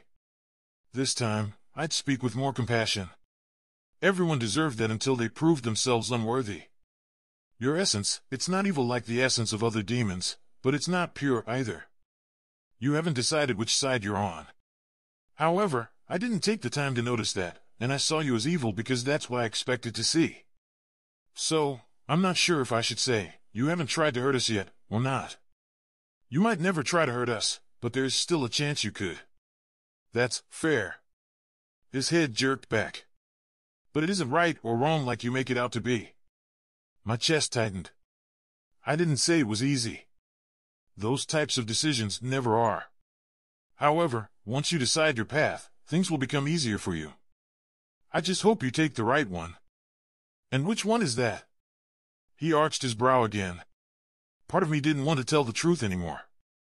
All it could do was lead us down a road we shouldn't travel. But lying wasn't an option. The one where maybe we could stay in each other's lives and not be set on killing each other. He chuckled, the sound deep and sexy. We haven't killed each other yet. There have been some close encounters. The edges of my lips tipped upward without permission, then stopped. Like when you hurt me. You keep saying that, but when did I do that? Levi searched the room like he could find answers there. My blood heated, and I took a calming breath to remain level-headed. We were trying to have a peaceful conversation, and we couldn't do that if I let my emotions take control. Calling Kira red when you knew it bothered me, asking her to sit next to you on the couch, then asking to speak to her alone. Grimacing, he placed his hands behind his back. I didn't mean to hurt you. Maybe rile you up, but not actually inflict pain. How did you feel when you saw Killian talking to me outside? And that wasn't me asking him to sit next to me and giving him a nickname. He had to put things into perspective like I was. All this time, I'd seen only one side of the story. I almost missed the simplicity, because seeing both sides threatened to rip me in two. Levi's eyes tightened, and his lip curled. Kira didn't have her arms around me. We were treading back toward an argument, and I refused to humor him. I didn't do that to hurt you. Killian hugged me because I was upset. He opened his mouth to retort, but I lifted a finger. We're about to argue again. It's too easy to fall into that with you. Rubbing his hands against his jeans, he nodded.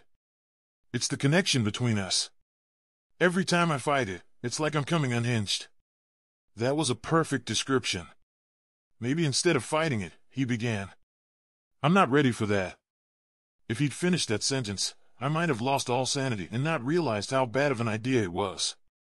I waited, unsure how to proceed. What do you mean? You feel the same connection I do. I see it in the way you look at me, and I feel it in the energy that sparks between us. I swear, fate made you mine just like she brought my parents together. He closed the distance between us until we stood inches from each other. If she did, would we be tormenting each other like this? Sterling and the others made their relationships look so effortless. They brought out the best in each other, not the worst. Okay. He lifted his chin and stared into my eyes. Easy solution. The room spun as I waited for what he would say. I'll prove to you that I'm serious. A dark glint sparked in his gaze. How about we start over as friends? My heart shrank as disappointment surged through me. I wanted to kick myself. I shouldn't have wanted him to say anything else. Being friends was the best solution for us, and even then, it could cause hiccups. We can try, but we both have to stay rational. Killian is my friend, and I took a shaky breath to steady myself for my next words. Red is yours. Somehow, I managed not to emphasize Kira's nickname. He smirked. Oh, it won't be a problem. Nausea roiled in my stomach. Had he gotten over our connection within minutes and moved on to contemplating a relationship with Kira? My brain said that would be for the best, but my heart constricted until I was sure it would burst. He winked as his fingers brushed my cheeks. Because I will prove to you that we should be together. Electricity surged between us, and my body flooded with warmth. I'd never craved someone's touch as much as his, and it petrified me. We can't. Those words somehow left my lips despite my body responding in the opposite manner. These last few days, I've never felt so alone and depressed. You were all I thought about, and at night, I even dreamed about our kiss. He dropped his hand, but the electricity still charged between us. He vowed, I'll prove I can treat you the way you deserve. Then we can find a way to be together. You'll see. My mouth dried, and I couldn't quash the hope rising in my chest. I wanted him to prove me wrong and that we could be together. I just didn't think he could. By the halfway point of the romantic comedy, I was at my limit. Levi and I had informed everyone that we were putting our differences aside to get along. Annie and Cyrus had glanced at each other with unreadable expressions, and Sierra had beamed as if that were the news she'd wanted to hear. Killian had sat stoically, glaring at Levi the entire time. I'd felt the iciness coming off my close friend. I'd thought Sierra would support our decision to be friends. She'd seemed approving, but she obviously had ulterior motives, since she'd put on a stupid movie about a boy and a girl from different sides of the world. Their families were also enemies, but they were determined that their love would conquer all. Every time they kissed or did anything romantic, Sierra would eyeball me, then Levi. Between that and watching two people pretend to struggle with what Levi and I were grappling with, I was about to explode. The movie was insulting, not motivating. Those people didn't feel the connection Levi and I did. It was impossible. I sat next to Annie, across from Levi, and every few minutes, I felt his gaze on me. Each time, my heart quickened, and I tried to calm down. We'd been at odds with each other since our first encounter. I had to keep reminding myself that being together romantically, even for a fling, was a horrible idea. The truth was, I knew that if we slept together, even casually, I'd never recover. However, no one else needed to be aware of that. Needing a glass of water, I stood just as Annie bolted up from Cyrus's shoulder. Everyone in the room froze, their gazes on the demon wolf. She leaned forward, grabbing her chest. "Babe? What's wrong?" Cyrus asked out loud, mainly for our benefit. "Is it the baby?" I'd never healed a pregnant woman before, but there was a first time for everything. I'd do whatever was needed to ensure both Annie and the baby were fine. Tapping into my center, I raised my hands, lighting up the room. "The baby's fine," she rasped. The tug inside me suddenly got stronger like that day in the forest last week. "I think demons are nearby." A faint negative energy swirled past me, confirming what she'd said. "Stronger? You mean it never went away?" Killian asked as he jumped to his feet. She placed a hand on her chest. "It's always kind of there, but Cyrus and I decided not to look into it until we'd settled things with Levi. But something big is happening." Of course it was. Sterling, Griffin, Ronnie, and Alex were in Shadow City, and something would happen while they were away. My focus went to Levi, who'd gone a few shades paler. He wasn't happy about this news, either. "The rumblings in hell say they know about your group, and with an angel and silver wolves involved, It wouldn't be hard to figure out where you are. Levi rubbed his temples. They've probably been stalking the area. But we're on the vampire side of the river. Sierra turned off the television. Wouldn't they expect us to be in Shadow Ridge or the city? Why would they come here? Are they planning to attack the city? No, Levi said a little too confidently. They aren't equipped for that. But if they knew they weren't equipped, that proved that taking over Shadow City had been on their minds. However, if even one of the princes of hell walked through the portal, all the angels would feel it. That was how inherently evil they were. Annie shook her head. The silver wolves just moved back to this area. But the demons don't know that, I said. Some of the pieces were finally coming together, and I didn't like the picture. They left Shadow City before the silver wolves were created, when it was intended to be a safe haven shortly after the angels came to Earth. However, the truce wasn't made until a huge war was brewing between the demons and angels, which was shortly after the first silver wolf was born. Meaning that when they saw you, Killian pointed at me, and the silver wolves, they assumed you were all from the city, so a demon or two could have staked out the area to form a plan. Cyrus groaned. And then noticed the silver wolves and followed them here. I stared at Levi. They're coming for you. But why? He'd said he couldn't go back to hell because his father would be beaten up. What could Levi do for them that was so important that they were ready to start a war for him? They won't attack here, Levi assured us. They don't want to start the war. Why? He cut himself off. We all knew what he'd been about to say, yet this was the most information we'd received from him, and I wished he'd been more forthcoming from the very beginning. If they won't attack in the two towns, then that has to mean they're waiting for an opportunity to take someone or something important to us, I said. They'll likely strike when the guards from Shadow Ridge are coming to relieve the ones watching the house. There are only two ways into Shadow Terrace, through Shadow City, which isn't an option, or over the bridge off the main road.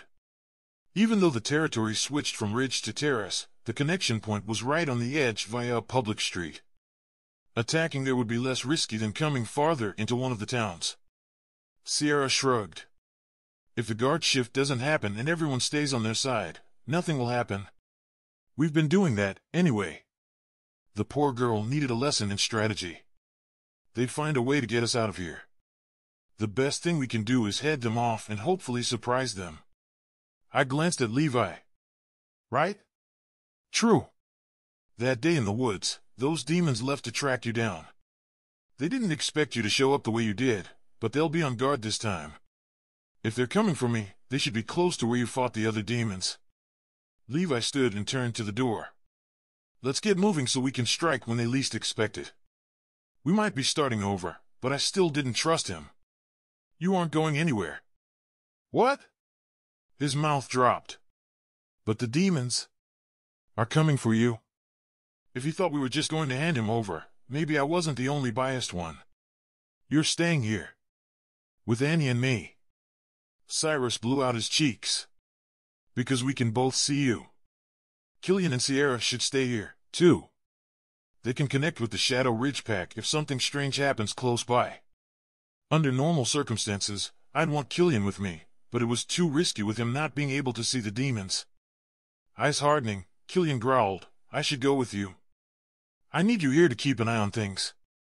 I didn't want to insult Sierra openly, so I hoped Killian understood that I didn't trust her strategic instincts. Is it strange that I'd feel better if he went? Levi smirked. You could sacrifice him to one of the demons. He would never know, and that would keep you safe. The five of us glared at him. What? He shrugged. It was just a suggestion. We didn't have time for this. My wings exploded from my back as I marched to the front door. Not one a friend would make. Daryl will go with you, and we've linked with Sterling, Cyrus called after me.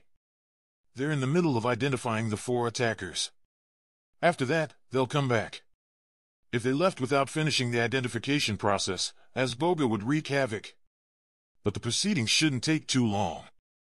Hey, Levi said as he snagged my hand, turning me toward him. He cupped my face and laid his forehead against mine. The gesture was so tender that a lump formed in my throat. Be safe, he murmured, and kissed me softly. My lips tingled, and I froze. I'd expected him to be ornery, not sweet, and the sentiment threw me off balance. You, too. Before I could change my mind and stay, I raced from the house, heading toward the fight. Daryl waited for me outside in human form. The biggest challenge with demons was beheading them when you had shifters in wolf form fighting on your side. Daryl being in human form would slow us down a bit, but it was a risk we had to take. He could still move quickly if he tapped into his animal. We took off toward the woods, and I waited until we'd reached the tree line to take flight. I flew slowly over him, and we pushed forward, ready to face our enemy. We met up with 10 more silver wolves a few miles south of Sterling's old pack neighborhood.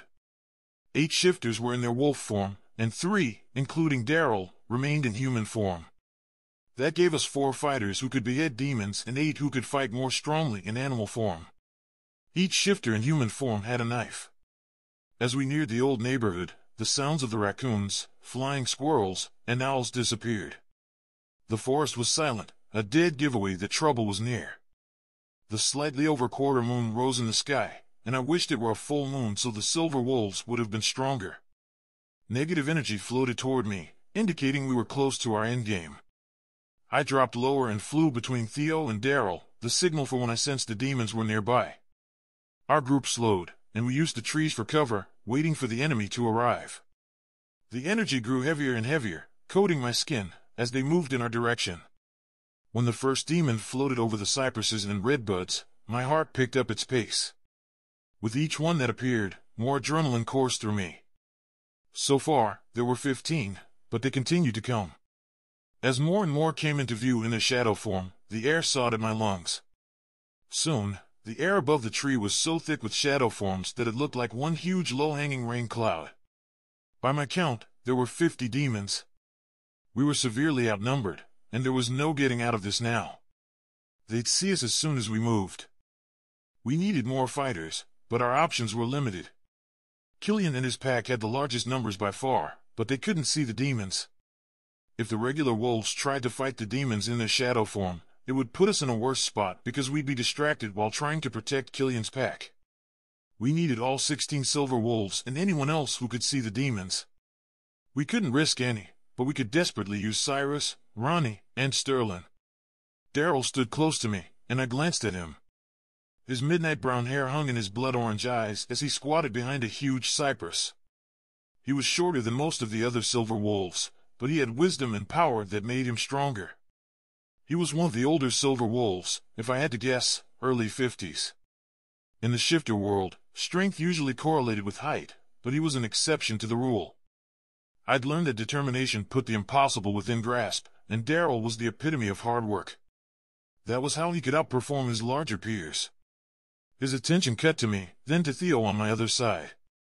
Following his gaze, I turned my head toward Theo and found his mint green eyes faintly glowing, contrasting with his shaggy dark brown hair. He and Daryl must have been communicating via their pack link. Theo was one of the taller silver wolves, coming in close to Killian's height of 6 foot 4 inches, and slightly more muscular. Theo enjoyed showing off his strength, usually by wearing a shirt 1 or 2 sizes too small.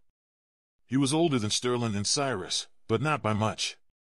From what I remembered, he was in his late 20s, as was his mate, Rudy. Not wanting to risk speaking too loudly, I leaned toward Daryl. The demons were buzzing around each other, the faint murmurs crescendoing as if they were preparing for something. "What are you planning?" "Nothing yet," he whispered back. "We're talking to Cyrus and Sterling.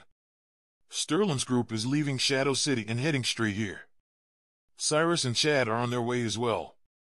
Martha isn't happy about being left behind again, since we need everyone we can spare, but our mates can't see the demons.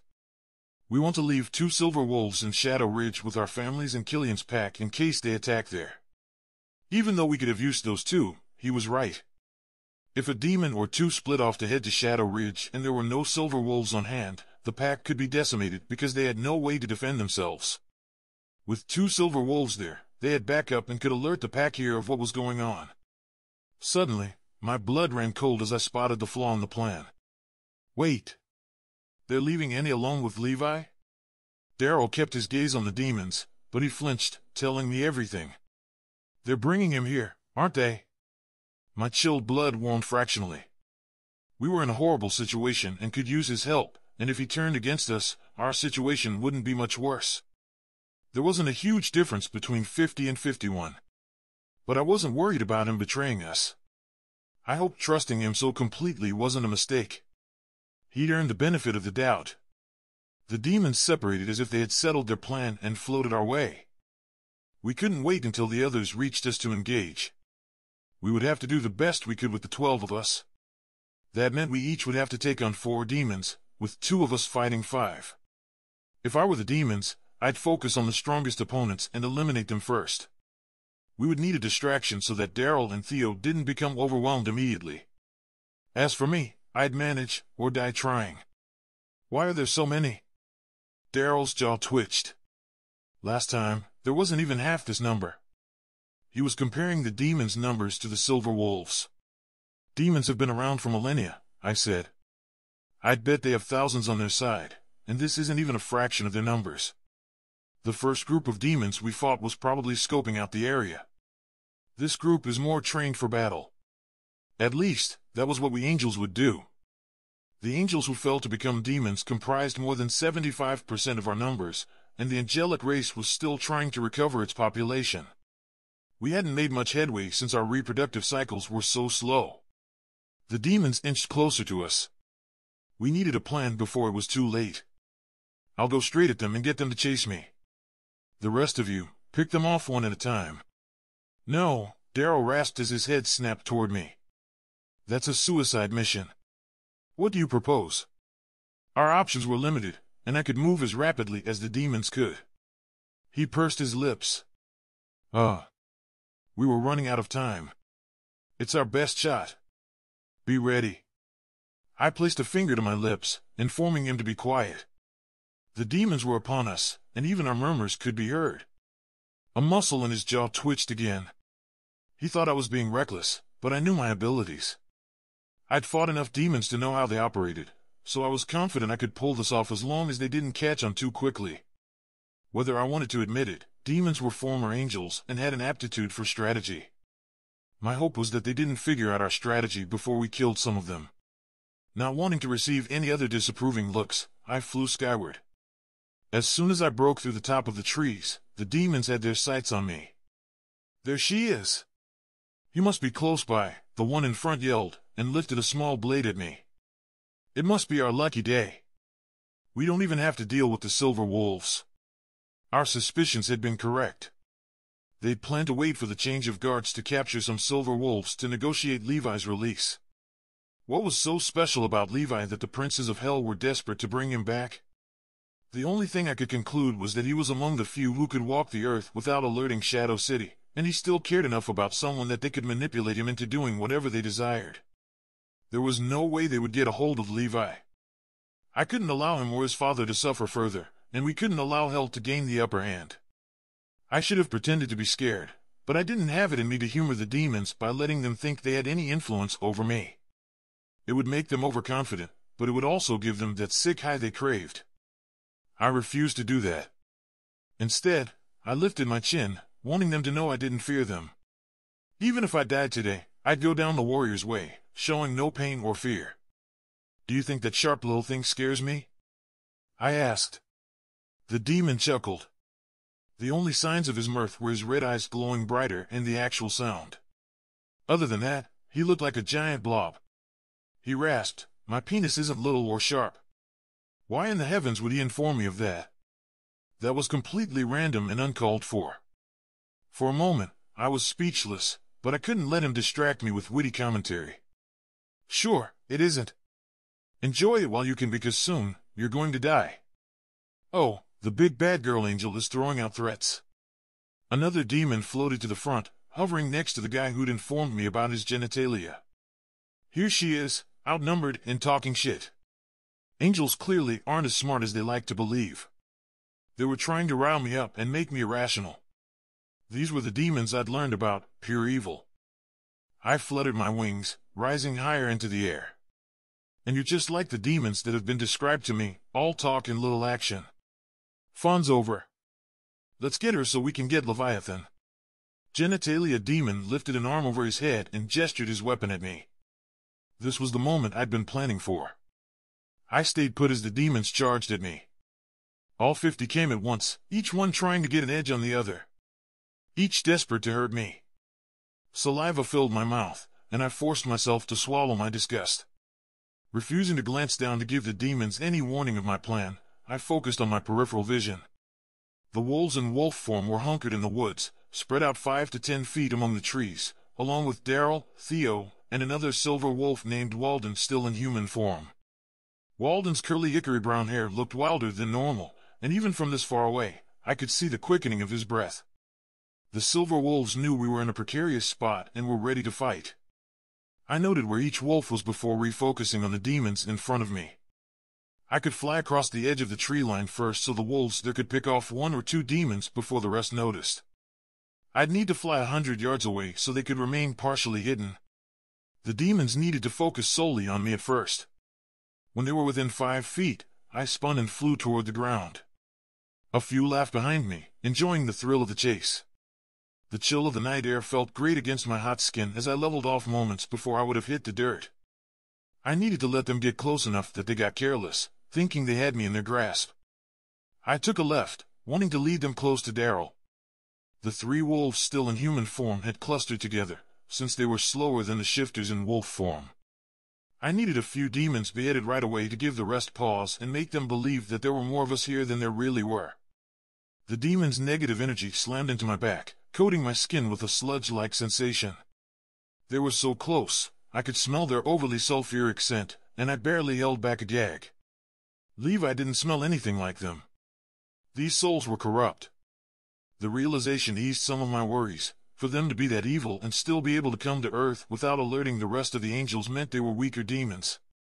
I flapped my wings hard as the demons gained on me. I cut loose, using every ounce of speed I had. Daryl was a few feet away, crouched and ready. Another silver wolf stood next to him, having used the distraction I created to reach his bait side. Thank the gods for that. As I cut through the trees beside them, the wolf inched forward. He was waiting at the end of the tree line. If the wolves attacked the front, all the demons would see. The demons farther away from us were the weakest, but reducing their numbers would still eliminate some of the threat. The wind blew my hair behind my shoulders as I wove through the trees. I was hoping a few demons would miss a turn, but so far, that hadn't happened. Taking a slight turn to fly past more wolves, the demon in front of me yelled, "Stop! It's a trick! I smell wolves. I'd hoped we'd get away with this a little longer." These demons were smarter than I'd expected. The demons paused, and there was no reason to wait. We needed to attack hard. "Now!" I yelled. Snarls echoed as the wolves lunged straight for the horde of demons that were in easy striking distance close to the grass. Not wasting a second, Genitalia Demon charged at me. I had to give him credit for not mouthing off. In the past 6 months, I'd learned that many evildoers like to say pointless things to prove they were manly. Genitalia Demon might be more trained than I'd originally thought. 6 others raced behind him. As expected, they were focused on taking out the strongest threat, and again, they determined it was me without considering the rest of the pack. I flipped my feathers, ready for battle. I would behead them as quickly as possible and help the others. When Genitalia Demon got within 10 feet of me, he threw his small blade. As the weapon spun toward me, adrenaline rushed through my body. His shadow form had hidden half of the weapon. It had a handle in the center with blades on both sides, making it bigger than I'd realized. Flapping my wings hard, I pushed myself to one side in a desperate attempt to dodge the blade. The weapon whizzed past me, way too close to my ear. If I hadn't moved when I did, it would have lodged in my head. He expected me to fly upward, not to the side. Some of the tension eased in my chest. The demons must not have realized that every angel was required to go through rigorous training. We increased our training regime significantly after the city had closed itself off. Why had we done that if we'd expected to stay in Shadow City forever? The answer was clear, as Boga hadn't. An issue to address later. The blade lodged in the tree, and the demon moved to retrieve it. He foolishly believed he'd injured me. As I prepared to attack him, 5 more demons rushed me. 3 came in my front, while the other 2 circled behind me. If I allowed them to surround me, I'd be in trouble. 2 reached for my arms, and I dodged the one on the right as I kicked the one on the left in the side, causing him to float back several yards. Before I could straighten, a demon fisted my hair and jerked my head back as the demon I'd dodged before punched me in the gut. They'd surrounded me. Out of the corner of my eye, I saw Genitalia Demon retrieve his weapon. This would get worse if I didn't do something. Just as the one I'd dodged reached for my neck, I snapped back, headbutting the demon behind me. I flapped my wings, elevating myself slightly, and kicked the demon I'd dodged in the head. The demon's grasp on my hair went slack, and I reached over my head, digging my fingers into something. I couldn't see from this angle if it was his head or shoulder, but his guttural grunt told me I was doing some damage. The other three charged me again as Genitalia Demon hurried toward us. I had to kill these 5 before Genitalia Demon reached me. I spun around, moving my wings as my weapons. Targeting the one on my left first, I lurched, and the tip of my wing sliced through his neck. His eyes widened as his head fell from his body and splat on the ground. As I moved to attack the other one, the demon in front of me pulled out a dagger. I had 2 choices: behead the demon as planned and get stabbed in the heart, or move to the side and allow myself to be surrounded.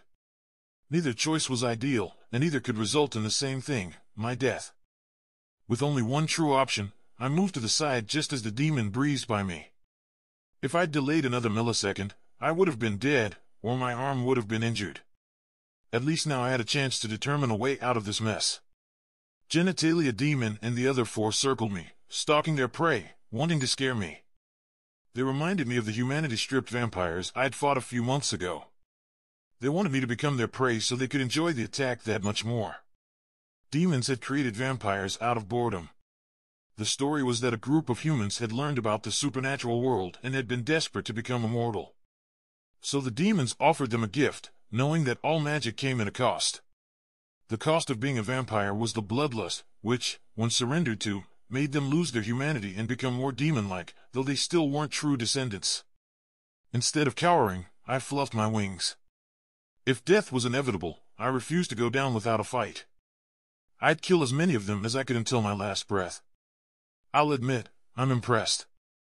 You are a far superior fighter than I expected, Genitalia Demon cooed as he waved his strange bladed weapon in front of him. Because of that, I'm willing to give you a choice: fall and join us or die. He was attempting to recruit me. I hadn't expected that, and laughter bubbled deep in my chest. Out of all the scenarios, I hadn't even considered this possibility, as there was no question of my allegiance. I served justice on behalf of the divine. Justice? The demon to the right asked. That's laughable, but oh, of course your kind could never be villains. That wasn't true. I viewed Asbogan as one, though he somehow hadn't fallen. He wreaked havoc for his own personal gain, but he likely believed he was helping our race rather than fragmenting it. However, I wouldn't be sharing that information with demons. They'd find a way to exploit it and divide the angels further. I had to be confident and decisive. I didn't want them to think they'd influenced me whatsoever. If you want to kill me, get on with it and try. Tilting his shadow head, Genitalia Demon chuckled. Okay. Either way is a win for me. He lunged, not wasting a second. He hadn't caught me by surprise like he wanted because he'd already proven that he was a trained fighter. He didn't talk too much, and he was efficient with his weapon, so I'd expected his assault. I jerked back, dodging the blade. He hadn't expected me to move, so he hadn't factored in a counter-movement. Flapping my wings, I swung my body sideways. The other 4 demons were just as stunned, but they recovered within seconds. The demon who had been behind me was now to my right, and I moved so the tip of my wing sliced through his neck. Blue blood splattered on my pale orange shirt and slicked my wings. The first demon I'd killed hadn't gotten much on me, but the wind was blowing against me, spraying the blood toward me. The drying blood would make it more challenging to fight, making my feathers stick together, but it was a necessity to survive. I turned to the demon who'd been between the one I'd killed and Genitalia Demon, hoping to eliminate him before they recovered, but the remaining 4 moved closer, tightening the circle, blocking me in. No matter which way I turned, one of them was directly behind me. Snarls sounded from the wolves, informing me that most of them were still fighting. The stench of blood wasn't heavy, and I hoped that meant they weren't injured. Lifting my hands in front of me, I hovered, ready for their attack. They were taking their time, playing with their victim. Victim. Something I refused to be. My best line of defense was to fly skyward, but they would anticipate that, so I needed to fake them out. I flapped my wings, rising quickly toward the top of the trees, and the shadows rushed after me. They were on my heels, and their negative energy coated me, making it hard to breathe. I wove through the trees, waiting for the moment to implement my plan. They were giving me room to evade, suggesting they had a bigger plan. If I didn't execute my plan exactly right, this would all be over, and I'd be dead. No pressure. One of them grabbed my ankle, and I knew the time had arrived. This was the only chance I'd have to get out of this situation. The air sawed through my lungs as I flew toward a tree. The demon dug his fingers into my ankle and yanked me toward him, but I'd expected that, and my wings countered the tug. I needed to ram him into a tree and change direction. The demon was stronger than I realized, and he slowed my ascent, allowing the other three to catch up to me.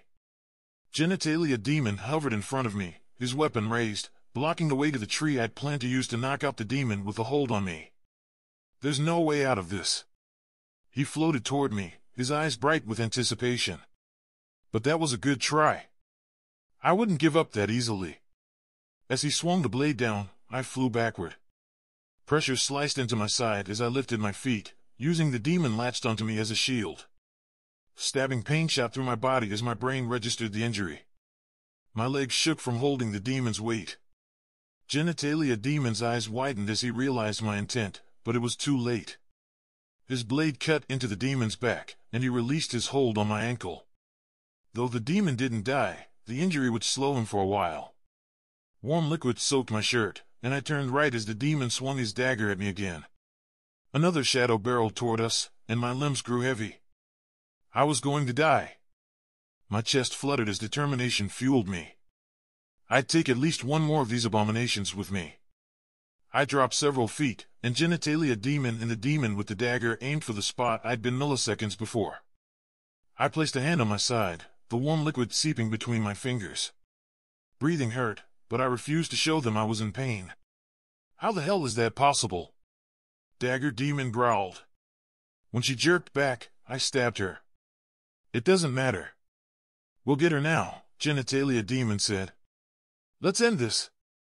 The three remaining demons charged at me again while the newcomer gained ground.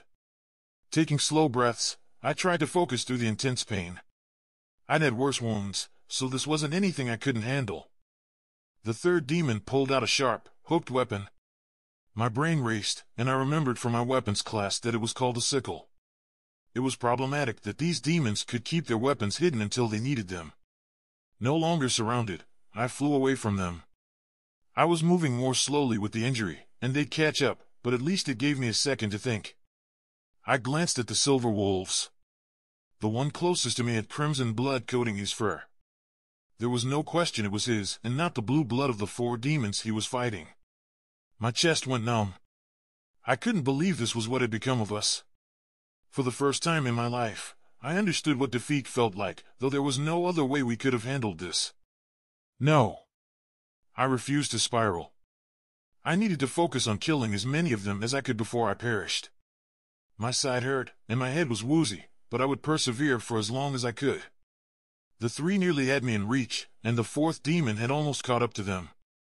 I had to make a decision. My guess was that the dagger was thick enough that my feathers could hold it off like bullets, but I wasn't sure about the sickle or the 2-bladed weapon. Ignoring the sharp, throbbing pain, I moved my wings, blocking the dagger aimed for my injured side. The sickle ripped into my shoulder, and I gritted my teeth, swallowing a whimper. Genitalia demon laughed as he moved his weapon to the side. He planned to behead me as if I were a demon. The insinuation was clear. He wanted me to feel unworthy, like I viewed them. It's only fitting for you to die the same way, he rasped as the new demon materialized behind him. But before he could move his weapon, the new demon grabbed his hand, and mocha brown eyes focused on me. Levi. Don't you dare hurt her, Levi said, confirming it was him. Why were his eyes not red? Immediately, I knew. He hadn't decided which side he was on and hadn't turned truly evil. My heart warmed, but then the demon yanked his sickle from my arm. More pain flared in my body. Well, looky there. Genitalia demon smirked. Who would have thought hurting an angel would get Levi here? Clearly, we arrived in the nick of time. Levi flashed beside me and punched the other demon in the face. I won't allow you to kill her. A growl emanated from deep within him. Rosemary, go. They won't kill me. I wasn't sure about that, but my blood loss was getting to my head. The world spun, but he was outnumbered just like me. No. The demon with the dagger snorted. At least she knows our loyalty isn't to him. This was when they decided to get mouthy? While I was leaking blood and hurting throughout my left side and right shoulder?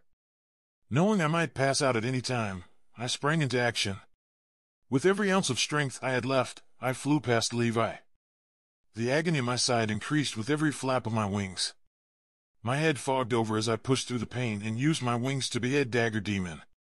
What the sickle demon grunted with surprise. Levi rushed toward me, and before Dagger Demon's body dropped more than an inch, he had swiped the weapon from the dead demon's hand. With my injuries, they hadn't expected me to attack like that.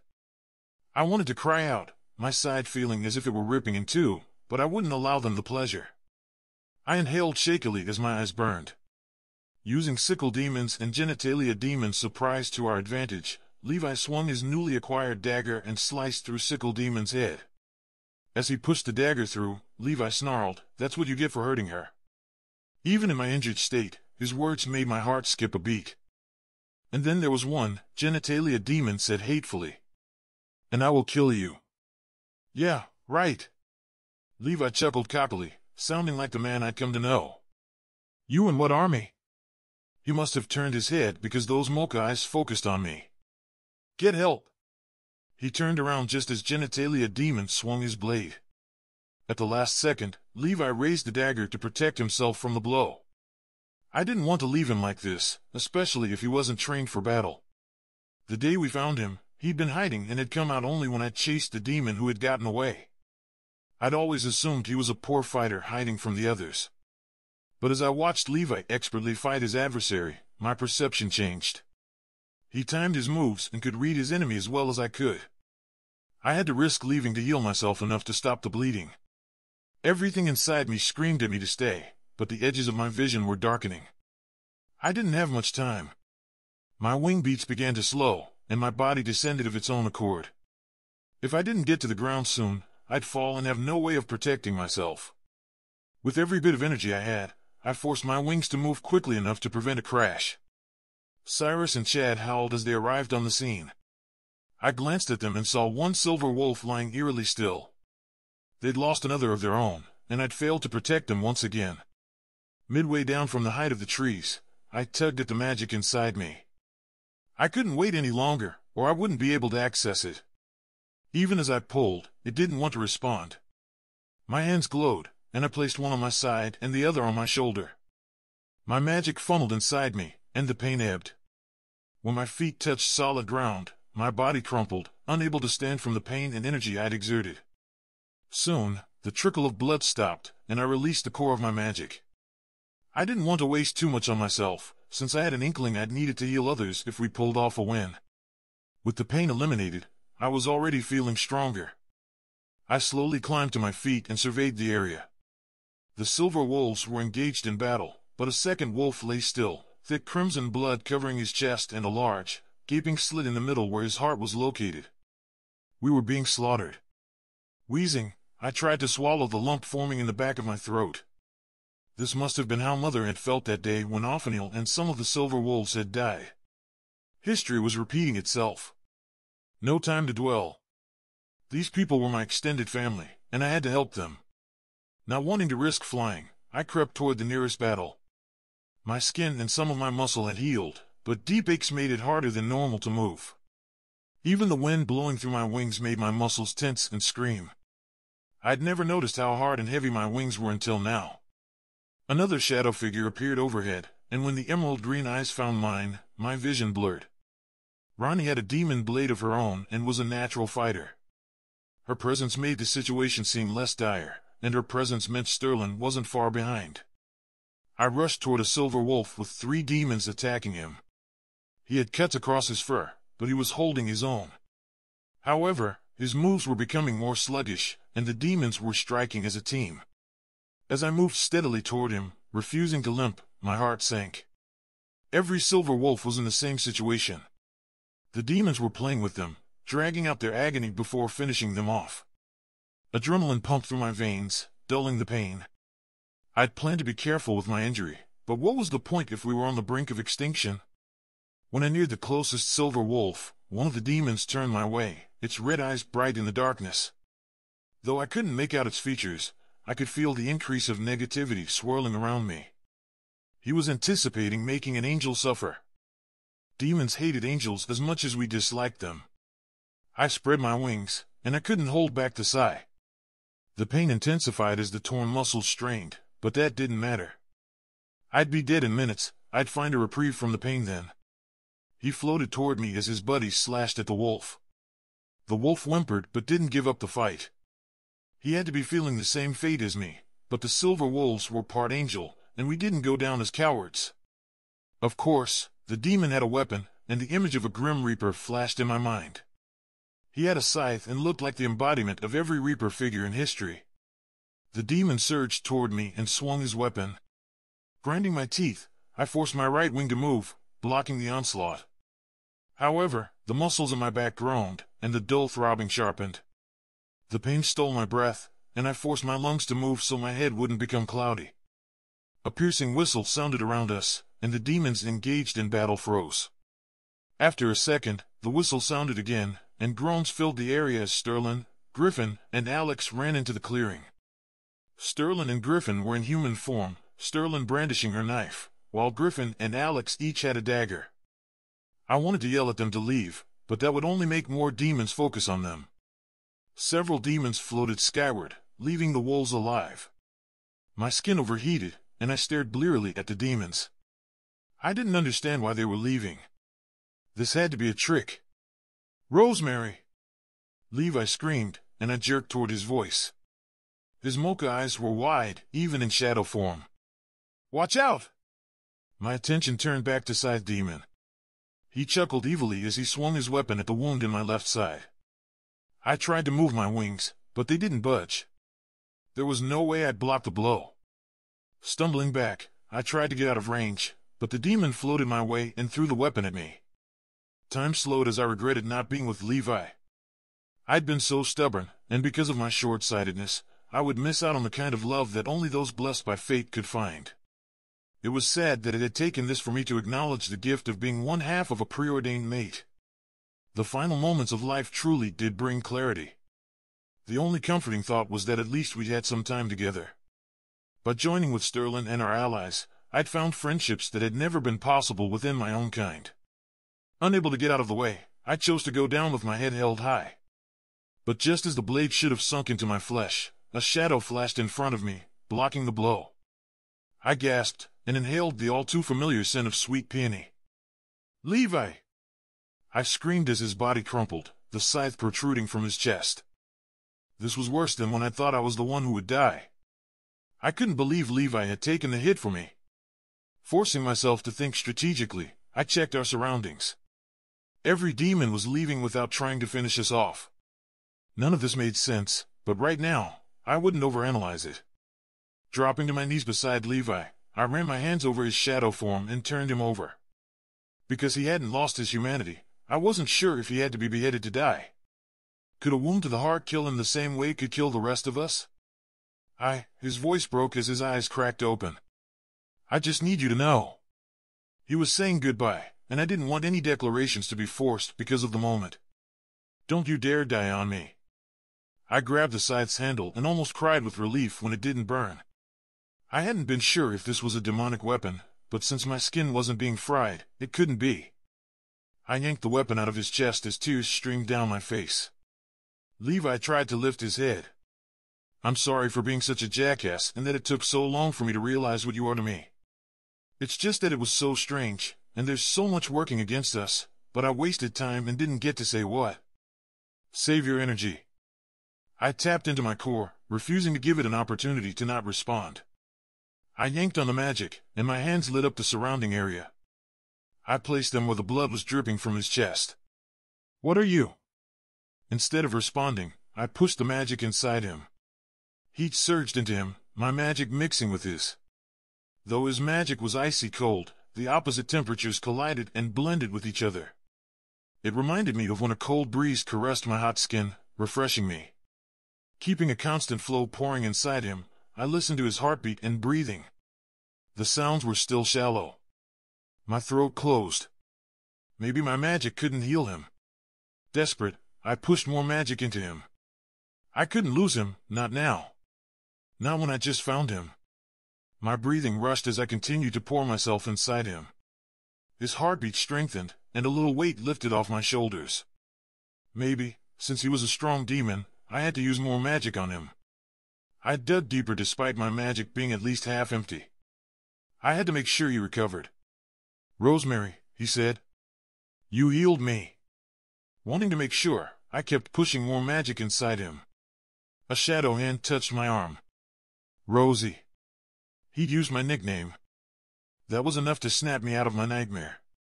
Now that I was paying attention, I could sense that his heart was fine. I tapered my magic off, letting it flow back inside me, needing to conserve it in case the silver wolves needed my help. Are you sure?" Despite knowing what I'd felt, I needed his reassurance. "I didn't know you could do that.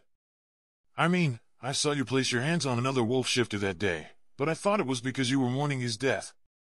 His voice sounded normal, and his body flickered back into its human form. Removing my hands from his chest, I noticed that his black shirt had a large gash where the scythe had stabbed him, but I could see the smooth, unblemished skin underneath. I threw my arms around him, vowing never to let him go. "Hey, I'm okay." He hugged me tightly and took a deep breath. "God, I love your rose scent. I love—" "Stop." My body warmed as I jerked back and placed a finger over his lips. "Not here. Not now." Hurt flashed in his eyes, darkening them. "How foolish. I want you to finish what you're saying when we get back to the house. Not here with our injured friends surrounding us." I bit my lip, my heart so full I thought it would burst. "I want us to do this the right way. Once we say those words, there's no taking them back." A huge smile spread across his face as he nodded. "I'm in." I kissed his cheek gently, wanting him to know I meant what I'd said, and stood. Things were worse than I'd realized. Acid inched up my throat as I counted 2 dead silver wolves. I'd failed them. Another 2 were severely injured, and Sterling and Griffin knelt beside them. The other wolves were bloody but standing. Sterling's shoulders sagged when she noticed me. "Rosemary, thank the gods you're okay." Her lavender-silver eyes darkened with despair. "I hate to ask, but we could really use your help." Without a second thought, I rushed toward her. On the way, I noticed that Cyrus was pretty cut up, but he, Chad, Daryl, and Theo were watching the perimeter in case the demons returned. Our best plan was to heal these 2 enough to get the hell out of here so we could regroup. In fairness, we could probably all go back to stay in Shadow Ridge. Levi had proven his loyalty to us, even against his own kind. My heart ached for having ever doubted him, but there was nothing I could do to change that now, no matter how much I wanted to. The 2 wolves were badly injured, so there was only one option, even if it took twice as much energy. I knelt between them and touched their chests, not bothering to see where the wounds were located. I pushed my magic inside them, this time meeting a similar magic to mine. Their wolves retracted, allowing my magic to flow through them freely. My magic was running low, so I couldn't heal them completely, just enough so they would survive. As my body sagged, strong arms circled my waist. The electricity of the touch informed me whose it was. No longer wanting to fight our connection, I didn't resist Levi's touch and surrendered myself to his help. The silver wolves' heartbeats became stronger, and I funneled more magic inside them. I had to ensure I wasn't just slowing their deaths, but preventing them completely. "You can stop," Levi rasped. "Their breathing is strong and steady." My ears had picked up on the same thing, but I wanted to push a little harder. If the demons came back, we would need everyone at our disposal. Musky freesia filled my nose as Sterling came to my other side. "He's right. We can take it from here." That was good, because my eyes couldn't stay open. Thankfully, Levi held onto me. If he hadn't, I'd have fallen. I woke up to Levi's wonderful smell surrounding me as he lowered me onto something soft. My eyes fluttered open, and the room I'd been staying in came into view. However, the sheets didn't smell like me, but rather like Levi. Go back to sleep. The others are burying the dead. The demons are gone, and if they return, Andy will inform us. Levi slipped into the bed beside me. I hope you don't mind, but I brought you to my room. I can't stay away from you tonight. Of course, I murmured. I didn't want to be away from him either. Not anymore. Everything between us had changed. My side twinged as I rolled toward him, but the ache was gone. That was odd, but I didn't want to focus on that. I just wanted to get closer to him. He pulled me against his chest delicately and whispered, "Easy. Don't hurt yourself. It doesn't ache anymore." I must have healed myself more than I realized. I wanted to reassure him so he wouldn't loosen his hold on me. I was desperate to stay close to him.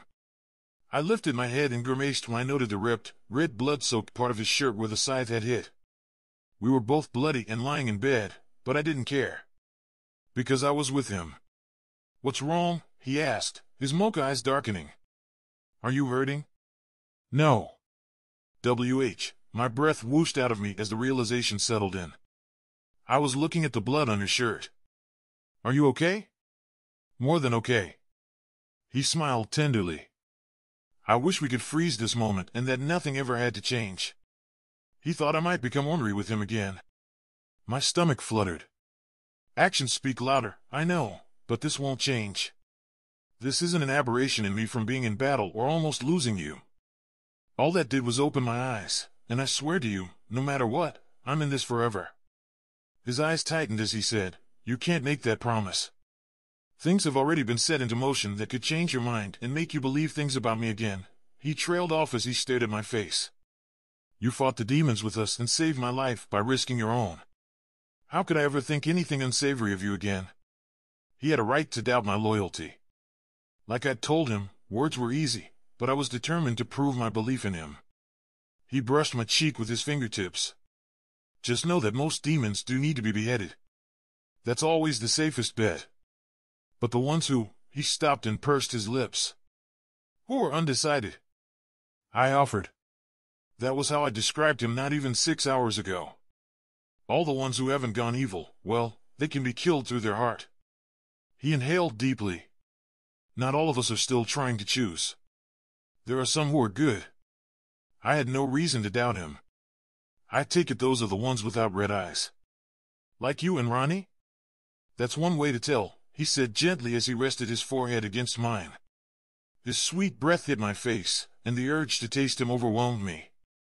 I pressed my lips to his, reveling in the feel of his firm mouth and his unique flavor on my tongue. He pulled away slightly. "You need your rest. You're healing. You're healing, too." I placed my hand on his chest, enjoying the shock that sparked between us. Each moment we were together, the connection between us solidified. The energy around us was palpable. "I'm alive because of you," he said tenderly as he placed his hand on top of mine. "And this is the happiest moment I've ever experienced." My body warmed as desire flowed through me. My magic was still depleted, but the nap had given me some energy, and my soul was desperate to connect with Levi. I need you, but only if you meant what you said." He took a ragged breath. "Rosemary, I want to make love to you. You have no idea. Believe me. But you were hurt and lost a lot of blood. I don't want to rush you or pressure you into making a decision you'll regret. Make love." I'd heard it called that before, but it had never made sense, until now. "My heart is yours, if you want it." My pulse hammered with my declaration. I'd never been so vulnerable in my entire life, and he could ruin me. We're preordained to be together. Why fight what fate has put into motion? When we were apart those 2 days, it hurt to breathe.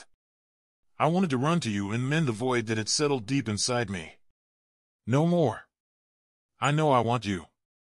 There's no doubt, and I'm sorry I judged you so horribly. Though the air between us had been magnetic before, my declaration amped up the electricity surrounding us exponentially.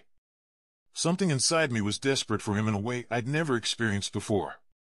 I didn't just need him, I required him. I know that I love you, I said. His head tilted back, and his eyes widened. Then something surged between us. He rasped urgently, we should clean up first. My brain hazed. I probably do stink. I'll be right back. I climbed to my feet as he stood and grabbed 2 shirts and a pair of pajama bottoms. He threw them over his shoulder and turned to me, then picked me up. He had no intention of letting me bathe alone. The quick motion made me dizzy, but he had us across the hall into the guest bathroom within seconds. He gently placed my feet on the red oak tile with my back against the white sink. He put the clothes on the edge of the marble counter, then went to the tub and turned on the water. Watching him take care of me made my heart feel so full that I thought it might burst. I was about to grab some towels from the cabinet under the sink when he placed his hands on my sides, keeping me upright. His eyes lightened as he pleaded, let me take care of you. My stomach tightened. If it had been anyone else, those words would have irritated me, but I wanted him to. I wasn't sure how to process that. He leaned over beside me and withdrew 2 towels, which he placed on the end of the counter closer to the shower. Steam drifted into the room, indicating that the water was hot. As he turned back to me, he took the edges of my shirt and asked, are you sure? Unable to speak, I nodded. I'd never been so sure of anything. His face scrunched as if he were in pain. Rosemary, I need you to know that what I feel for you is real. I'm completely in love with you, and you mean more to me than anything in this world. I'll do anything in my power to not hurt you if I can. I hated that I'd made him feel like this. I'd insulted him so much that he was scared to complete our bond. If you don't want to, I understand. I treated you horribly. I could own up to my mistakes. That's not it. He cupped my face and gazed into my eyes. I'm just saying I'll have to make some decisions that might hurt you or that you won't like. I can't leave my father behind. Did he think I wouldn't want him to save his own family? Of course there will be. And I will do things that you won't like either. It was inevitable. We were 2 different people even if we shared a soul. We'd grown up under different circumstances and in completely different worlds. But as long as we're willing to make it work, there's no reason we can't be together. It'll be hard, but Levi, I'm done fighting this. We haven't shared everything with each other. Levi bit his lip. And I want to, but we just don't have time. I'd humor him. Hi, Levi. I'm Rosemary. I'm slightly over 1,000 years old, and my favorite color is orange. A wicked glint filled his face. Wow. Over 1,000. I didn't realize I was into older women. My face burned, but he was a grown, strong demon, so he couldn't be under 500. Oh, and you're how old? 998. He booped my nose. So, shy of a millennium, unlike some old woman in this room. If that's the case, I'd never teased someone like this before, and it almost felt like the high I got when soaring through the sky. I'll leave you to get yourself clean. He chuckled sexily and flashed in front of me. Not a chance. Then his mouth was on mine. I quivered, unable to hide it. His touch, taste, and smell drove me wild. When he slipped his tongue into my mouth, I sucked on it. A deep groan emanated from his chest as he took the edges of my shirt again. More steady now, I was able to pull my wings into my back, making it easier for him to remove the shirt. You are stronger, he rasped as he gently tugged it over my head. Thank the gods. His hand snaked around my back and unfastened my bra. He slipped a strap off each shoulder and took a step back, scanning me from head to toe. Even crusted in blood, you're so damn sexy. I grabbed his shirt and used the hole the scythe had created to rip it from his body. It was ruined, anyway. He wasn't so bad himself. His 6-pack of abs was on display, and all the things my tongue could do to him flitted through my mind. I stepped closer to him, unfastening his pants. I had priorities, and finally seeing his penis was at the top of the list. I pushed down his jeans and boxers, making my intentions known. A woman who knows what she wants, he chuckled. I like it. My eyes drank him in. He was even harder and bigger than I'd imagined. My breathing and desire increased just by staring at him. Damn it, Rosemary, he groaned. You're making it difficult to go slowly. Good. I wanted to torment him my way. His fingers slipped into my waistband, and I stepped out of my jeans and panties. His mouth fused to mine, and I couldn't get enough. "Gods, you're gorgeous," he murmured as his hands caressed my breasts, making me need him more. Taking the lead, I slowly walked him back to the tub, and we climbed inside. The hot water immediately eased some of the tension in my back. However, I knew of one particular way I wanted to relieve the rest of my stress, and that was with Levi between my legs. My hands rubbed down his body, enjoying every muscle my fingertips grazed as the two of us went under the spray. As we kissed, the water mixed with his spearmint taste, adding fuel to the fire coursing through me. Ready to complete our bond, I eagerly stroked him. He pulled away, gritting his teeth. "It'll be over before it begins if you keep that up." "Then why wait?" I climbed his body and wrapped my legs around his waist, ready for him to fill me. Again, his hands firmly grabbed my waist, putting my feet back on the ground. Gods, I never thought I'd be the one to say this, but let's take a moment to enjoy each other. I didn't understand. But this is enjoyment. Having him inside me was the only thing I wanted at this moment. I didn't understand why he was being so difficult. His eyes sparkled as he reached over and squirted shampoo on his hand. He stepped out of the spray and motioned for me to follow. Confused, I obliged. I didn't understand why I needed to get out of the water to watch him soap up his hair. He twirled his finger, indicating for me to turn around. I was willing to do whatever he wanted to get to my release, so I spun around. After him nearly dying for me, I could at least give him some privacy to wash himself. His fingers dug into my scalp, massaging my head. I startled, not sure what to do, but he continued to lather my hair. And he didn't stop there. My eyes burned with unshed tears as he washed me all over. I'd never experienced such tenderness. When he was finished, my body was more relaxed than I'd ever known. He guided me under the spray as his hands swept over my body to remove the soap. Allowing my tears to mix with the water, I rinsed the blood and grime from my body. When I faced him again, there was something animalistic in his eyes. He growled, but this time, it was my turn to give him the sweet and unusual punishment. "Let's switch spots," I said, and grabbed some shampoo of my own. As I cleaned him, he watched me, unblinking. As soon as I was done, he stepped under the water spray and pulled me against him. His mouth lowered to my breast as I climbed his body once more.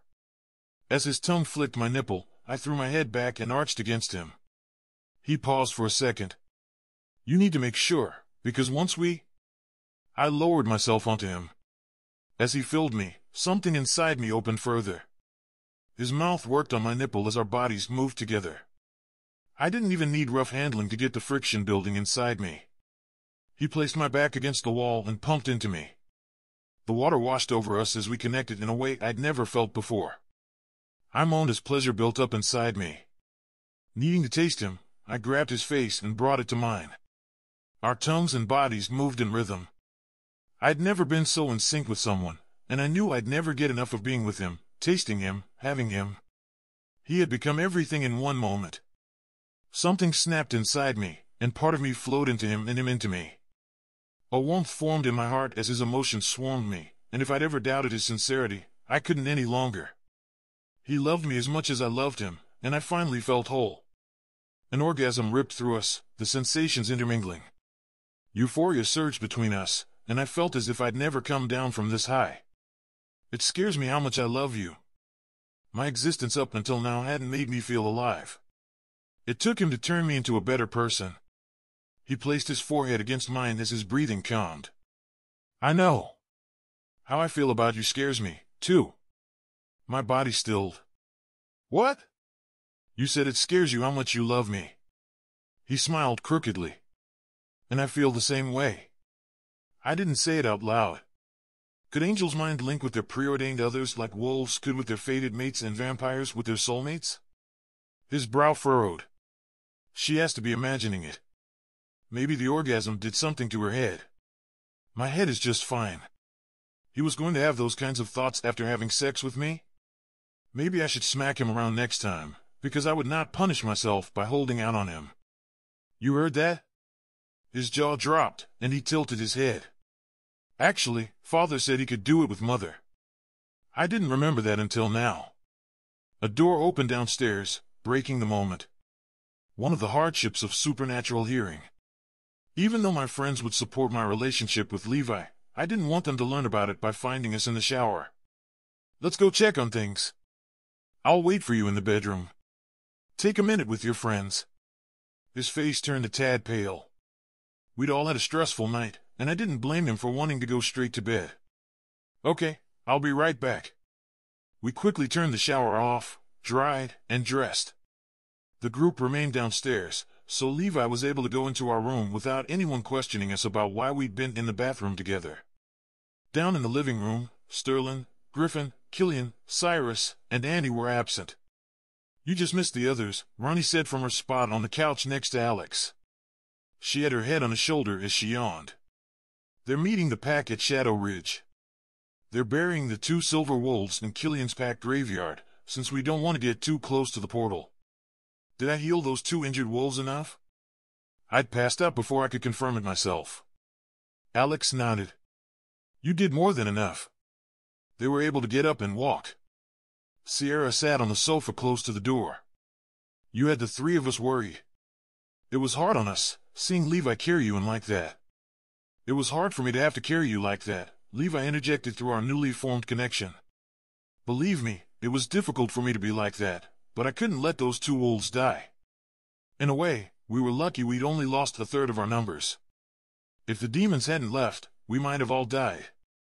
Now we had to figure out why they'd left. Another puzzle. But we all needed to rest before we talked strategy. Though I'd had a nap, I was still drained and eager to get back in bed with a certain brown-eyed demon. I know, but that doesn't mean we like seeing you that way. Sierra frowned, but then an evil grin appeared. And, she sniffed loudly, I smell that congratulations are in order. I enjoy that saucy vixen, Levi connected. Oh, gods. However, my cheeks hurt from the smile that had spread, unbeknownst to me, across my face. Thanks. You get to tell Killian, though. Sierra tapped her head. I told him you were up and looking semi-alive, but I'm not about to touch that conversation. Alex scoffed. Who knew she had some common sense after all? Behave, Ronnie chuckled.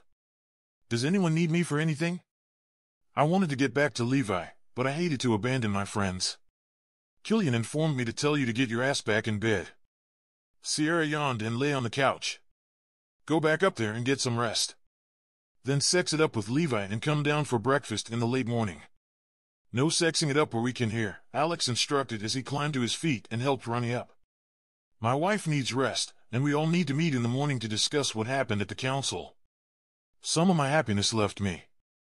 Is Mother okay? Yes, but there's a lot going on. Ronnie frowned. But like Alex said, let's wait until everyone is together and rested. We can't accomplish anything right now. I glanced out the window. It had to be close to 3 in the morning, and my mother would likely be asleep. I'd call her when I woke. Good night. Night, Sierra said, her eyes already closed.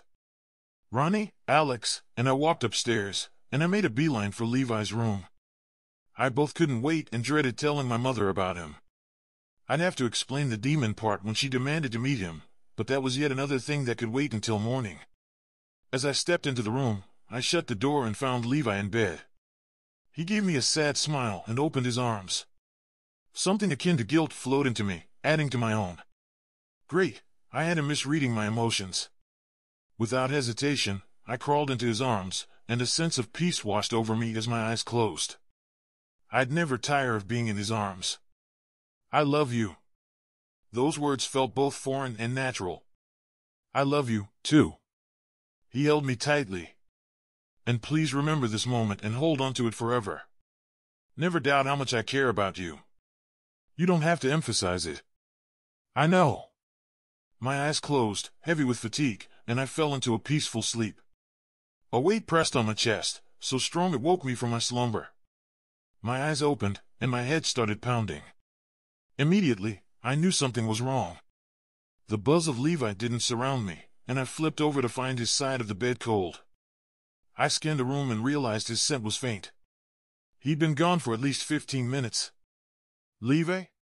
I'm so sorry, but I have to leave, he connected, and his pain ebbed out of me as our link went cold. My heart fractured. The pressure on my body expanded. The warmth of our connection was gone as if he'd vanished from Earth. He'd left me. After we'd completed our bond. Numbness spread through my body, and I pinched myself, trying to wake from this horrible dream. I wasn't sure what emotion was flowing through me, but it hurt. We'd just made it. He couldn't have left me. I got up, thinking that it was some sort of joke. He had a weird sense of humor, like the mortals, but the warmth wasn't something he could manipulate. The world seemed to shift, which didn't make sense. Though everything appeared upright, it didn't feel the same. It was as if my view had changed. That was asinine. The scoundrel had left me. Everything inside me squeezed, making it hard to breathe. Why would he do something like this? Even asking the question irritated me. Maybe he'd come here to break me and to further the demon plans in some capacity. The answer didn't matter, it still resulted in him being gone. Something cold trickled through my bones. I couldn't shut down because of him. Maybe that was what Levi wanted, but I'd show him how strong I truly was.